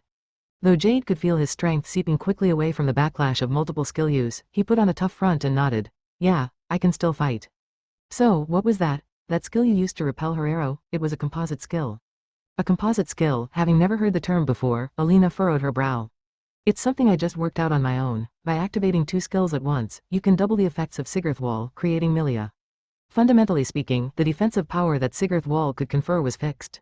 No matter how many times you recast it, the effects would not stack, and there was an upper limit to how much it could enhance defensive power. So ordinarily, it would never be able to withstand the attack power of a blow that surpassed the upper limit of its defenses, a Dia skill. However, there was a single technique that could let him surpass that limit. It was a method only available to Jade, who possessed multiple skills and exceptional endurance. He could combine the skill with other skills to force a layering of the effects of Sigurth Wall. He'd hit upon the idea of using Sigurth Blood to accomplish this. Sigurth Blood forced all skills directed at his allies to himself. Technically speaking, however, it directed all skills around him to himself unconditionally. By taking advantage of Sigurth Blood's special characteristic, he could point the Sigurth Wall castings he'd activated back on himself, allowing him to layer Sigurth Wall despite the fact that it couldn't ordinarily stack.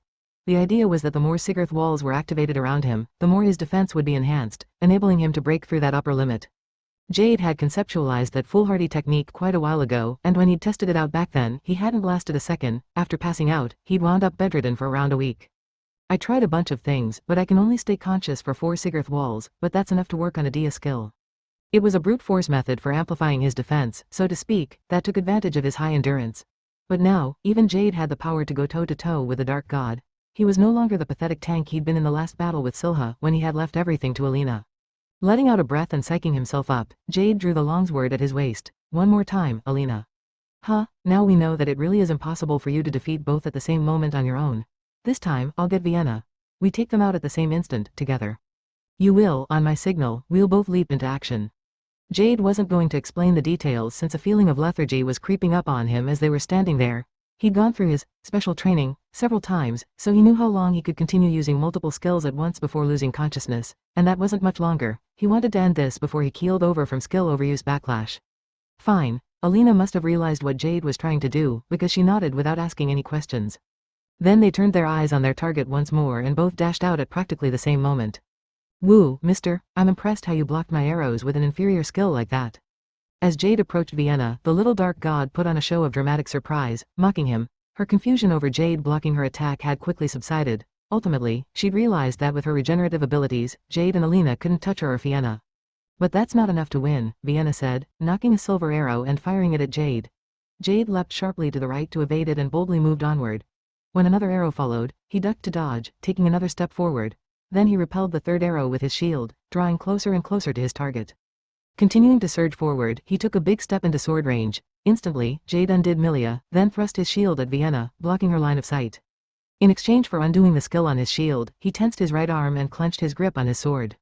Converge, deploy, the scattered red lights were yanked toward Jade, instantly wrapping around his blade.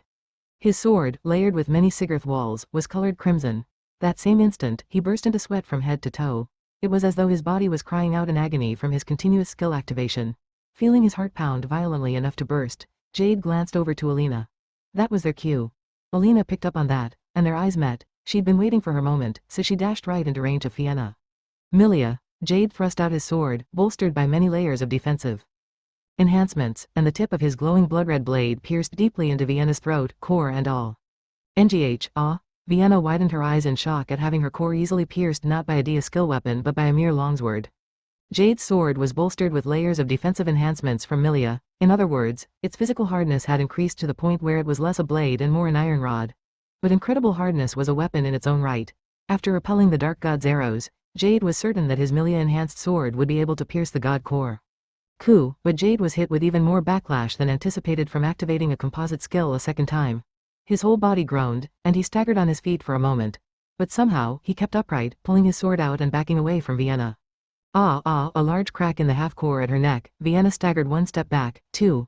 Neither her painful-looking wound nor her core, now bifurcated, began regenerating. Jade glanced over and saw that Alina had blasted away Vienna's core, and her face, with her warhammer. It worked. Judging from how the Dark God duo's regenerative powers weren't working, it seemed like Jade had managed to break the core at the same time as Alina. He was thankful she had such an excellent sense for combat and tactics execution. Even though she was just a receptionist, she had easily pulled off timing her attack to the same moment as Jade. That wasn't normally something you could just do on the spot. Her talents really were wasted on office work. Regardless, now they had completely blocked the Dark God's regenerative powers. Uncharacteristically certain of his victory, Jade relaxed just a tad. That was when it happened. Too bad, musical note. A silver arrow flew straight at Jade's face. It was going to hit him, but as he stood there frozen in horror, the arrow was smacked aside, right in front of him. Alina had saved him. Hold on a minute. I know we attacked simultaneously. Alina sounded a bit tense as she came over to Jade. She was watching Vienna regenerate before their eyes while Vienna, having repaired the damage to her core, was smiling with composure. That's so amazing, mister. I knew a cute guy like you would be different. Wah, the sight left Jade in shock. There was no question that he and Alina had attacked at the same time. Simultaneous attacks won't work. Why? Jade was confused. He could have sworn they'd gotten both their cores. Both dark gods should have died, but they'd still been able to use their regenerative ability somehow. But you know, it really stings to get beat up by a low-level spawn, even if he is cute. Vienna was murmuring something. It's humiliating, isn't it? It's humiliating. A moment later, Vienna turned her eyes on Aiden. Give me an offering, more power, give me a technique. She drew her bow at Aiden as if she were taking her frustrations out on him. Noticing that with a gasp, Jade ran toward Aiden. He drew his sword and deflected the arrow with a deafening clang, but he'd failed to brace himself properly first, so he ended up being flung backward to the hard stone ground. Practically rolling, Jade called out to Lo. Take Aiden above ground, he's in the way. Aiden started saying something on reflex when Jade screamed that out. But Aiden's expression immediately turned harsh, and he closed his mouth. His gaze wandered for a while, then landed on his allies' bodies. Ultimately, he couldn't get a word out, so he just weakly hung his head. Now that Aiden realized the true nature of what he'd been seeking, the hidden side of the allies he'd believed in, and the pointlessness of the plan he'd pinned his last hopes on, he was crushed. Are you sure, leader? Lo asked in confirmation, just in case. Silver Sword would lose their black mage if he took Aiden up. If the dark gods get outside, Lo, I'll be counting on you, Jade replied in lieu of an answer. He wasn't about to treat Lo like a burden, but it was a fact that if someone was going to leave the front lines, then Lo, who had no effective moves against dark gods, was the best choice. I don't know if I can defeat them with my skills, either. Well, if that happens, leave it to me. And with that show of courage, Lo slung Aiden over his shoulder and went up the stairs. Ah, the offering ran away. Vienna's face went red as she stamped her feet in frustration. I'm mad now, Vienna, angry at how nothing had been going her way. Vienna called out sharply to her counterpart. Vienna came up to her twin as ordered, feet tapping on the stone floor. A beat later, Vienna was mercilessly thrusting her nails into her throat, gouging out the little god core that was embedded in there. Wah, what is she, without her god core? Vienna's body crumbled away and vanished. Vienna didn't even stop to watch her twin expire, her face twisted with rage as she swallowed the stolen god core. You made me mad, the girl's low voice rang out eerily in the cave. Die, die, die, Vienna muttered under her breath as her body began to swell. Her cute little face and hands ballooned before their eyes, losing all traces of girlishness. Jade stiffened at the bizarre sight. He couldn't understand what was happening in front of them. Wah, eventually, a woman with brilliant golden hair appeared. But she was about twice as tall as a normal human, big enough that the silver great bow that the girls had carried seemed small in her hands. She was expressionless, with hollow eyes and a slack jaw. And at her neck, a giant core even larger than Silha's shined with an eerie black luster. There was a zip as a strong gale passed Jade's ear. Huh, a foolish-sounding noise slipped from his mouth. That hadn't been the wind, it was one of the giantess's silver arrows. A beat passed, then a violent crunch resounded from the rocky area near Jade. It was the sound of the arrow hitting the rocks and digging deep. The silver projectile was unable to withstand the speed with which it had been fired and fell apart. Jade's breath caught as he watched this out of the corner of his eye. He hadn't been able to see it, he hadn't been able to move a single step. He hadn't even been able to sense its presence. It was pure coincidence that the arrow had punctured the earth instead of his head. I am Vilfina, the giantess muttered sluggishly, but she moved with precision, and next she pointed her arrowhead at Alina and said quietly, die. 35A shiver raced down Alina's spine. The arrow fired by the giant woman who called herself Vilfina made a ferocious shrieking noise as it tore through the air toward her. It was so fast that it headed for Alina in a straight line instead of an arc. Alina's mind went blank for an instant in the face of the arrow's tremendous speed, but she forced herself to snap out of it and raised her warhammer practically on reflex to defend herself. The silver arrow's aim was true and struck her weapon. And then a weak whoosh sound rang out, huh. Alina's eyes widened as she stared at the sight in front of her. Moments ago, she'd repelled the dark god's arrows with ease. But now, Vilfina's arrow plunged into her weapon in the blink of an eye. It had destroyed her warhammer, and the brutal arrow still didn't stop there, its trajectory changing only slightly to dig into Alina's side. Stabbing pain seized her entire body. As her field of vision constricted, the remains of her silver warhammer burst into silver particles and scattered. Alina had never seen such a thing before, and it sent her thoughts screeching to a halt. She was thrown backward and rolled across the ground. Ka, she'd only taken an arrow to her side, but her entire body was racked with immense pain. It hurt so badly, she felt like she was going to pass out. Her thoughts swirled as the woman who had called herself Vilfina lumbered toward her, holding an arrow right in her hand. I am Vilfina, die, I am Vilfina, she muttered as she raised the silver arrow over the fallen receptionist. 36, Alina. Just as the giantess slammed down the silver arrow over Alina, Jade leapt in at the last moment, grabbing Alina and rolling away to avoid taking a hit. Gah, in the process, the arrow skimmed Jade's upper arm. Despite only grazing him, the projectile easily penetrated his armor, digging into flesh and carving a deep wound. Having failed to capture its prey, the arrowhead plunged into the hard rock ground and made an eerie TNK noise, gouging a deep hole. Jade staggered at the shock of the impact, but he got away from Vilfina, Alina in his arms. What the heck is she? Vilfina slowly lifted her head. She looked unsightly, like some sort of botched human. She must have lost sight of Jade, as she scanned around the area a bunch of times with vacant eyes. She was terrifically powerful but moved slowly, like a low-intellect monster. Figuring out this much, Jade carried Alina to Lululi. Ah, Alina. Lululi blanched as well as she raced up to Alina. She's avoided a fatal injury, but this wound, it's strange. Jade lay Alina down while keeping a wary eye on Vilfina, who was lumbering toward them, his face twisting in agony from the wound. Jade's arm wasn't bleeding, even though it had been cut deep enough to slice an artery. Instead, the wound was all black. And on top of that, the Sigarth Revive cast on Jade wasn't working. The healing wasn't kicking in at all. Is it not a normal wound? It hurt so badly that it was as if there was something writhing and raging around inside the wound. Alina was also in such intense pain that her forehead had burst into sweat, and she was clenching her teeth like she was in agony. Is that also from? Jade looked over at the giantess and furrowed his brow. The large woman, staring into space as though her thoughts were frozen, did have a giant god core at the base of her neck. Carved on each of her cheeks were the half marks of Dia, the two lining up eerily. He thought back to what Vienna had said proudly on many occasions, we are two as one. When combined together, the half marks of Dia inscribed on both her cheeks did indeed create a single magic sigil. Is that hulking creature the twin dark god's true form? Vilfina had the mark of Dia and a giant black god core. Purely in terms of her characteristics, that did indeed make her a dark god. But she was clearly different from Silha. He possessed thoughts and feelings, but Vilfina was like another entity entirely, one which just so happened to resemble a human being. Heal. Seeing that Sigurth Revive wasn't working on Jade, Lululi cast her healing magic on Alina. But of course, if even a Sigurth skill wouldn't work on the wound, there was no way that magic, which was even weaker, would be effective. Minnows, still not giving up, she tried another spell, but that didn't work, either. It seems like, it's not poison, but magic doesn't work at all, either. Haha, it's no use. My shots are arrows of death, came Vienna's voice. Unbeknownst to Silver Sword, Vilfina had vanished, and the twins had returned to their separate forms. Vienna was hopping around in joy, laughing at the consternation of Jade's party.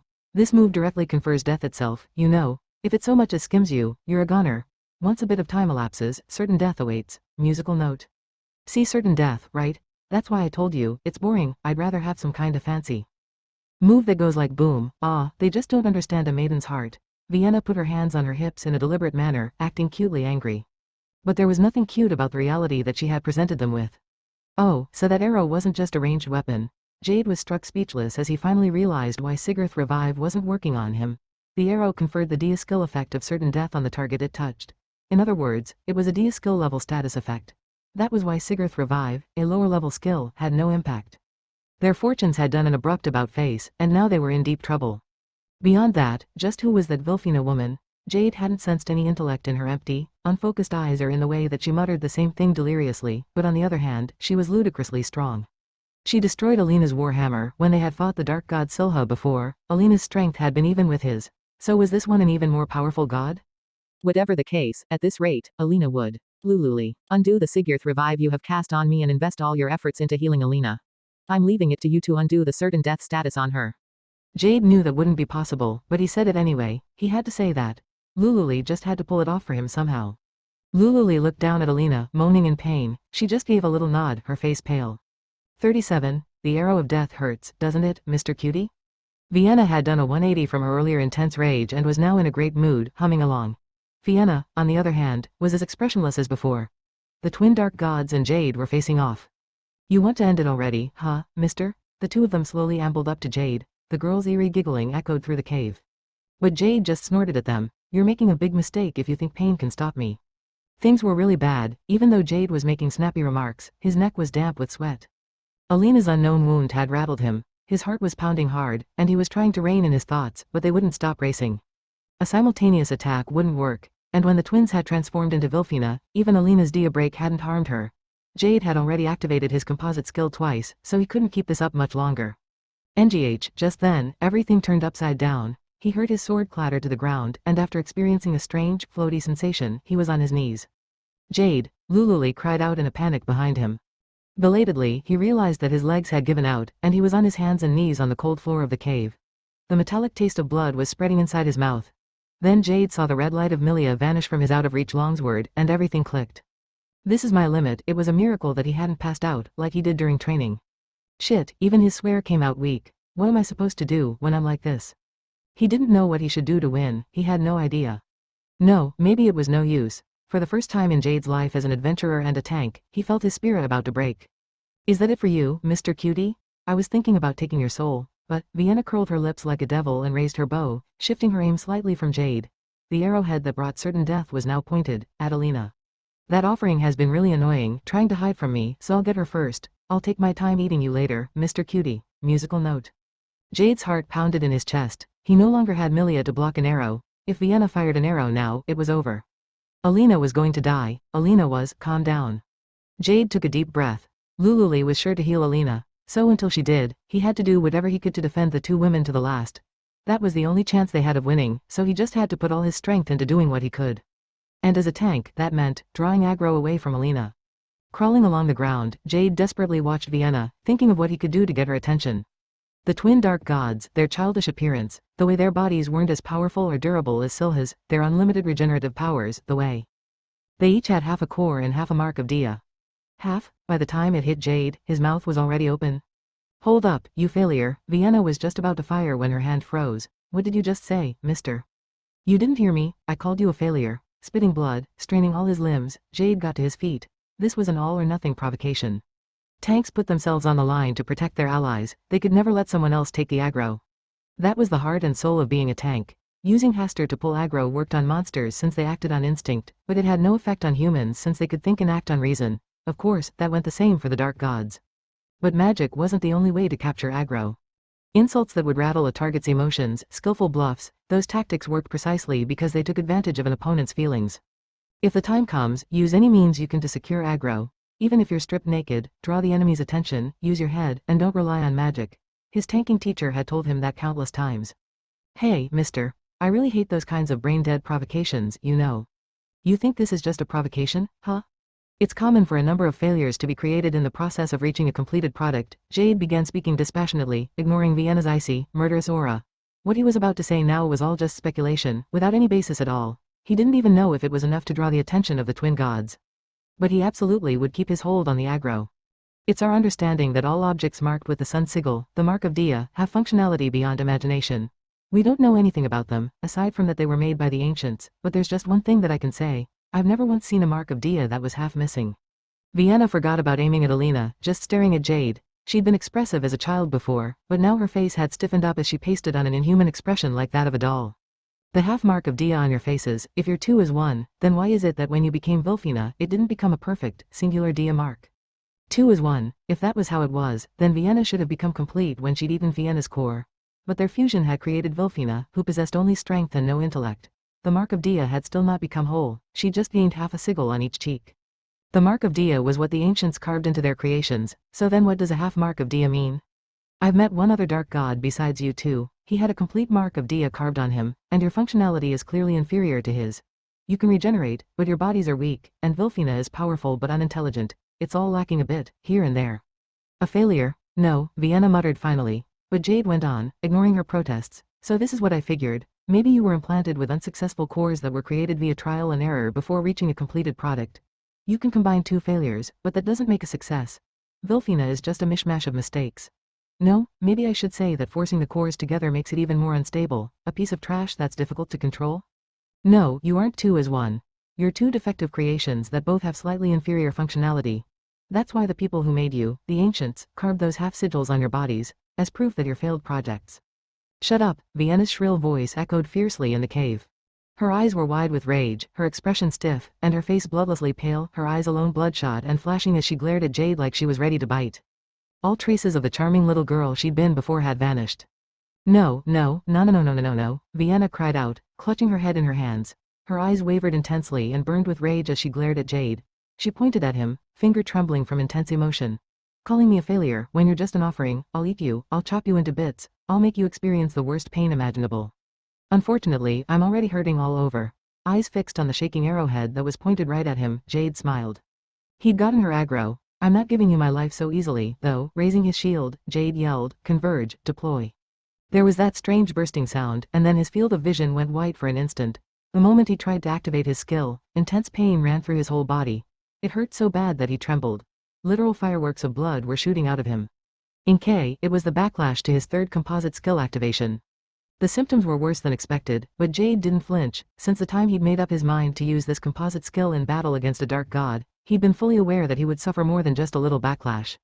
Combined with the wound from the arrow of death in his arm, he was in intense pain. He wasn't even sure where the sensation was coming from anymore, but he used his iron will to push down the agony assaulting his entire body. He just about staggered, but he forced himself to brace, biting his lip to restrain the urge to pass out from pain. Heedless, Jade continued, composite skill, activate. A frustrating memory from not so long ago flickered through his mind. He'd been helpless in the face of the strange and powerful foe that was the dark god Silha. Alina had been in danger, but he hadn't been able to move at all.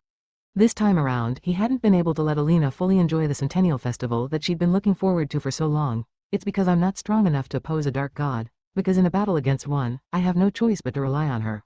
He wanted the power to be able to fight evenly against a dark god. He wanted to be the kind of man who could give Alina the peace that she wanted.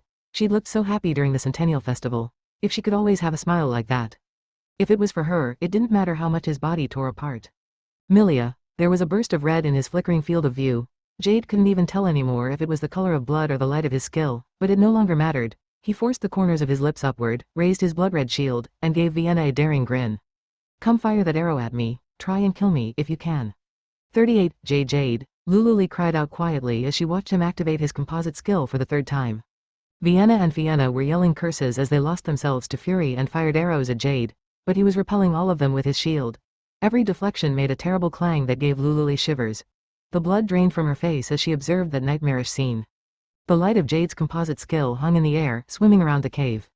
Lululi watched on in terror. She was afraid. She had no way to meet Jade's expectations, even though he was giving himself up to protect them, shaving down his life while believing in her.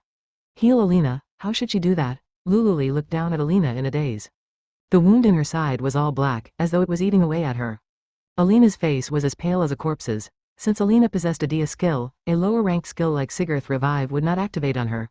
Even if it had, judging from how her ability hadn't worked on Jade's wound, it wouldn't be useful regardless. White magic wouldn't work, either. But she had to heal her. Think.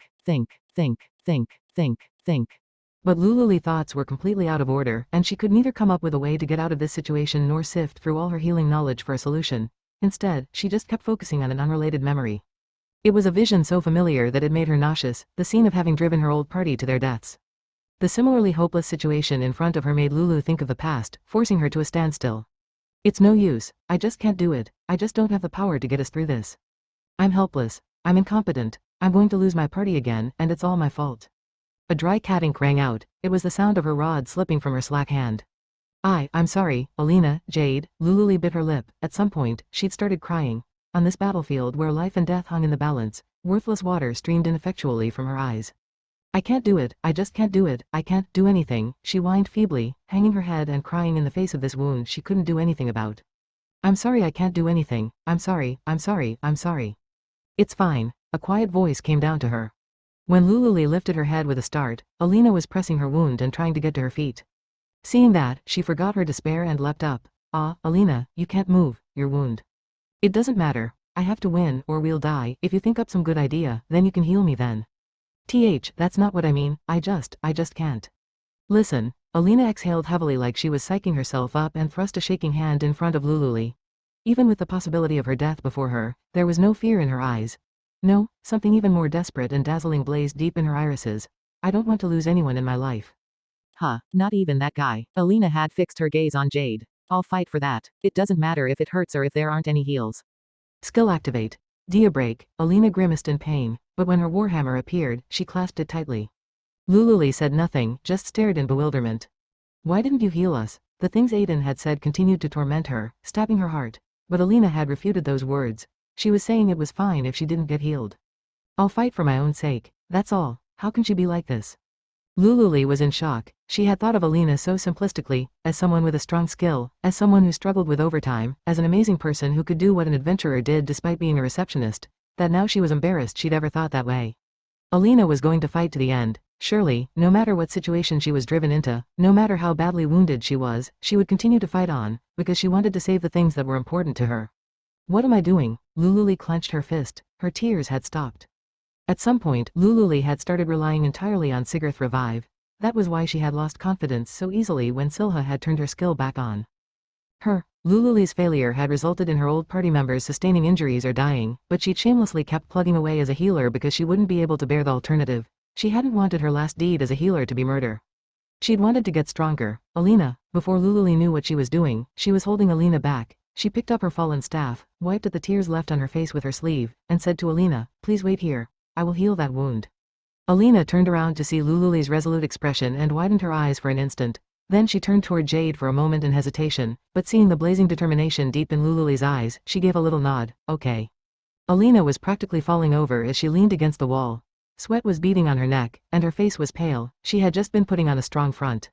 Next, Lululi called out to her party leader, Jade, please give me a little more time, I'll heal Alina. Roger. Lululi hated Sigurth Revive, the ability she'd been granted. It hadn't manifested when her allies had been on the brink of death. It hadn't been useful when it had mattered most. That was why she had never tried to learn more about it. She had never thought about the possibilities it could offer. She hadn't, for instance, even tested whether double casting it would stack. But Jade and Lo had been watching over Lululi all this time. Alina had forgiven Lululi for being so stupid and giving up on trying to heal her. So Lululi wanted to save them, this time, for sure. There was a limit to what people could do. That was true, but she didn't want to use that as an excuse to give up on the lives of the friends that were dear to her. If there was no way forward, then she should just make a new one. Jade had pulled it off, so she should be able to do it, too. Don't you worry about me. Jade sounded somehow glad to hear Lulule's assertion. I'll keep you both safe while you're treating her. You focus on healing. Okay, even a Sigurth skill, if it was reapplied, could become equal to a Dia skill. Sigurth Revive was a powerful healing skill that would keep whoever it was conferred to in an able-bodied state. It also cured status effects. If Sigurth Revive could reduplicate, then by layering it on a target, Lulule should be able to erase the certain death status effect that had been conferred to Alina via a Dia skill. She had no choice but to bet on that possibility. If Lulule's guess was wrong, or if she ran out of strength before she finished casting, or if she failed, then it would all be over. Alina would die, along with Jade, Lo, and everyone in Ifole. But she would do it. Skill activate, Sigurth Revive. Putting her hands to Alina's blackened wound, Lulule activated her skill. The red light of the Sigurth skill gushed out, but within seconds, it was quashed by the black darkness and weakly faded away. But before the light of the skill was completely extinguished, Lulule used it a second time. Skill activate, Sigurth Revive. The ability surged out once more, tearing undauntedly into the Dark God's Dia skill. Her vision wavered. Lulule was assaulted by a feeling of lethargy she'd never experienced before. It was like someone had tied lead around her entire body. Her strength was rapidly being drained away. That was clear to her. Sweat burst from her every pore, and her heart started racing. This was beyond what could be described as exhaustion. There was clearly something wrong with her. But Alina's wound was still not healed. Sigurth Revive, which she'd cast twice, was starting to disappear, too. Ill activate, Sigurth Revive, please work. Lulule prayed to the gods and activated her skill for the third time. She was assaulted by an even sharper dizziness than before. Her consciousness was muddled and growing dim, but she dug her nails into the hard rock and desperately kept herself awake. Jade's been withstanding pain like this until now? I haven't accomplished anything. I hate Sigurth Revive so much, but I've been relying on it entirely. I can't give in. If a party's healer gave up, then it was all over. Skill activate, Sigurth Revive. Now was the time, and Lulule went for it again. The red light of her Sigurth skill grew denser before her eyes. The palm of her outstretched hand felt hot enough to burn. Her breathing came fast and hard, and she wasn't getting enough air. She felt like she was suffocating. But she couldn't give up. She could never give up, because only a healer could cure her comrade's wounds. Out of the corner of her eye, she saw that the red light had started to push back the darkness, just a little. Skill activate, Sigurth Revive. This is my duty. 39 With Aiden slung over his shoulder, Lo ascended the dark stairs that led to the surface. Shit, why is this happening? I just wanted a Dia skill, Aiden muttered. He'd been complaining to himself for a while. He was being selfish, but Lo didn't get angry at him or argue back, just silently ignored him as he focused on getting up above ground. Right now, Lo just had to take Aiden away from this dungeon. It's her fault, that murderer ruined my life, Aiden went on. Come on, you're being obnoxious. But as soon as they crossed over the magic frozen lake and reached the shore, Lo sighed and shoved the man away. Aiden hastily got to his feet, but then his expression stiffened. Lo had thrust his rod right at his nose. Before Lo's piercing gaze and magic rod, Aiden swallowed what he'd been about to say. You've been grumbling to yourself all this time, but you've got it all wrong, you moron, said Lo. What's wrong about what I said? My party died because of that murderer. I lost my right arm, and my eye. If that had never happened, then I wouldn't have been forced into this pathetic. Aiden was unable to continue because Lo had closed his mouth. No, that was putting it too lightly. Lo had grabbed hold of Aiden's cheeks so hard that his nails dug into his skin, drawing blood and forcing his mouth shut. Talk smack about Lulule one more time with that filthy mouth of yours, and I'll crush half your face. That was how far Lo had needed to go to finally make Aiden see things clearly. Despite the mage consistently staying out of Lulule's business, his eyes were now seething with rage. His murderous intent was so fierce it sent chills down Aiden's spine. Aiden felt incredible fear beneath Lo's gaze. He had no real basis for this, but he knew that the look in the mage's eyes was clearly abnormal. Lo wasn't staring at Aiden like he would a person or living thing with the eyes of a seasoned adventurer. If anything, Lo was wearing the blood-soaked gaze of a killer, of a man completely familiar with murder. What are you? Aiden couldn't help but ask while trembling, so scared that he forgot the pain in his cheek. Are you really an adventurer? I'm under no obligation to reply to you. Lo dismissed Aiden's question and continued dispassionately. Listen, I'm a gentleman, so I won't be so crass as to criticize someone else's past. And I never gave a damn about what's done, about who's at fault and who isn't. But, Lo paused a moment, then continued quietly. Lulule never ran from being a healer. She never turned away from her weakness. But you, on the other hand, tried to turn to something strong. I don't care if it was a Dia skill or whatever, to avoid owning up to your faults. It would be easy to cut you to pieces right now, but that would just make Lulule cry. She'd feel regret, even over a scumbag like you. So whatever. If you aren't gonna grow up and stop acting like a spoiled brat, then don't ever show your filthy face to Lulule ever again. Lo shoved Aiden away, then started walking for the forest exit without another glance. I'm gonna go call for backup from guild headquarters. If the dark god comes up top, no matter how many people are up here, it's over. Unlike Lululi, I'm not so kind as to waste my time on a loser like you. Go ahead and run or whatever, Lo spat. Behind him, he sensed Aiden hesitate, then vanish into the woods. After listening to him go, Lo headed for guild headquarters. A burst of bright red light from a Sigurth skill momentarily dyed the pale blue cave crimson. Lululi's breath caught. Her repeated Sigurth revives had eaten up all the Dia Morte conferred by the dark god. At the same time, it had healed Alina's damaged organs, connected her severed muscle fibers, and reformed her torn skin, closing her grievous wound. The darkened area on Alina's body gradually narrowed, then vanished. Then, as if it had used up all its strength, the red skill light of Sigurth revive also melted away. But the hole in Alina's cloak now showed unwounded skin, perfectly restored. I did it, Lululi breathed. Sigurth revive could stack. As Lululi hazily digested that fact, she was grateful for her skill for the very first time. Her shoulders were heaving, her whole body was soaked with sweat, and she was chilled to her core, but she was filled with a sense of accomplishment. I cured Alina, Lululi raised her voice, feeling somewhat proud. Before she knew it, she was shaking the unconscious receptionist by the shoulders. Alina, Alina? But no matter how many times Lululi called out to her, Alina's heavy lids did not move. Huh, it couldn't be, had she not made it in time? Had the certain death conferred by Dia Morte already come to pass? Lululi widened her eyes. Her heart was ice as it fluttered in her chest. Alina, please get up, I don't want you to die, Alina, Lululi yelled. Just then, her vision wavered. Heaven and earth flipped, and before she knew it, she had collapsed atop Alina's stomach. Ah. It was the backlash from skill overuse. Not at a time like this. Though her hands could barely move, Lululi desperately tried to pull Alina up into a sitting position. But darkness was slowly creeping over her vision. Ali, nah, and then Lululi passed out. 40. Jade's consciousness was fading. He didn't know how much time had passed since Lululi had begun healing Alina, but Alina still showed no signs of giving up, and he hadn't heard from the desperate white mage since then, either. But Jade believed in Lululi. The problem was that his body couldn't hold out any longer. Goff, he was spitting blood again. Clearly, he was being hit with backlash from having repeatedly activated his composite skill. Blood was oozing here and there, and his body felt like it was burning. After a certain point, however, he'd also started feeling frozen to the core. He had experienced this sensation a few times now. This was proof of oncoming death. Things were finally getting bad. Ah, I'm gonna pass out. Jade's mind clouded over for an instant. The next moment, he came to his senses and saw an arrowhead appear before him, as though he'd warped forward through time. Just as Jade realized he'd passed out for a moment, one of those terrifying arrows that brought death with just a touch was inches from his face. I have to go, Alina suddenly thought, feeling floaty, like in a dream. She felt like she'd been in a very bad situation just a moment ago, but she couldn't remember why. Instead, an old memory came to her. She had to go, but where? Oh yes, to the Centennial Festival. Alina's burning desire to attend the Centennial Festival had bloomed in her. Second year as a receptionist. That had been right in the middle of the Centennial Festival special bonus period. Huh, you don't know about the Centennial Festival, miss? A chatty adventurer who had come to her reception window asked with exaggerated surprise. It's going on right now. I see, I'm not particularly interested. You should try going, even if it's just for the third day. It's real pretty. I have to do overtime again because of you guys, though. Cursing the adventurer in her mind while struggling to keep her feelings off her face, Alina went about stiffly processing the quest. All the while, the chatty adventurer kept endlessly flapping his lips. For the big event on the third day, there's this thing called the Soul's Rest Ceremony. The magic lights are so, like, woo in the sky. It's so pretty, it makes fireworks look like nothing. The Soul's Rest Ceremony? Yup, it's a service for the souls of departed adventurers. That's a pretty depressing thing to do during a festival. We mourn them by partying over the course of the event to keep it from being depressing. It's beautiful, if all's famous for it.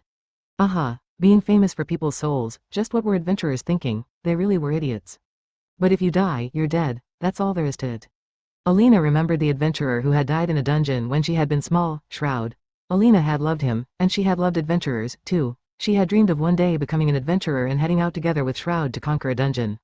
But reality was cruel. One day, Shroud was attacked by monsters in a dungeon, and he exited. Alina's life just like that.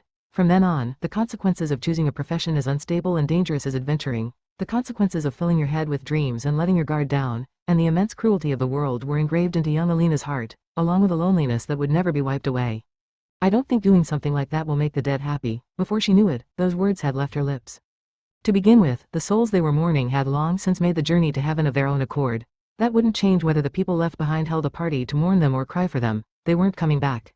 The departed wouldn't be able to stand their deaths being used as plausible pretense for an event that attracted customers, either. If it were Alina, she would have definitely been mad. The adventurer blinked in shock for a moment at Alina's cold remark, but when he saw her dispassionately process his quest, he smirked. Well, yeah, sure. That sort of thing is done to satisfy us, the survivors. I see. That was even more stupid. Engaging in this chit-chat was a waste of her time. She wanted to see him off already and finish up the work she had piled up. Thank you very much for the wonderful conversation, she said. The next person is waiting, so. Ah, sorry. After driving away the lingering adventurer with a by-the-book remark, Alina went back to battling the adventurers as they came surging forward again. I'm tired. Later that night in the office after hours, Alina was lying face down on her desk by herself. She could faintly hear the bustling of the celebration. Outside, the third day of the Centennial Festival was in full swing, and lights as bright as day were flickering out the window. There was a mountain of documents left that she had to clean up, but she had no more motivation to do overtime, and she was completely exhausted. Alina was still unused to business at the reception window and dealing with talkative adventurers, so she felt pressure to avoid making mistakes. The day shift alone had used up all her strength. The Soul's Rest ceremony, huh? For no particular reason, she found herself looking at a flyer for the Centennial Festival. It turned out that the ceremony the adventurer had mentioned was the main event of the evening of the third day. People stuck magic balls of light into special bottles made using the technology of the ancients and gathered them at a special installation at the square. Then at the stroke of midnight, the bottles would melt away, and the magic lights would rise into the sky all at once.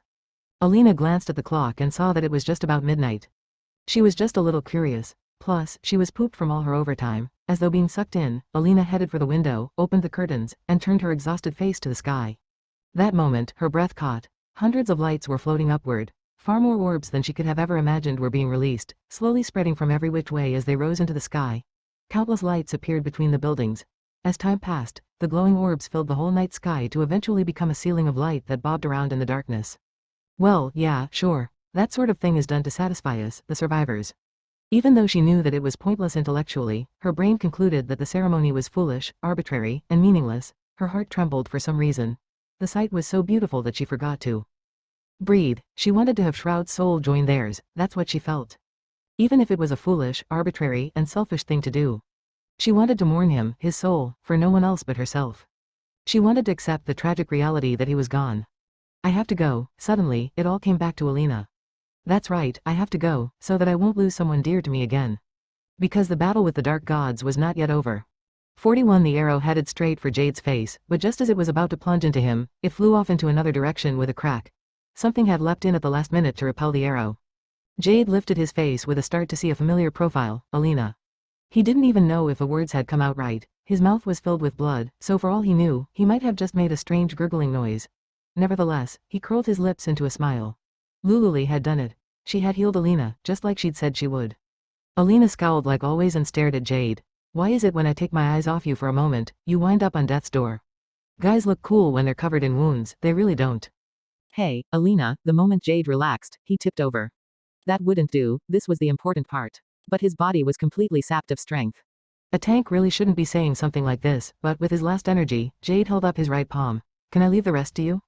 Yeah, nice work. With that short reply, Alina smacked her palm against Jade's. Her hand was small and soft, and the sensation of it was so delicate that he felt frustration well up inside him at having to rely on it again. Counting on you, and that was the last thing Jade was aware of before he blacked out. 42 Jade swayed and keeled over right past Alina's side to fall over with a splat.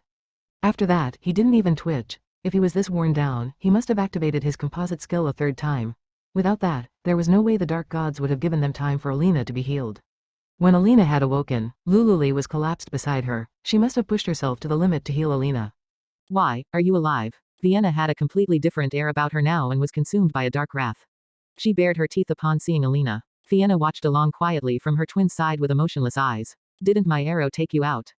Not quite, so here I am. Vienna clicked her tongue with even greater irritation at Alina's non-answer. But frankly speaking, Alina didn't know how Lululi had healed her wound, either.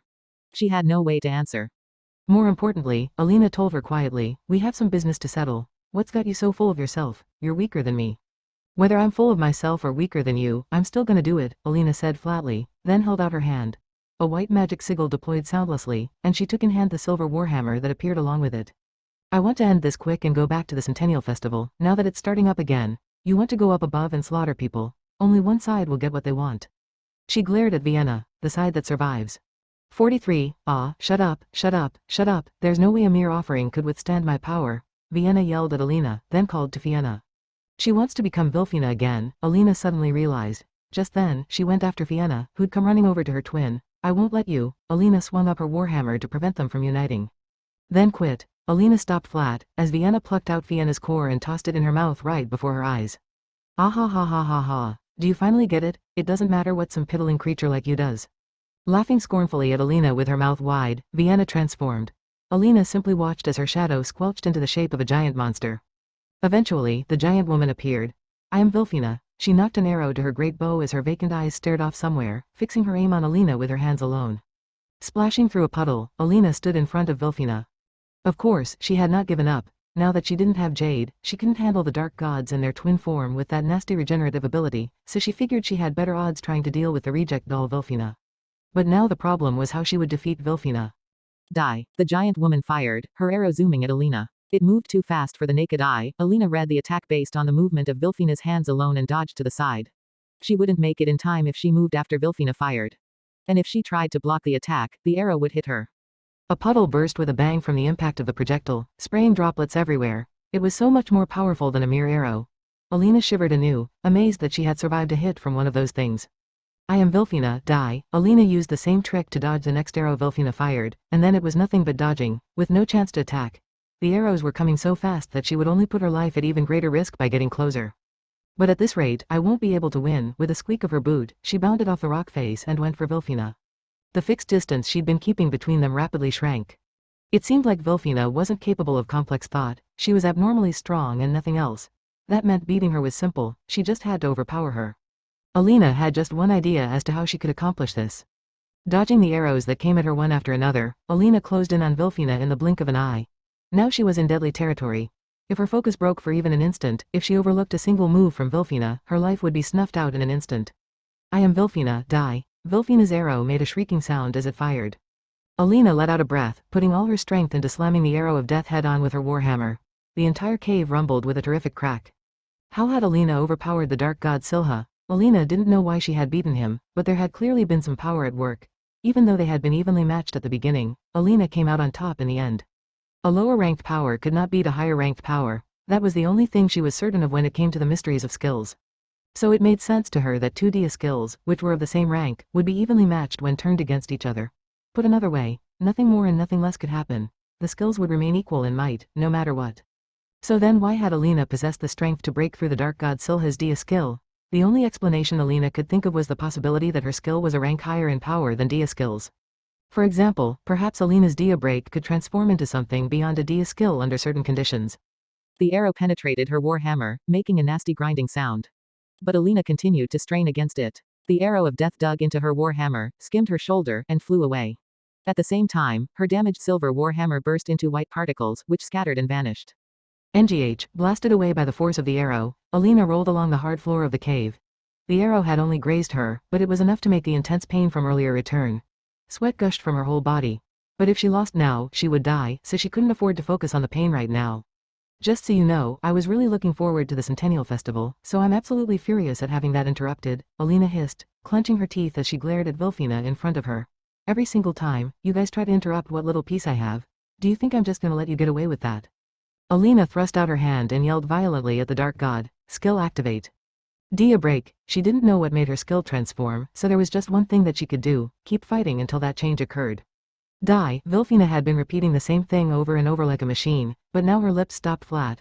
She went still as a statue as she looked at Alina, her hands freezing partway through knocking an arrow. Because what had appeared in Alina's hands was not her usual silver warhammer. It was a golden warhammer, wreathed in particles so bright they were dazzling to the eye. Die.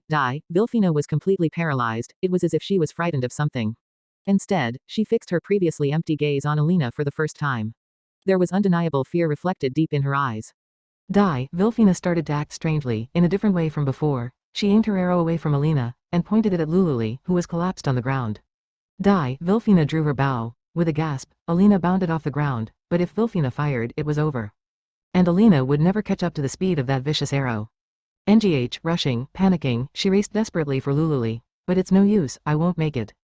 Then suddenly, a completely baseless certainty rose in her heart, and she called his name, Jade. That instant, a large shield came slicing through the air in response, striking Vilfina's arm, throwing off the trajectory of her arrow just slightly. At almost the same moment, the arrow fired with a murderous whoosh through the air, destroying a spot a few steps ahead of Lululi. But Alina didn't have the time to take that in, she changed direction and went for Vilfina. Meanwhile, Vilfina was drawing her bow on her next target, Jade, who was sitting up on the ground. Don't you dare, Alina growled and leapt into the air. Scattering golden particles, she lifted her warhammer overhead. The one you're fighting, Alina circled around in front of the arrow being fired. The arrow came zooming in at exactly the same moment as Alina's war hammer came swinging. Vilfina's killer arrow and Alina's warhammer crashed straight into each other. There was a dull sound.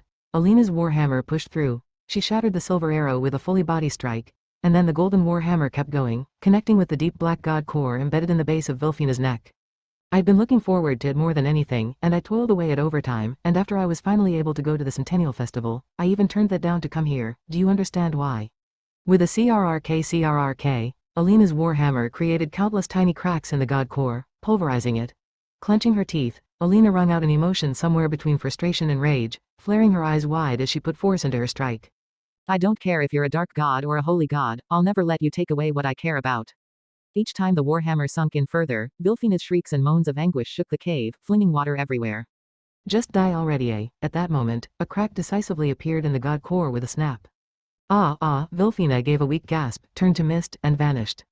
44 Alina watched Vilfina disappear, then checked to see how Lululi was doing. It only looked like she was passed out. The arrow wound on Alina's shoulder had disappeared completely now that she'd defeated Vilfina. After breathing a sigh of relief, she tried looking around the area again. The mystical cave shone pale blue. The blue puddles of water sparkled, reflecting the light off the walls, and there lay a scene of carnage, blood splattered all over the place. Alina was hit by a wave of exhaustion. She slung the unconscious Lululi over her shoulder, picking her rod up off the ground, and then, finally, went over to that lug. So you're alive after all, huh? Not that I'm surprised, she said with exasperation to Jade, who was sprawled out on the ground below her. But I can't get my arms or legs to work. It was a miracle I could throw my shield, he replied weakly. Alina stuck her thumb up at him. Nice toss. I was impressed you figured out I could still move, Alina. I just had the feeling you could. I mean, a guy with the tenacity of a cockroach like you just isn't the type to dead out after a cool line like, I leave the rest to you. Jade gave her a look of protest, which she ignored. After setting Lululi down, Alina practically fell into a sitting position, giving in to the exhaustion that weighed down on her whole body as she zoned out, staring into thin air. After a few moments of silence, with a dark sigh that blew away the aftertaste of victory, Alina muttered, in the end, I basically wasn't able to enjoy the Centennial Festival. Her body was unsurprisingly heavy with exhaustion, and though she wasn't entirely drained, she didn't have the energy left to go to the festival now. She had decided to enjoy the full day's schedule, but she would be forced to give up on the first day. Sorry, for some reason, Jade hung his head like he was ashamed. Even if they are dark gods, they don't have to revive right in the middle of the Centennial Festival. Alina's voice trembled with frustration. She had decided that she would enjoy all 3 days of the Centennial Festival this year. She'd been preparing for it and fighting for it for so long. But for all her efforts, the festival had wound up getting attacked on the first day. And then a dark god had to go and get revived on top of that. What the heck? Was this some kind of divine punishment? Everyone is always trying to get in my way. What the heck? What the heck? Alina wailed and broke down in tears. 45. It really is going on, Alina muttered in an almost exasperated tone, as she watched the streets of Ifole bustling with festival goers as if this had been the plan all along. It was like the attack from a week ago was a dream or something. It had already been 1 week since they defeated the Dark Gods. Though the Centennial Festival had restarted after the attack, the people in charge of it had held some cautious discussions about the resumption of the second and third days. In the end, it was decided that the Centennial Festival be temporarily put on hold, and a smaller scale, day-long festival would be held a week later. I'm grateful they didn't just cancel the whole thing, she thought as she headed out for the Centennial Festival. Despite the attack, the main street was packed with adventurers partying loudly like usual. After going to a street stall that she had failed to hit on the first day, Alina strolled along with a salt-grilled fish skewer in hand as she looked for her next target. That was when it happened. Suddenly, she noticed everything around her come to a sharp halt. This is the adventurers tossing back booze, the loudly touting men at street stalls, the touchy-feely couples. They were all frozen as if time had stopped. No, it wasn't as if time had stopped. Hey, Lil Miss. To no surprise, Guildmaster Glenn stepped out from the crowd of people, for whom time had actually stopped. This was the work of Sigurth Kronos. The skill stopped time around the caster and enabled them to observe things. When Glenn had been an adventurer in the field, this rare ability had been hailed as invincible, and it led him to become the strongest of his cohort, in both title and reality. But his skill didn't work on Alina because she had a Dia skill, which was of a higher rank than Sigurth's skills. Alina and Glenn were the only people who could move here right now. You helped us out again, so I came to give my thanks, he said. You didn't have to bother stopping time for something like that, Alina replied. It saves me a lot of trouble to do it like this. I guess you have a point. Alina was a receptionist, no more than a peon in the guild hierarchy. It would be a hassle if she were seen openly conversing with the guildmaster. People had already seen her going around the festival with Jade to begin with. Please tell Jade Scrade to exercise some of that consideration, too. He doesn't even care where he approaches me.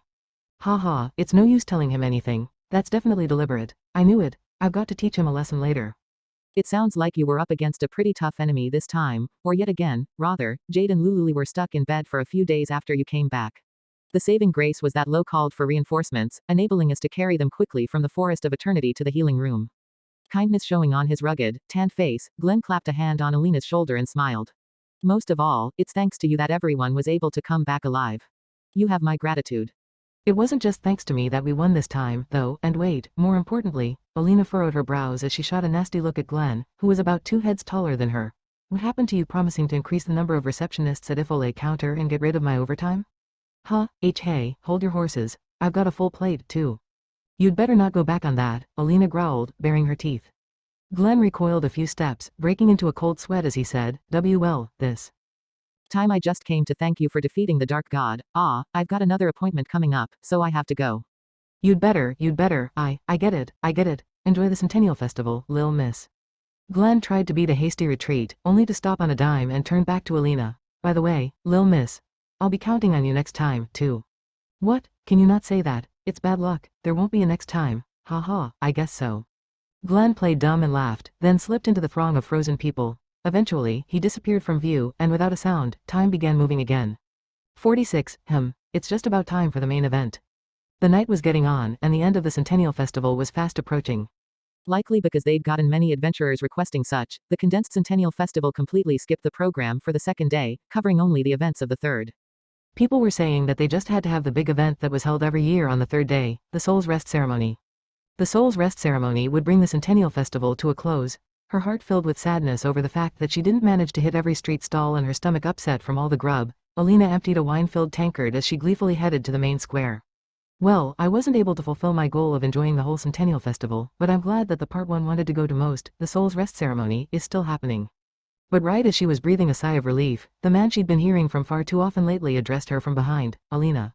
A frown instantly formed on her face. Alina looked back over her shoulder, and there was Jade Scrade, waving one hand as he trotted up. He'd been literally covered in blood just a week ago, and now he was running up to her energetically, but she was used to that now. Jade raced over to her, grinning as he hit her with another nonsense proposal. We only got halfway through our date on the first day, right? I figured we still had half left. Like hell we do. The first day was the first day, and that's over. Alina huffed out an aggressive sigh, then suddenly went calm and looked away. Oh well. Come with me for a bit. Despite having charged at her, Jade was taken aback, giving exactly 2 blinks. Is that okay, Alina? Taking Jade along with her, Alina headed for the big square. Going through the darkness of night to reach the piazza, which was enveloped in dazzling light, she bought a small bottle at a street stall by the entrance. It had a small metal handle and was short and stout in shape, but this was no ordinary container. It was a light bottle, made using relic technology. A set amount of time after its production, it would vanish, leaving its contents behind. You might wonder what such a thing would be used for, and as it happened, it was exclusively used for the Soul's Rest Ceremony. There was no question it had been developed for the sake of this day.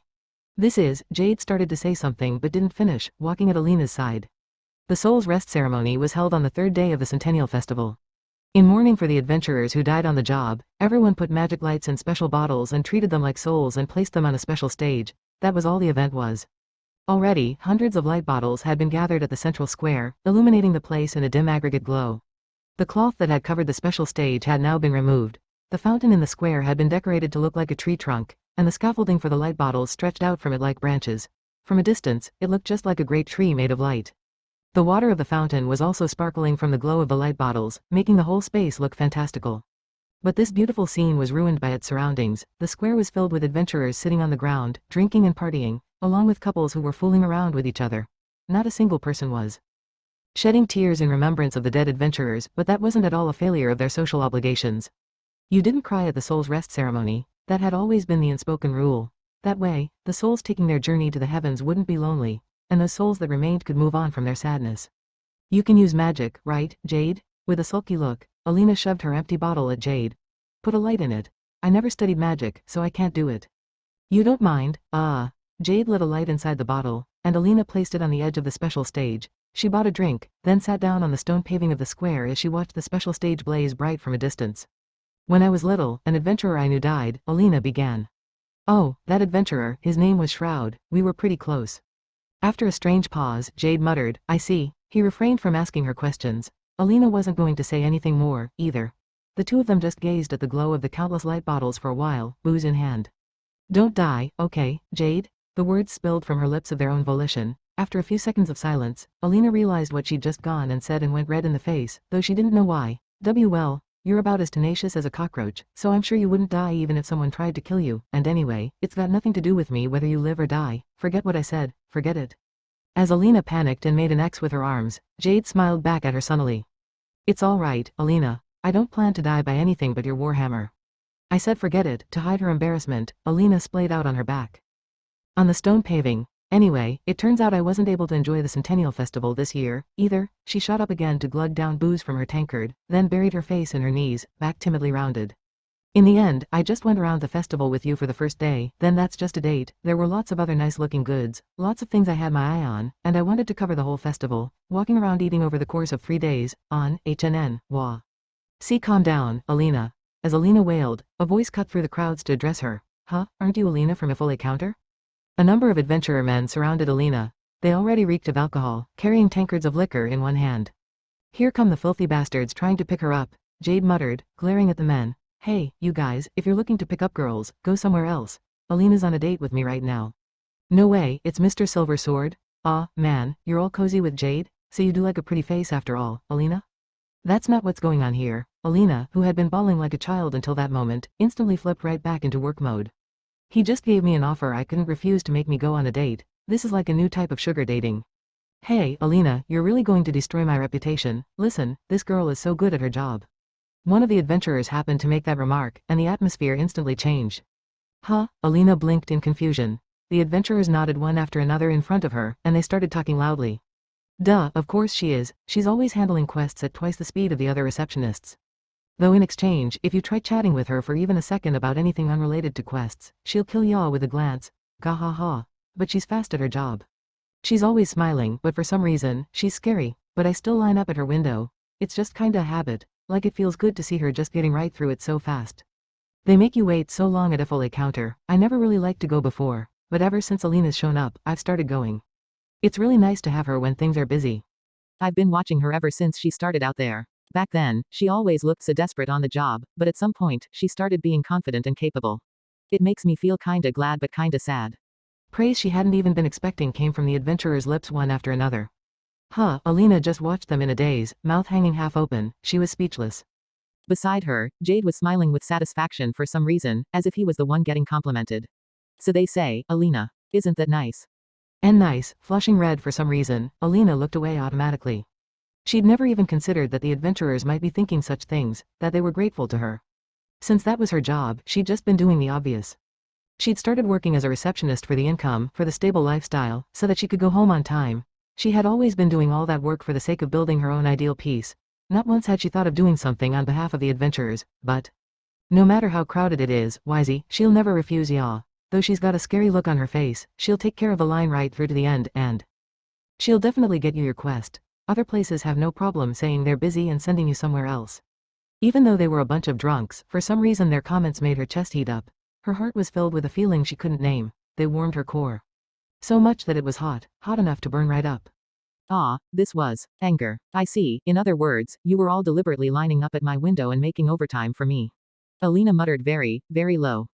Then Jade, who had been nodding in satisfaction at her side, startled and panicked. Hold on, Alina. I think they were being nice. I don't need pretty stories, all I want is to go home on time, come on. Making more damn work for me, clench your teeth for this, you adventurer scum. Alina yelled, slamming her empty tankard on the ground and making a fist as she huffed and swung at an adventurer. Hold up, Alina. Jade quickly grabbed her hands, holding them behind her back to restrain her. She was too drunk to think to activate her skill, a coincidentally narrow escape for both her and the adventurers. Hey, hold on, Alina, calm down, don't be so rash. Shadap, you assholes, don't you dare target my reception window. When mine is crowded, march yourselves over to the other windows. All I want is to go home on schedule. Stop giving me more overtime. Oh, that's a girl with spunk. You wanna arm wrestle me? The adventurer was actually enjoying being yelled at and rotated his shoulder. Alina punched him in the face. Immediately, cheers went up from all the drunks and they stirred her up. Further, saying, Niece, Alina, Do it again. Surrounded by the cheery adventurers, a low, resentful remark escaped from between Alina's clenched teeth. Because of that overtime, I struggled so much trying to attend the Centennial Festival, which I'd been looking forward to all this time, but then I couldn't even enjoy half of it. What the heck, am I cursed? Did I do something bad in a past life? By the last half of her statement, she was half sobbing, shoulders shaking and eyes watering. She had been looking forward to the Centennial Festival more than anything this year, putting in so much effort at work and doing everything she could to participate. She felt so much more emotional about it than the people who took it for granted that they could attend, even if they took an afternoon nap. I understand how you feel, Alina. Let's enjoy it every year, for sure. Okay, hey, you guys, Alina's feeling emotional right now, so go away, shoo. Alright, guys, the third wheels are getting out. With Jade shooing them off, the adventurers yelled, "Get out, time to go," weirdly energetic as they dispersed back into the nighttime festivities. Ah, Jade, so this is where you were. As Alina sniffled and hugged her knees, her face a mess from tears and snot, someone came up to replace the adventurers.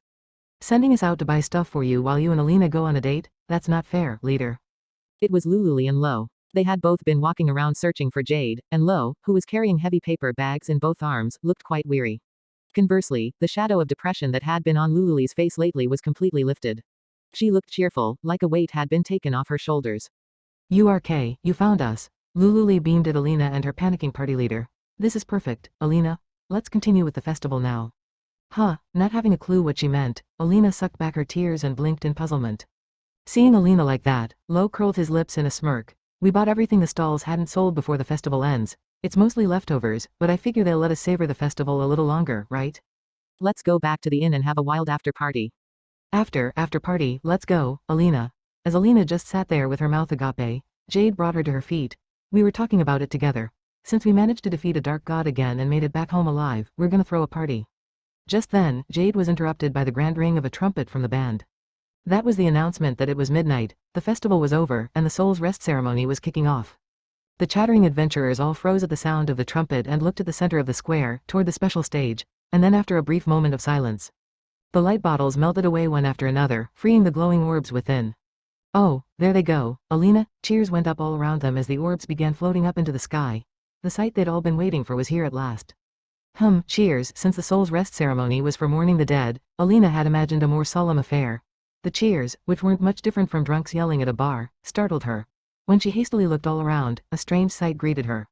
Encouraged by the noise and merrymaking, some people broke out into song. Drunk men stripped naked. People tossed back booze without noticing that the light bottles had vanished. People whistled through their fingers. People got into fights and started punching at one another. It was really barbaric and raucous. The atmosphere was so thoroughly unglamorous that Alina wanted to rage and yell at everyone. What the heck are you doing below these beautiful lights rising up into the sky one after another? Alina's jaw dropped at the view. At the same time, she realized that the ceiling of lights of the Soul's Rest ceremony had seemed so beautiful to her when she first saw it 2 years ago because she'd been looking at it from afar. Isn't that nice, Alina? It's no overstatement to say that if you see this, you've experienced about half the Centennial Festival. In other words, you've managed to enjoy 100% of the Centennial Festival this year. Jade tried to sum things up nice and pat. No way, Alina cut him off, snapping out of her daze, clenching her teeth with a NGHHHH as she pointed up at the bright sky. Next year for sure, next year, I'll enjoy the entire Centennial Festival, I swear on those lights. Alina, that's not what the Soul's Rest lights are for, Lululi pointed out. Come on, who cares, right? Let's go to that after party, my arms are sore, Lo griped. And with their remarks following her, Alina started walking off to the Guild Inn for the after party. The people who had gathered in the square to see the Soul's Rest ceremony all filtered off in different directions, too. Some were drawn toward the taverns, as if they had yet to drink enough. They were all a cheery lot. This is the Soul's Rest ceremony, nigh exasperated by the sight, which was nothing like she'd imagined, Alina began thinking dimly. There was that light in the bottle that she'd been treating like Shroud's soul. Alina had always felt that his death was a tragic thing, so she had thought that if she mourned his soul during the Soul's Rest, something might change a little bit. But maybe it's actually not that sad to begin with. She'd been thinking that quite a lot lately. Surely, if she had gone to Soul's Rest alone, forcing herself to go while drowning in overtime, watching those lights rise up alone, she would never have thought such a thing. She would have ruminated on her sorrows, recalled the vision of Shroud, and been properly solemn. But the real thing was quite different. Between the friend who never left her side, and the adventurers who'd caused her overtime spouting off whatever suited them while laughing wildly, it had ended up being quite a raucous event. It was annoying and pissed her off, and thanks to that, not only could she not be even a little solemn but she also didn't even have the time to feel sad. Oh, so I'm not sad. Just then, Alina turned around and looked up at the lights that were vanishing in the distant darkness of night. At the end of the day, work was just work. It was nothing more and nothing less. Working for the sake of her lifestyle, going home on time for the sake of her peace and quiet, surely, those would continue to be Alina's greatest and most important goals, her ideals. Yet it seemed that in becoming a receptionist, Alina had attained something besides life stability, a salary, and a large volume of overtime. Maybe being with someone isn't so bad. As that thought struck her, she relaxed her lips into the slightest of smiles. The end afterward. Hello, it's been a long time, this is Mato Kosaka. This series made adult readers uncomfortable in the first volume thanks to its vivid depictions of working extra hours, so how was volume 2? I drew on my own experiences to include other common experiences of the workplace and overtime. Oh, and some of the things in this volume really do happen in real life. Just like with Alina and the Centennial Festival, it's always when you've been looking forward to something for months that your superior forces work on you out of nowhere. Overtime surges in, and you come in on your days off. The timing is so awful, it's like it's intentional. Damn you, boss. You howl with rage on the inside as you accept your work with a smile. NGHHHH. It goes without saying that volume 2 is packed full of those feelings of resentment.